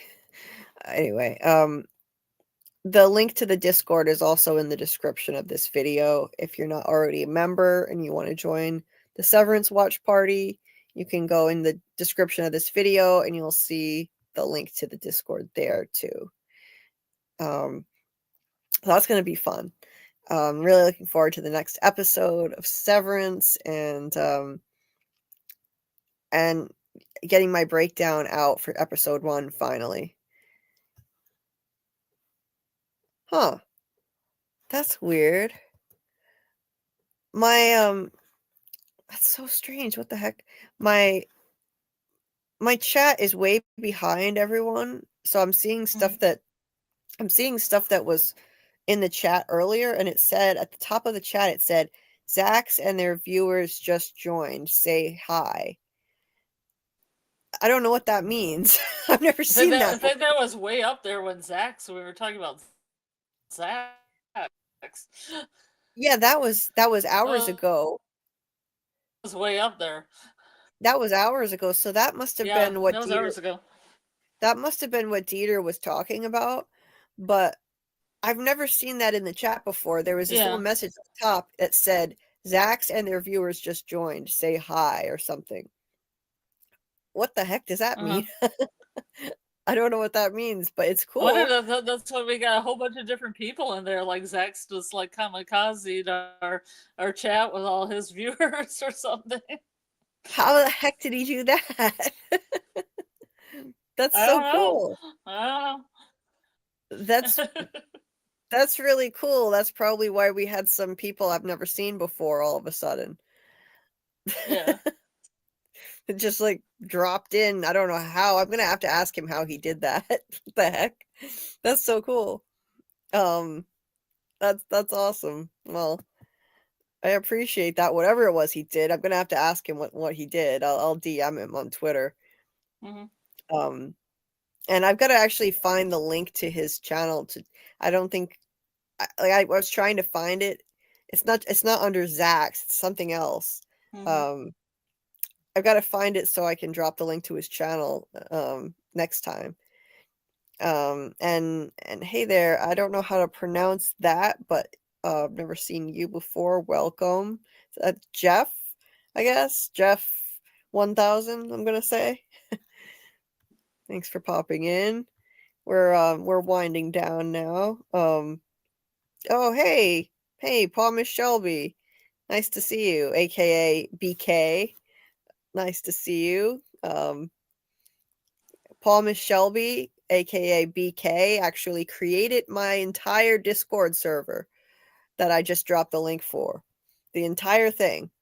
I have him to thank for that. So thank you very much for that. I'm thankful for that every day because I never thought I was going to need a Discord. I figured there are enough from Discords and who's going to want to join another one, but I'm so thankful that he did that. I'm so thankful. Thank you for doing that. You made a fantastic server for me, whipped it up out of nowhere. I didn't even ask. I didn't even have to ask. I was in Jeremy's server at the time and I had started my channel like maybe the week before or something. And Purple Rain, who's a member of Jeremy's server, Purple Rain said Julie needs her own Discord. She really should have her own Discord. And then the next thing I know, BK just whipped up a Discord, like pulling a rabbit out of a hat, like a magic trick. I couldn't believe it. It was like, holy shit, this came out of nowhere. He made this thing and it's detailed too. Some Discords are very plain and simple. It's detailed. He put a lot of effort into making all the categories and dropping a ton of shit in it, like loads and loads of images, and like really did me a huge service in kicking it off for me. It started me off with a whole bunch of images in every channel in the image channels anyway that needed images, and I truly appreciate it. If it wasn't for that, I wasn't going to start a Discord. I but I'm so glad I have it now. It's such an asset to have this for my channel. It really is, to have that like way to promote my content and keep the conversation going, and help continue to grow this community, this little corner of the Frumley that we have here. We can keep that conversation going, not just in the lives, but in my Discord now. So it's amazing, and now Dieter is just rock star running the place and like moving mountains in that Discord all the time, which I don't have time to. I wish I had time to be in it as much as he is. I want to spend more time having conversations with people in there, but when I don't have the time to do things, he's in there right on top of it, and just being a freaking superhero. So thank you, BK and Dieter, because I don't know how I would be running this Discord. If it was, I couldn't have created it without BK, and I could not be able to run it and be on top of everything without Dieter there. So, yeah, I never thought I'd meet such awesome people through a crazy TV show here, and I thought I was going to be doing these streams alone, and Scarlet just fell out of the sky, and it turned into an accidental co-host. I went to a faraway tree and then fell out of the sky. Yeah.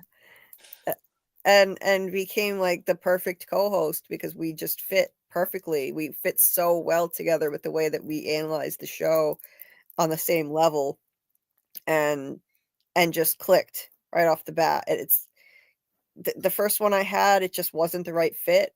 And sometimes things work out for the best. You think that something bad happens to you, and it turns into a blessing in disguise because you and I are just the right fit for this channel, for this the way that we view the show, the way that we interact. We have so many similarities too, and it just works. So I wouldn't want to be here by myself. It works so well having somebody that I click with like you, Scarlet. So and all the hours you put in, I just really appreciate it. I never would expect you to do as much as you do, but you've sacrificed. You could say you had a broken window and then there was an open door. Yes. Exactly. Actually that's I never realized that's what the title of this episode means. Like, what was it? It was something about what's that quote? Like, if God closes one door, he opens a window or something. Something like that. I wonder if it's a reference to that. Like, God breaks a window, he opens a door. Yeah. I guess they're saying broken window because that's a Jasmine window, I'm assuming that they're referencing. Yeah. Yeah, maybe. But yeah, so yeah, sometimes things are a blessing in disguise. So yeah, things worked out the way that they needed to, and so I appreciate all of you awesome people, and good night, Doc. Yeah, we're winding down. We're gonna sign off too. I'm gonna just remind people of a few things before we wrap it up. And good night, Doc. So nice to have you here as always, and I gotta be back in the tunnels before dawn, and I have to get in the car and find the tree in the road before I can get back. Nice. Love it. Oh, good. Dieter, you're amazing. See, look at this. He found Zax's channel for me. You're phenomenal. What can I say? And you shared his link earlier, of course, because you're on top of things. So I appreciate it. Thank you. Anyway, so let me see. Debbie said I've been wanting Donna and Boyd to smash since Oh wow. Okay. Now kiss. Yeah. I mean, I guess they might make a nice couple. Sure. What the hell? I wasn't thinking that, but yeah, why not? Debbie, wow, I wasn't expecting that that turn of phrase from Debbie. Wow. Debbie's wilder than I thought. Debbie said Doug's doll is cute with the ears. Yeah, that's actually the funny thing about that. Doug actually requested the ears because one of his well-known features is his ears, and his writing partner saw an early version, a picture of the Man in Yellow doll, and she said, "Well, where are the ears?" And so he asked if Alexis could do the ears, and she did. So yeah, the ears are super cute for sure. Yeah, there was a Chucky doll too. That's not part of the giveaway we're doing because we're going with the From theme. But she does make them if you want to order one. There's a Chucky doll. Yes. And yeah. Can we get a crochet doll of Toby? Does anyone even really remember what he looks like? We barely even saw the guy. I mean, but I still want justice for Toby. I want an explanation. So, crochet is mentioned once in From, and they're crocheted owls. That's right, Samuel. Yep. That's true. So it's actually kind of fitting when you think about it. Oh, Muncher Luncher, I didn't even see your comment when I said justice for Toby. Toby, because he was in the show for like 1 minute. Hashtag justice for Toby. You read my mind. Read my mind. Did we want to do the voting thing one more time, or just close it? Well, if anyone is in the chat that hasn't voted yet in the on which From doll you want us to do the giveaway for, we can tell you the options one more time. I don't know if everyone here has gotten this. I have a list. I can say them. Okay. Your choices are Jade, the Man in Yellow, Donna, Smiley, Boyd, Julie, Victor, or Sarah. And write in your comment I vote for and the appropriate name. And again, your choices are Jade, the Man in Yellow, Donna, Smiley, Boyd, Julie, Victor, or Sarah. Mm-hmm. We'll be closing in a couple of minutes, so make your votes now. Yes. Forever hold your peace. Yep. I'll show them one more time. Yeah, that'll be cute. It'll be a cute ending. Yeah. Yeah, there's Man in Yellow with the Man in Yellow and like what I call Mini Man in Yellow. There he is. Do you have to request the ears? He requested the ears. Yeah. I mean, do you have to request the ears if you vote for Man in Yellow and it wins? Do you have to ask for the ears? I don't think so. I think she probably will just do them that way now. I'm guessing. Yep. I'm guessing. And Julie, there's Julie. She's cute. Oh, I didn't even see that picture. Yeah, she's super cute. I like the yarn hair. It looks like it looks like some kind of yarn. That's cute. Yeah, like that multicolored yarn. Yeah. There's Boyd with this little patch of gray in his goatee too. Harold Perrineau here actually commented on it too. Crochet boy. What? Love it. There he is. Yep. And then there's Donna is the newest one. No, Sarah's the newest one. That's her. Then of course Jade, my favorite. There's Jade. Unbuttoned shirt a little bit. We have iconic. Poor sad Victor. Huh? I said iconically unbuttoned. Iconically unbuttoned shirt Jade, yes. Season 1 Jade is iconic in general. That's Victor and Smiley. There isn't a picture of Sarah's doll yet, but Sarah's an option too.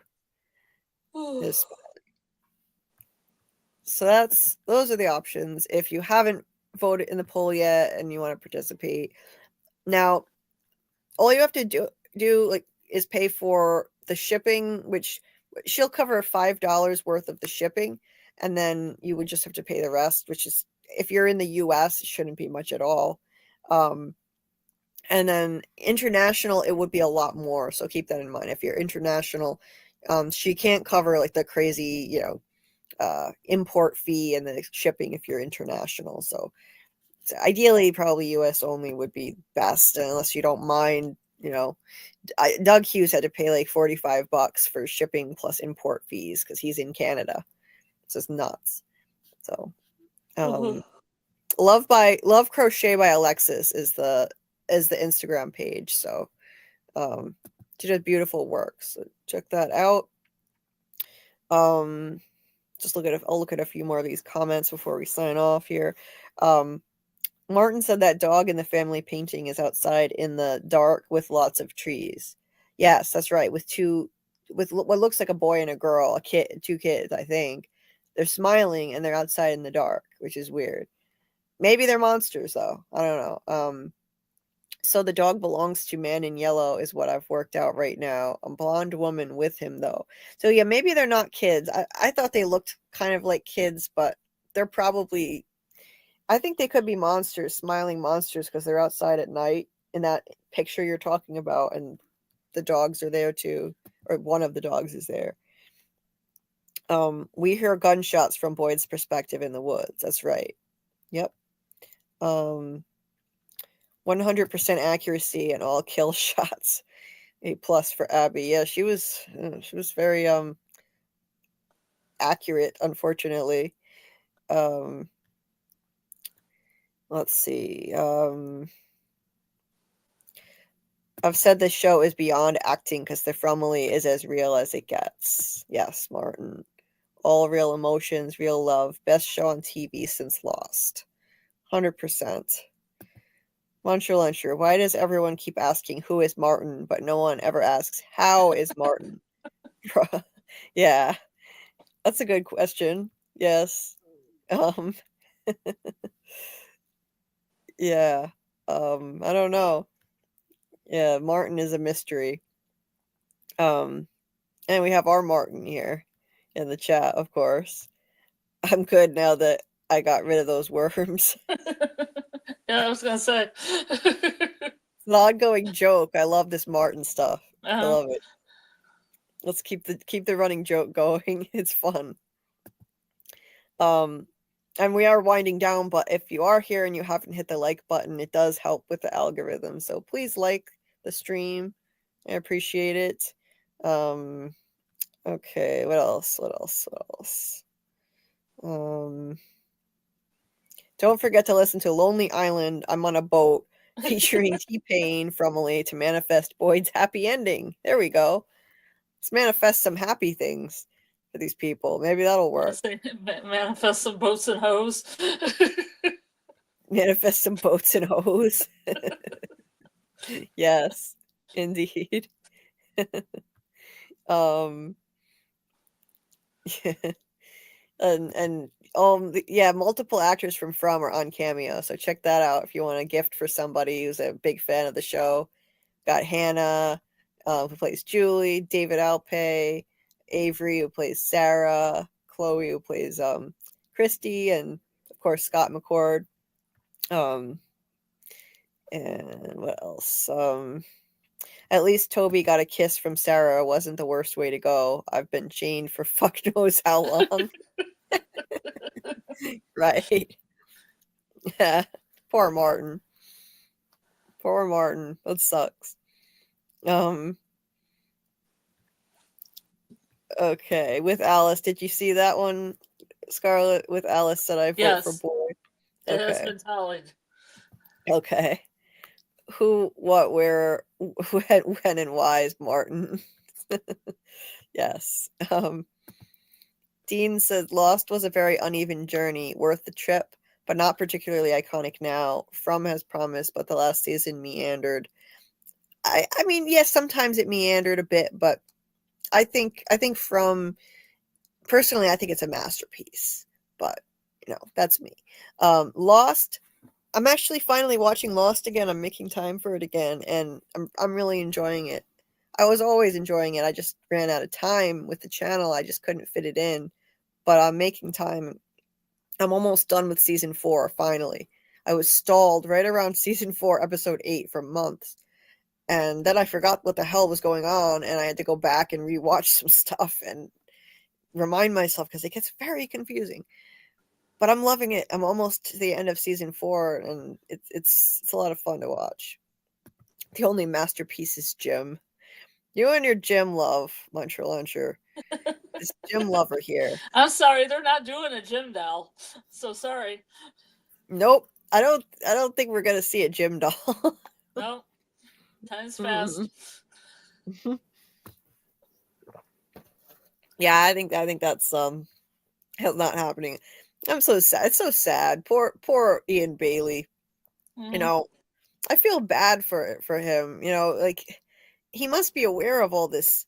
There's excessive gym hate. There really is. I've never been one of those people. I have my issues with the character, but I wasn't like piling on saying, you know, let's kill off Jim, and people take it so far. I like imagine the actor going online seeing this stuff. Well, that's the reason that David Alpay and those people say that they don't like look online a lot or have social media. Yeah, that's probably why. Yeah. David Alpay said he stays off of social media because like there's just so many toxic people and there's so much noise that gets in your head. And it's true, social media can be a cesspool. So he said in his cameo to me that he avoids it as much as he can. Yeah. Yeah, if they release Lost without flashbacks, I'm watching it again. Not now. There were too many flashbacks. I agree, Dieter. It got to be too much. By the time I got to season 2, I literally Googled, do the flashbacks ever stop? And no, they don't. I mean, in a way they do, but then you get something else. It's just like a flashback, but it's different. It's a flash forward. And so it never stops. And they beat that thing to death. They beat a dead horse with these excessive flashbacks. It's too much. After a certain point, it's like, okay, I get it. I know who these characters are. You don't need to keep hammering away at this like it's a soap opera and overkill. It was great to establish context for who these people are and what they've been through, and see all the weird connections they have to each other that they don't even know about in some cases. But yeah, overkill. I agree. And if I rewatch it, I'm going to skip through some of those for sure. In fact, when I just rewatched some episodes to remind myself what the hell was going on, I skipped through the flash forwards in some cases. Jim without his throat, don't think it would sell good. Probably not, Teeter. Yes, Martin from is a masterpiece. I think so. Yes. They do stop. The flashbacks stop, but then there are flash forwards. So you're never completely without something that takes you off the action on the island. Now, I don't know if it, like right now I'm in the flash forward part. I don't know if that ever stops, but yeah. Let's see. Oh, KP is here. Hi, KP. Yeah, KP is here. Nice to see you. We're just winding down, KP. I wish it would literally be a minute, KP, because we're getting done. Yeah. I mean, if you have something to say that's quick. No. I gotta go sleep. Well, Scarlet, you can always go to sleep, and I can let him hop on for if it's like a call in on Tony. You're okay. He says, "I don't mind a minute." Okay. Okay. Okay. If you really mean it. Okay. Before he gets on, I gotta announce a winner. Hear ye, announcing winner. Okay. It's Jade. Jade's doll won. Everybody, woo! Jade's doll won. Yes. All right. So how many votes did Jade's doll get, Scarlet? Let's see. Let me tally this up. Okay, he got 9. Sarah got 8. Smiley. Wait a second. Okay. Jade first at 9. Sarah next at 8. Boyd was at 4. Smiley was at 3. Man in Yellow was at 2. Okay. Nice. All right. Well, then Jade is the winner. So we'll be giving away thank you to Love Crochet by Alexis. She will be doing a giveaway with us for a Jade doll. and we'll announce when that's going to be. So thank you so much to her. I will, KP. I'll send you a link. Just give me a minute. I'm gonna just quickly just announce a few things or remind people of a few things, and I'll drop the link. Just give me 1 minute. So later today, keep an eye out for my breakdown of Severance season 2, episode 1. I should hopefully have that out by late morning. Fingers crossed I can make it happen. Definitely it will be today. Tonight, we're going to have the watch party for the next episode of Severance in my Discord at 9 p.m. Eastern. We'll also show it again at 10 p.m. Eastern if you missed that. Join my Discord if you haven't already to be part of that. The link to the Discord is in the description of this video, and I think I have it pinned to the top of the chat right now, if I'm not mistaken. I think. Is it pinned? No, it's not. Wait a minute. Well, I think it's in the description of the video, so that's good enough. You can just check it in the description of the video. And let's see. Friday night, we're having Doug Hughes, who plays the man in yellow, join us live at 10 p.m. Eastern. So if you have a question for him or you just want to say hi, you just want to be in the chat, he'll be hanging out with us at 10 p.m. Eastern Friday night. So you're not going to want to miss that. It's going to be a lot of fun. And then Monday will be the next Severance breakdown of the next episode of Severance at 10 p.m. Eastern. And after we break down the episode, we'll take call-ins. So yeah, I think that's pretty much it. And yeah, Scarlet, no, you need to go to bed. I have to go to bed. I've been off work all week due to snow and holidays, but now I gotta get to sleep and back on the schedule. Yeah. I just put the link in the chat, so KP can hop on quick and say hi. Scarlet, you can head out and go to sleep. Yeah. I'm gonna get off soon in a few minutes myself. So, all right. So yeah, Scarlet, sleep well. Thank you for being here as always, and it's been a good breakdown. See you tomorrow or tonight. Tonight. I'll see you then. Take it easy. Night. Good night. Oh, here. Good night. Yes, Fletch, still on. Yep. Getting ready to close it down, but KP is coming on to say hi first. So, welcome, KP. Getting ready to. Hey, hold up! Wait! Let me pause this thing. Hold up. Yeah, there we go. Yeah. There we go. Yeah, I was up finishing an architectural design thing, like, because I'm an architect / engineer. Basically I just build houses. Anyways, long story short, I was up. It's like 4:47 here, so like I was just up because I was doing this bit of work, and like I just finished, and like I just browsed through. I happened to browse through the YouTube streets, and I found that you were streaming, and I was like, what the hell is this woman doing at like 4 o'clock in the morning? Like, what?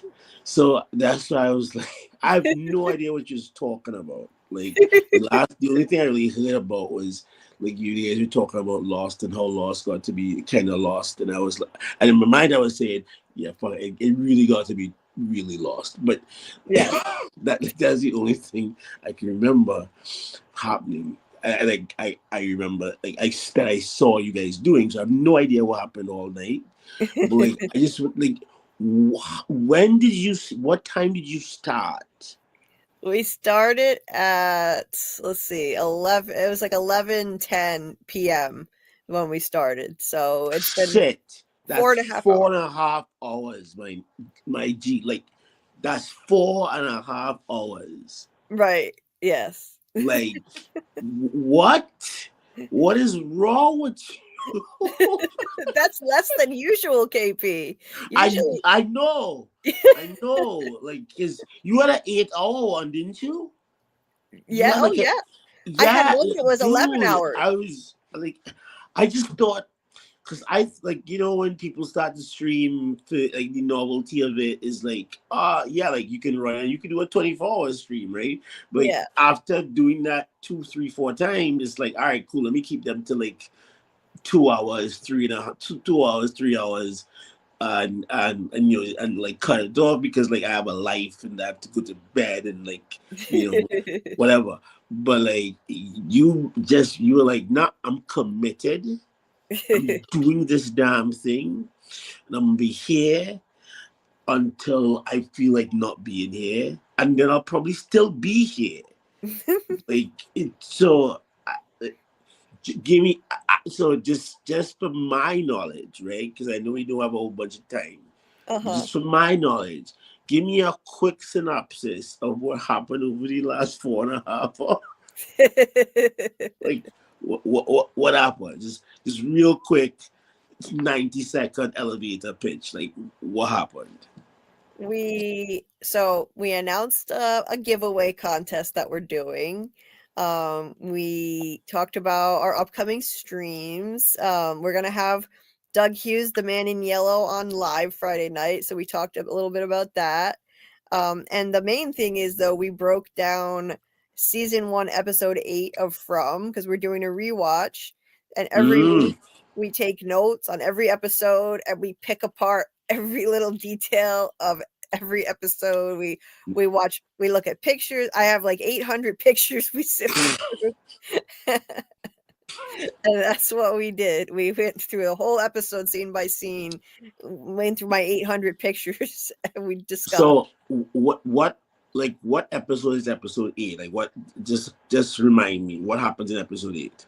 So it's the one after the Colony House massacre. It's the one where you see the flashback of Boyd arriving in town. He shoots Abby. He finds the talismans.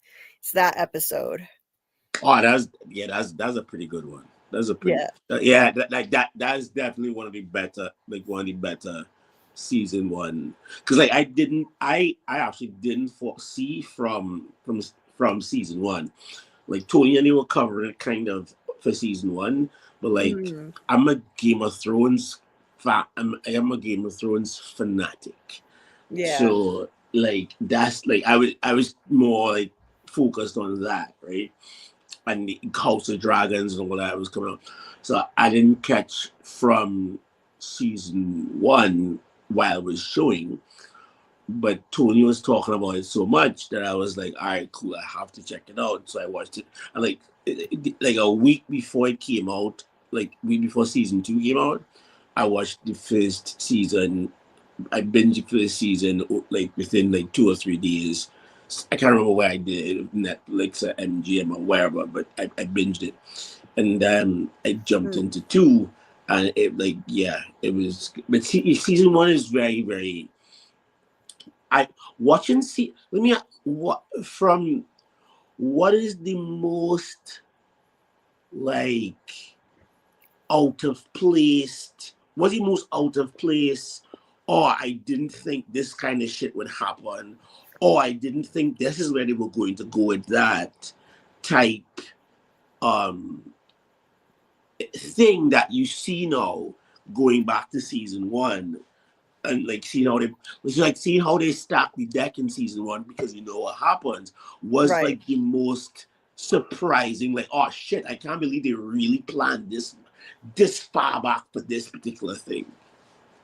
Well, they I would say like the way that they foreshadowed, they definitely planned on Jim dying from the very beginning. They planned on his death. They planned really? Oh yeah. They Right. definitely did. Yeah. Tell and me by the way, more. by the way, welcome, Dean. Hey there. Thank you. Oh, what's up, Dean? I have a request to ask you, my friend. Uh-huh. I'd like to Dean, make are a you from request if it's Australia? okay. No, I'm not from Australia. Oh my God, Aussie, oi, oi, oi. No, I said I'm not from Australia. Oh, you're not? Okay, never mind. No. I have a request though, sir. Could you What's put a that? shirt on, mate?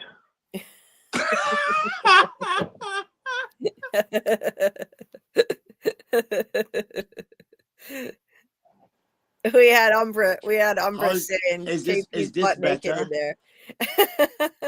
Is this better?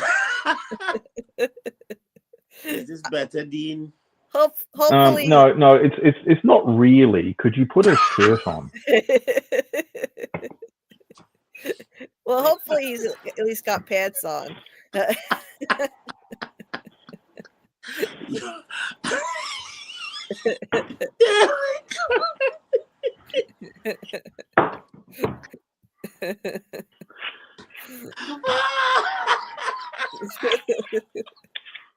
Dean, I'm sorry to have to, wave all this in front here. I'm sorry.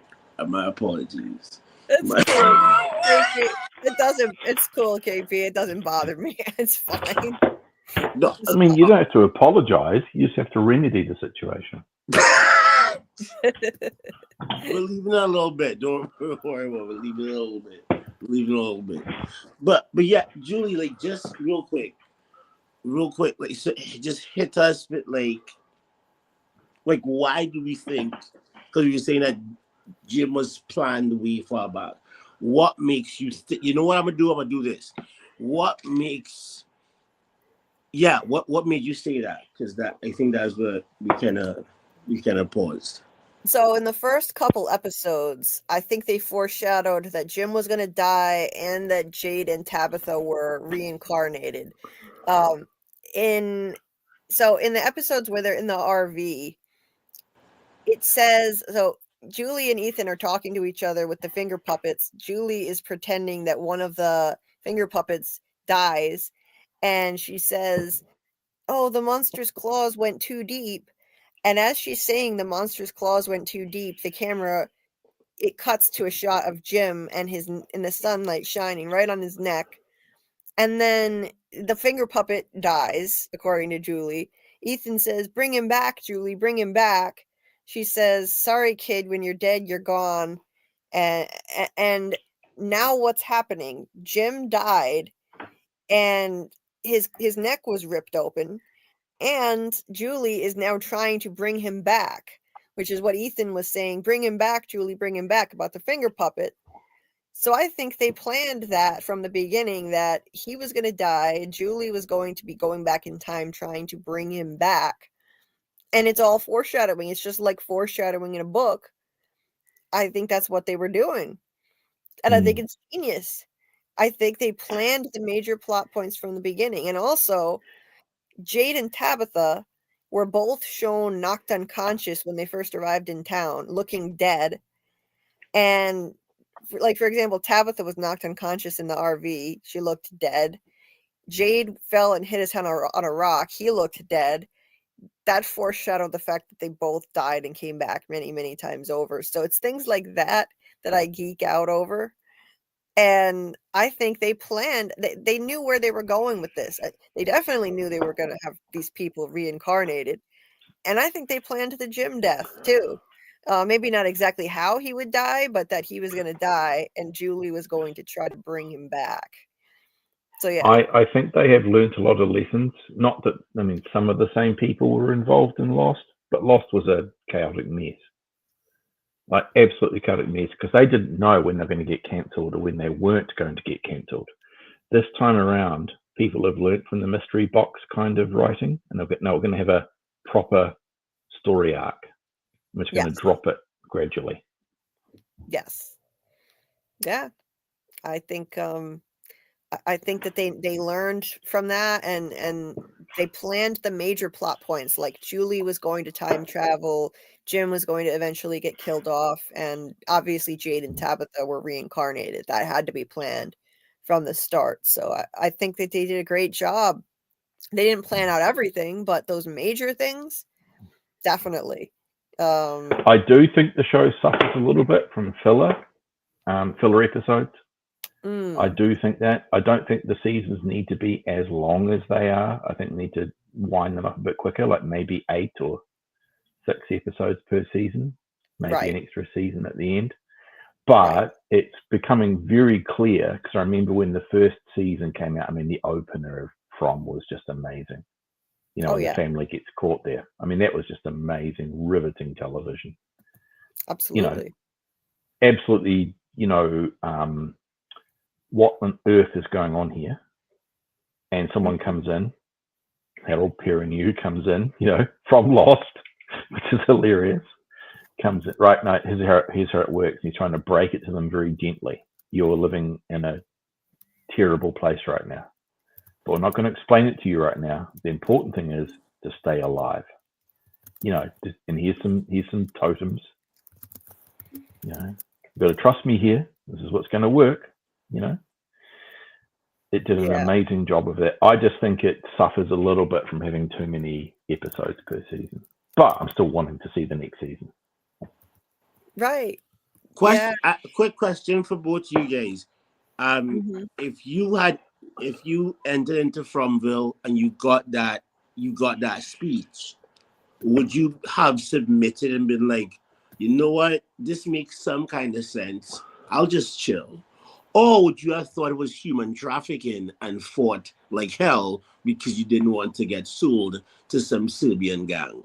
Like, where do you think, Dean, Julie, where do you think you'd both stand on that one if you were, you know, a new citizen of Fromville?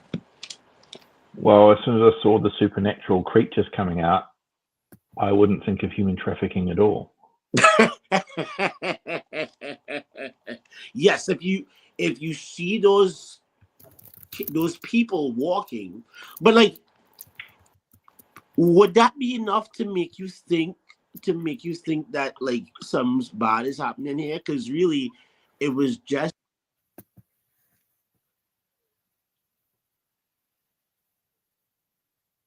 Wait, what? Yeah, I'm not sure. I think he's lost his connection or something. Yeah, he cut out. Hello. Oh, we hear you now. Yeah. I have to keep if I allow the thing to the screen to go dark, it does that. What was I saying? The monsters that they saw, at least at the beginning, with a bunch of regular looking folks, they just smiled a little bit too much and they were walking hella slow. So one could probably argue, not me, I wouldn't argue it. I think it would be kind of obvious that something's wrong here. But one could argue that maybe they just didn't realize these people were bad and they thought maybe they were just doing some kind of ritual. You know? I don't know how familiar you are with Western horror, but they didn't look regular at all. Like, not at all. They were dressed in anachronistic outfits. Yeah, like they were dressed in the 50s and 60s. 50 years, 70 years too. Yeah, which doesn't make any sense. So immediately that would be a bit spooky. Plus, you got to stay in here this one night. I know your kid's nearly dead. You know, like we've got to stabilize in the overturned RV. We've got to do that. Trust me, it's too late because it's getting dark. And here's this weird talisman we're going to bring in here. And you'd be very confused because, of course, you boys at night. Trust me, this is what we've got to do. Okay, you can ask questions later, but right now we're going to keep you safe. I wouldn't be questioning anything, and especially then when you heard the sounds coming from outside the RV. Right. I mean, I have to say this show has the best pilot episode that I've seen in a very, very long time. It immediately sets it up as this is something beyond your control. You know, you can't quite understand it yet, and you might get some answers as it goes through. Right. No, absolutely. It hooks you from the first episode. It is phenomenal. And looking back now with what we know now and seeing evidence that they planned major plot points even from the first episode, I see foreshadowing in it. I have even more appreciation for it. I think this show is a masterpiece. I really do.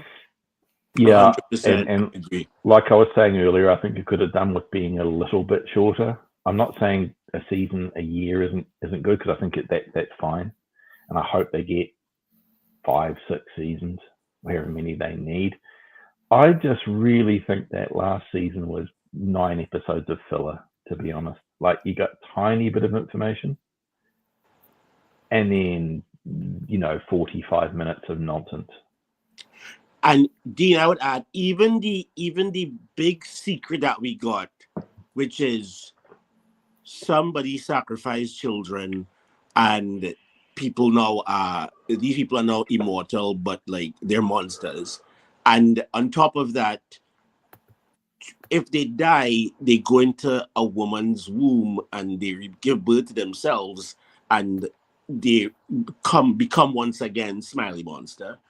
Like, that didn't answer any real questions. Like, like our start point in terms of knowledge and our end point in terms of knowledge that will help us to solve this problem is not very far at all from the beginning to the end of this season. So, like, I'm agreeing with you. Yeah, I mean, I love the show.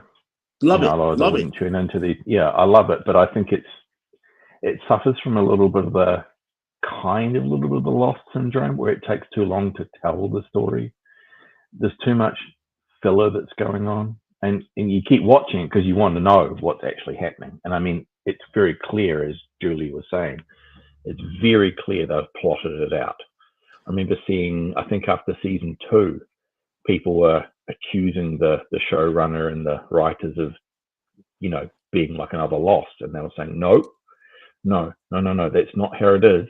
We've got everything plotted out, and you can see that starting to happen. I like that. It's just like American television in general. It takes 18 episodes to tell the story that a 6-episode or an 8-episode season might tell. Mm-hmm. It's too loose. Mm-hmm. It's telling you a great story. I'm going to keep watching.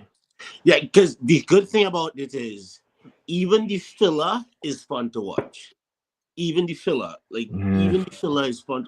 And I would also say that the storyline itself, the plot itself, going from doing different stages of figuring this thing out till figuring the whole thing out, and then a game plan even after that, perhaps fighting the evil entity that you escape, and you have to fight the evil entity that was here, whatever.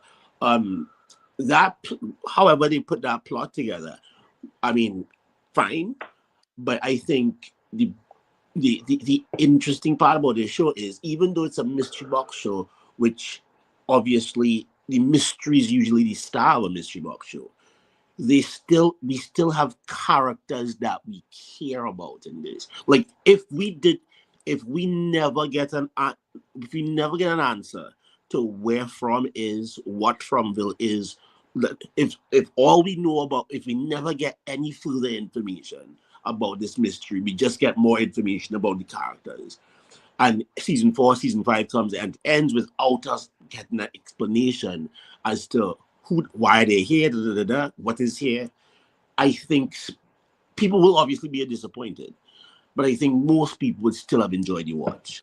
What do you think about that, Julie? Well, that's not what I said at all. No, I know that's not what you said, but I'm just kind of adding that in. That's my question. Okay. Your question is, wait, say, if, can you if repeat we the don't question? if we don't get any more plot information, if we don't get any more plot answers in season 4 and season 5, all we get is more character development stuff, and it ends at season 5 without giving us an answer to where Fromville is, why it is, who set it up, what's the point of it, etc. I mean, we just kind of get more character-based details. We know more about these characters' backstories, and we see them fall in love, and so on and so forth. I think I was saying, yes, people will be disappointed, but I think most people would have still enjoyed the watch, because they've done a really interesting thing on a mystery box show, making the mystery secondary to the actual characters. So I was just asking Dean and yourself what you thought about that concept. Is is that actually happening? If we never get the answers that about Will, would you still count this a good watch? I wouldn't be happy about that. I love the mystery. I wouldn't be happy if it's too much like about the character development only. I mean, I know that that's what they care about the most. And that's what they've said, the character development, and their character development is amazing. But if we don't get satisfactory resolution to the mystery in the end, I would be upset. But I don't think that's going to happen. I think they've planned it out well. As long as they get renewed for the 5 seasons that they want, you'll get the answers. I think we'll get the answers. And they're not going to answer literally everything, but I think we're going to get enough answers that I'll be satisfied, you know. And to be fair, they've been very, very clear about you are going to get answers. Now, we can take that on faith, you know, but we are getting a lot better answers now in the last season. We're actually getting answers to things, slowly but surely. And a lot of television has suffered from this over the last 30 years or 20 years.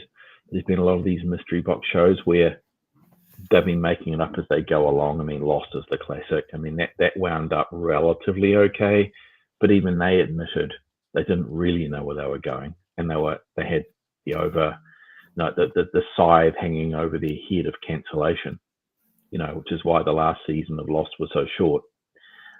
It's not just Lost. There's been a whole bunch of shows like that. In this case, and there's been a few others like that. There's been a few other TV shows that have come before from where they've got, no, we're going to do it, and we're going to do it properly. So, for instance, have either of you seen Counterpart? Yes, love it. Right, started, finished. They wanted a third season, right? But they knew that we're going to get one, and so that one finished pretty appropriately, and you knew everything that was happening. The other one I'm thinking of is The Leftovers. Have you seen The Leftovers, either of you? I've seen it. I've seen it. I watched the first 2 seasons live, and I got the other season. Okay. Julie, have you seen either of those shows? I watched like one episode of Counterpart, and then I kind of got hooked into other things, so I never continued with it. But I thought it looked really good. It was it looked like a great show. It's one that I plan on going back to. And then The Leftovers I dropped because I couldn't take it anymore. It was too much character-driven drama that was depressing and not enough about the mystery. So I just couldn't get past boy.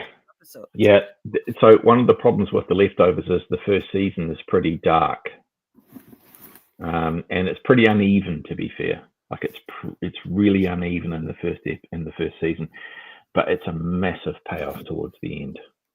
Season but 1, to be fair, very boring. Well, I wouldn't say very boring, but like it's not. I can see somebody checking out if season 1 and season 2 is all you have. I can see somebody checking out. But by the time season 3 comes and you're figuring out what actually happened, it grips you. Is that right, Dean? Well, you don't really figure out what happens. I mean, it's the open-end mystery box. I mean, they don't ever explain what the hell happened to these people, where they all went, because that's what I would want to know. Well, no. And there's a really interesting point. It's based off a short novel from 10 plus years ago, and they adapted it. And it was old Damon Lindelof that did it, the guy that started Lost and all these other mystery books. He actually wanted to show what happened, and he was smart enough to get the original writer of the novel involved, Tom Perrotta, who I've spoken to a couple of times about it, because I wanted answers too. It's like, what actually happened? No. The whole point is, let the mystery be. You don't need to know. It's how it's affected other people. But as the show goes on, you do see how it affects other people. Like there's a mythical Jesus figure who doesn't believe he's Jesus. You know, is he? Isn't he? We don't know. We just don't know. But it's more about the human relationships that happen when 2% of the world disappears. Then on the other side, you could look at it if you're familiar, like you've seen the first episode, 2% of the world disappears. No one knows what to do. Maybe it was 98% of the world that disappeared. Okay. You don't get answers. All you have is more questions. See, that would drive me insane. I would not like Well, that. maybe, but you do get to see some really interesting things, like the way it's filmed, especially in the second season. It gets a bit mystical, and there's some.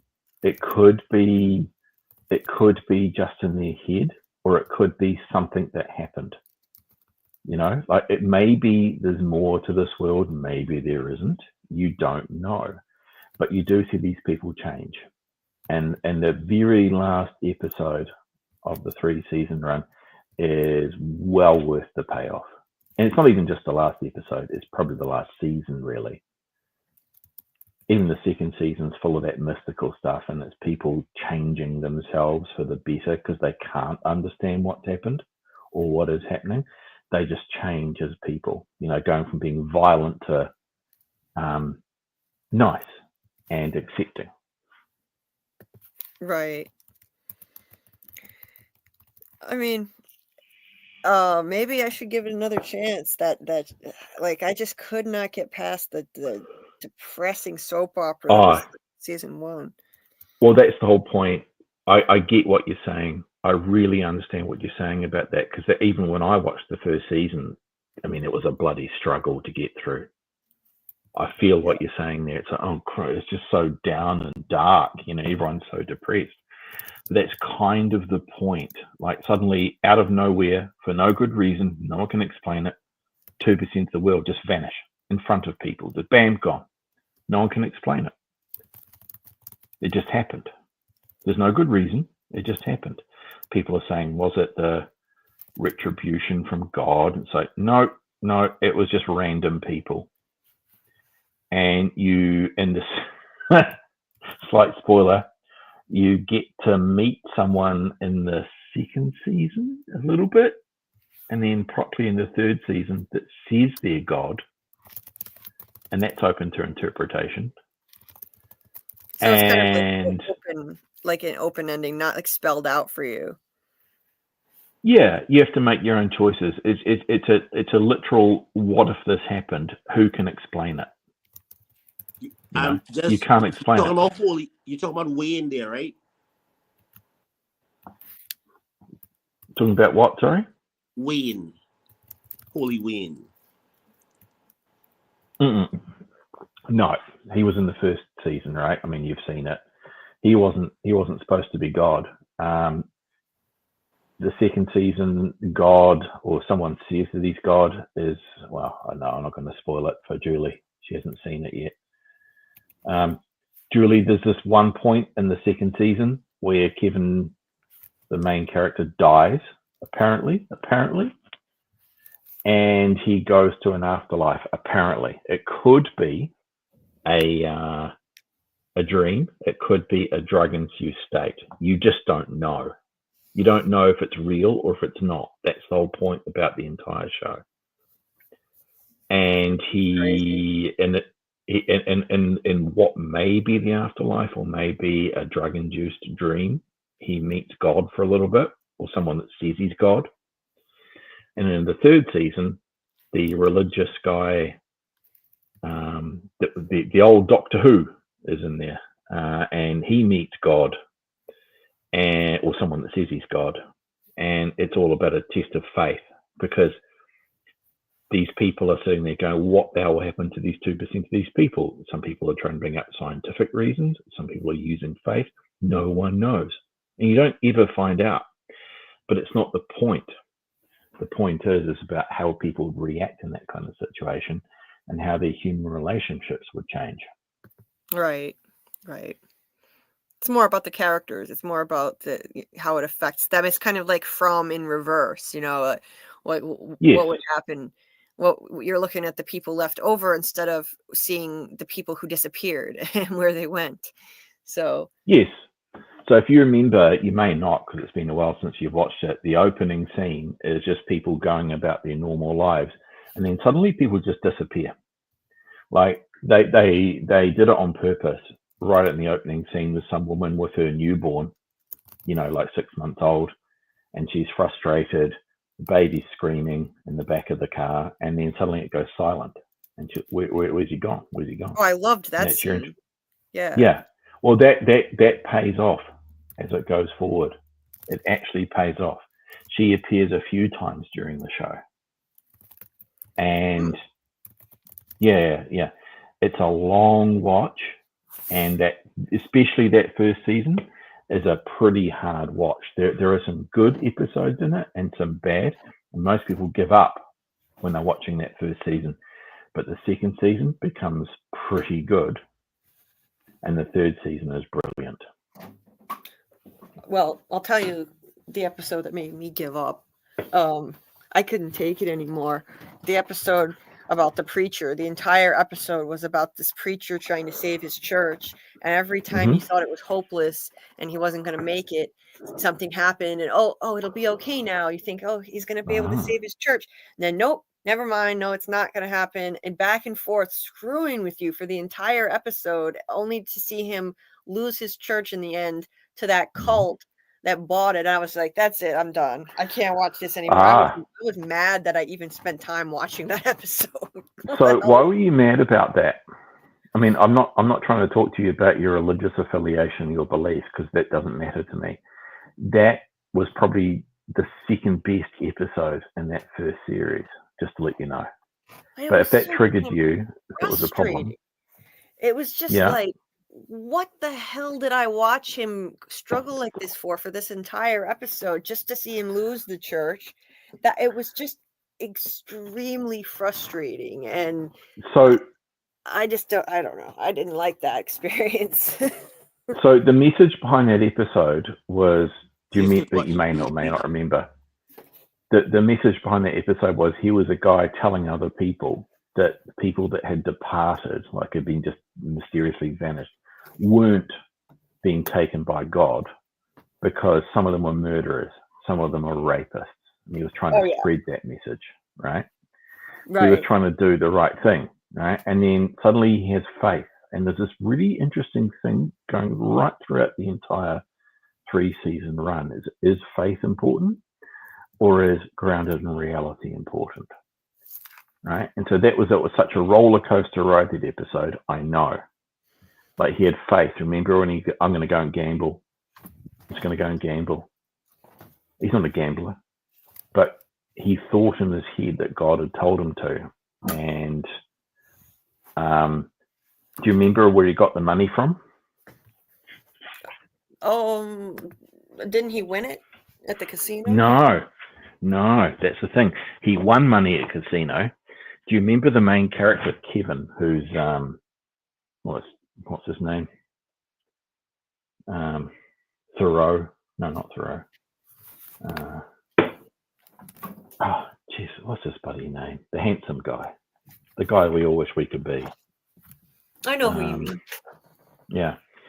No, it was, he got the money because the main character's insane father that was committed to an asylum for seeing things and hearing voices had buried it in the backyard like a couple of years earlier. And so he goes there digging it up, and he's like, what are you doing? So, well, I'm digging up the money your father left me. So, oh, okay then. All right, nothing makes sense anymore. That's fine. He pulls out money from the ground and goes to the casino, and he knows what he's supposed to be doing. Yeah. And that's the thing. It throws you in the middle of this thing. It doesn't explain what happened. It just throws you right in the middle of this. This weird shit has gone on. No one knows what's happening. Don't try and figure it out. Just go along for the ride. You're going to have ups and you're going to have downs. And that first season in particular is a massive roller coaster.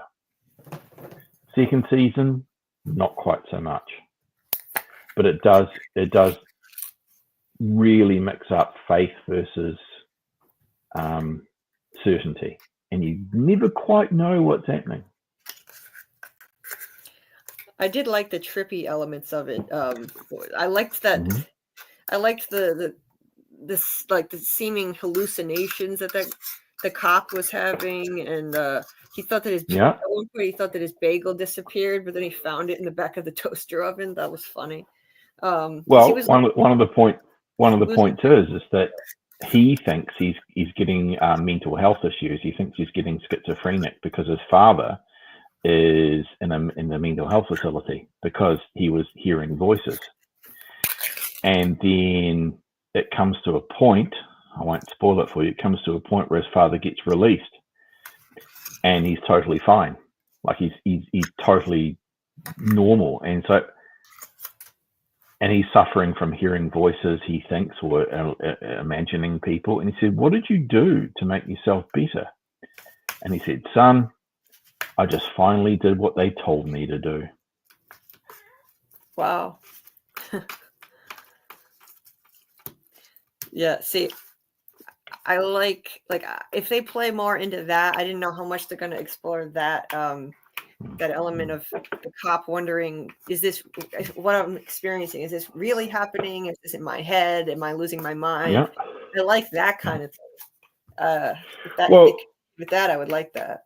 So to be fair, most of the show is about that. Like, he's supposed to be, well, it depends on how you look at it. They never spell it out. He's supposed to be kind of a Jesus figure, but he doesn't believe in himself.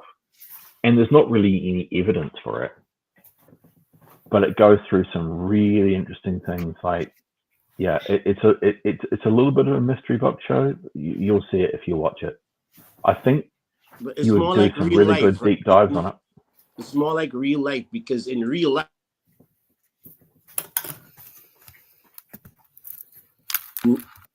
we usually don't get, detailed answers about things that happen in the world that affect us in great ways sometimes. What are your thoughts on that?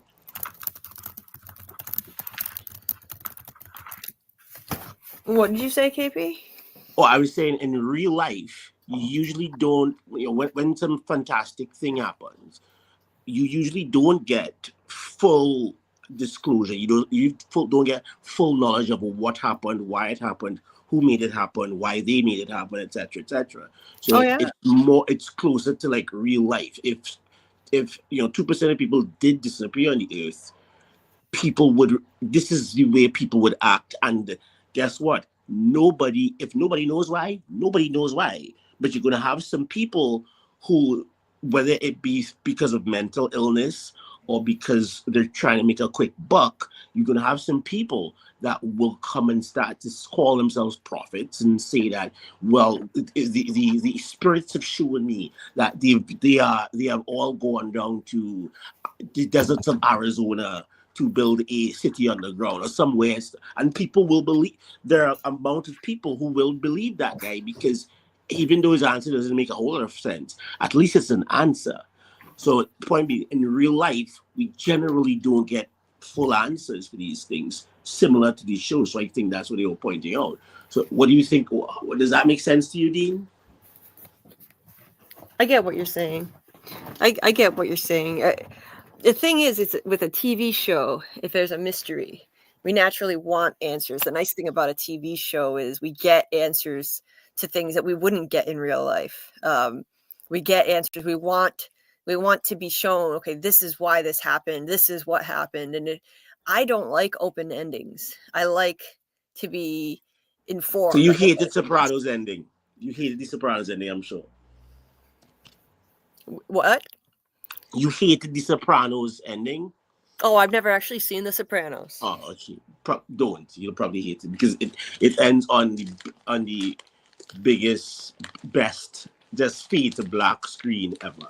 The most abrupt, just at no very interesting point. It's just a family sitting down about to have dinner and fade to black. Oh, yeah, I would hate that. Yeah, I would hate that. No, I don't like endings like that. I like things to be clear. Next time you call in to like Tony's show, you could ask Phil about that. Phil's a big Sopranos guy. He'll talk your ear off for like 5 hours just about that particular ending scene. Because in his defense, he has some great points his points actually moved me from. Oh, KP cut out again. If Tony even does a live anytime soon, I don't know where Tony's been. Speaking of Tony and Phil. Yeah, they've been missing. They've been MIA for I guess since Sunday. They did a Wednesday show, but they didn't do a Sunday show, and they didn't do a Wednesday show tonight. So I guess they had some personal stuff going on. He didn't even do his 100K stream yet. He did. Wait, he did that. When the hell did he do that? He did that on, I believe that was last week Wednesday or last week Sunday is when he did that one. What the hell? I didn't get a notification. Yeah, he did. And he did like a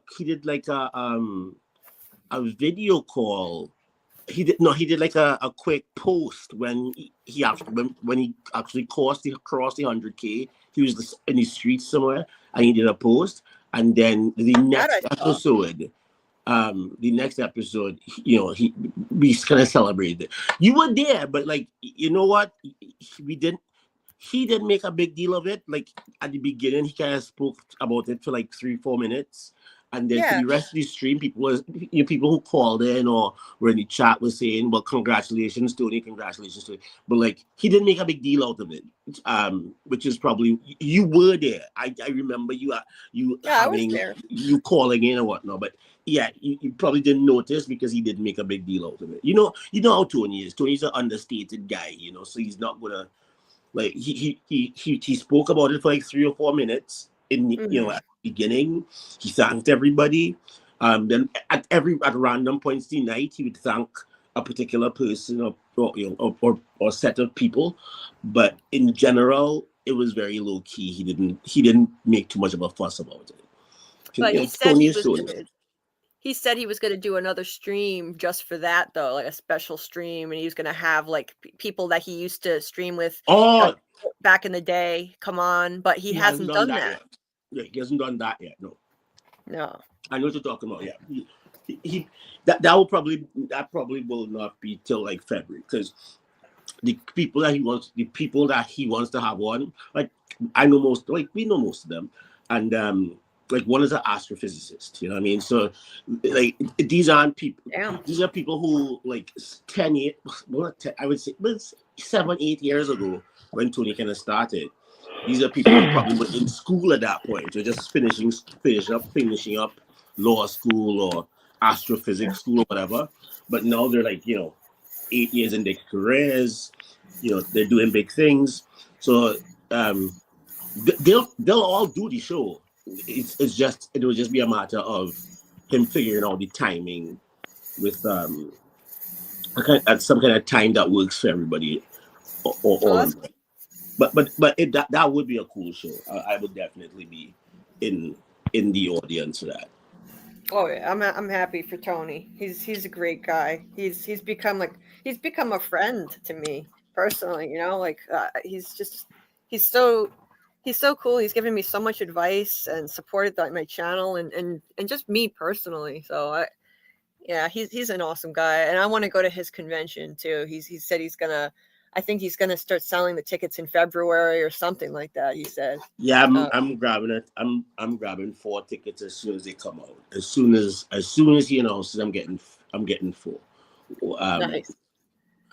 The wife and and 2 of the kids, because it would be nice to come over to the States for a week and go to a little convention and talk to people, and that would be pretty nice, because I've never been to like Ice and Fire Con or any of these like watches on the wall thing. I've never been to any of these big conventions ever. Me neither. I've never been like a comic book person or that kind of. I've never been too much into any. I've never been into any kind of a fandom deep enough where I made it like my life's mission to like make a cosplay costume and go to some particular Comic Con or something like that. I've never been a fan of a show that much until probably Game of Thrones, and by that time, I was already mid-20s, so I was like, with my street cred, I wasn't going to be putting on any kind of cosplay. I would like people would have not nice things to say, and I'd have to fight. So like, but I would love to do it. I would love to have my kids have the opportunity to do it. So yeah, and there's 7 and 13. So that'll be fun. And like probably we go to Disney World at the same time. Because I don't know if you've been to Disney World as a kid versus as an adult. Well, let me tell you something. Disney World as an adult is the best thing that ever will happen to you. Like it is the best experience. It is by far better than the time you had as a child. Like that's my recommendation to everybody. If you can do Disney World as an adult, do it now. This is one of the best Disney World. All right. Well, listen, it's probably time for a few.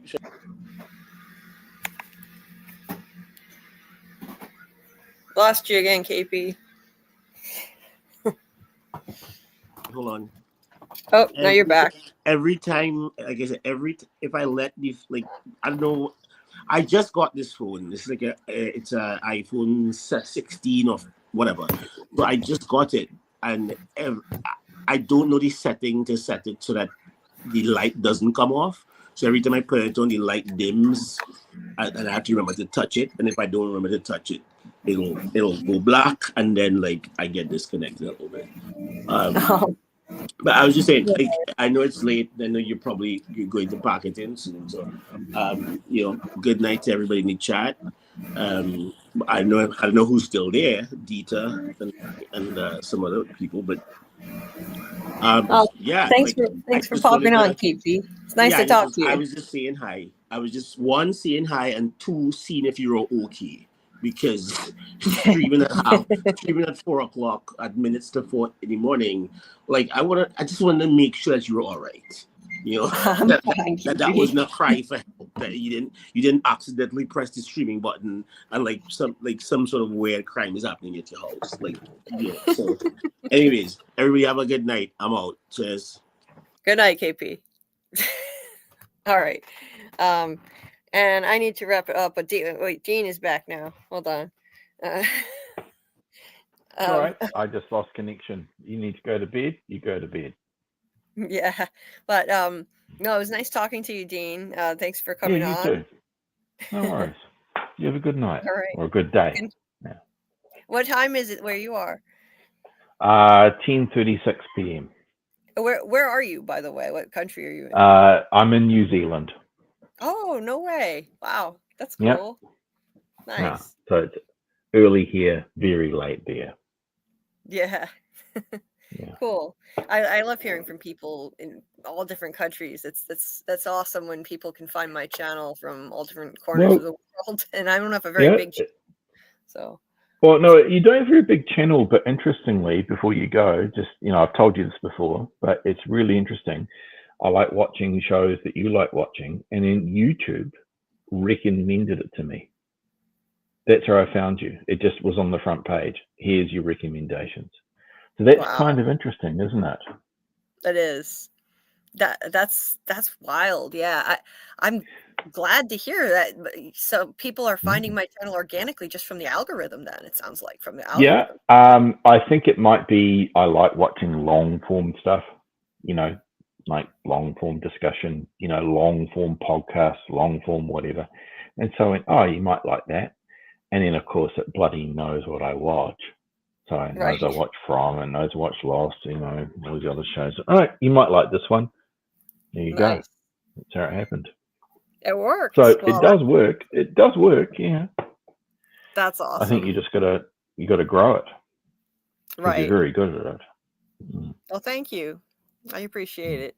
I'm trying to expand now, because I'm not covering just From anymore, covering Severance. So we'll see what happens. Yeah. But I'm enjoying it. Don't burn yourself out, but you're doing an excellent job. Well, thank you. I am kind of burning myself out with these marathon live streams. I need to try to. Yeah, well, you can't keep that up. You can't keep that up. From a Holic Fletch, I do not know Jay White from New Zealand. I do not know my friend. I mean, that's like asking, do I know a John Smith from New Zealand? What are you talking about? Right. Do you know there aren't 3 people that live here? There's like 6.5 million. How would I know? Right? Yeah. Yeah. Anyway, hey, thanks for your stream and thanks for the conversation. Thank you for your support. Thank you for coming on. No worries. We'll see you at another stream soon. Yep, no worries. Have a good night. Okay. Good night, Dean. Okay, guys, I am signing off. Thank you so much for coming. Thank you for everything, Dieter, as always. I don't know if you're still listening or not because you had to go, but thank you so much.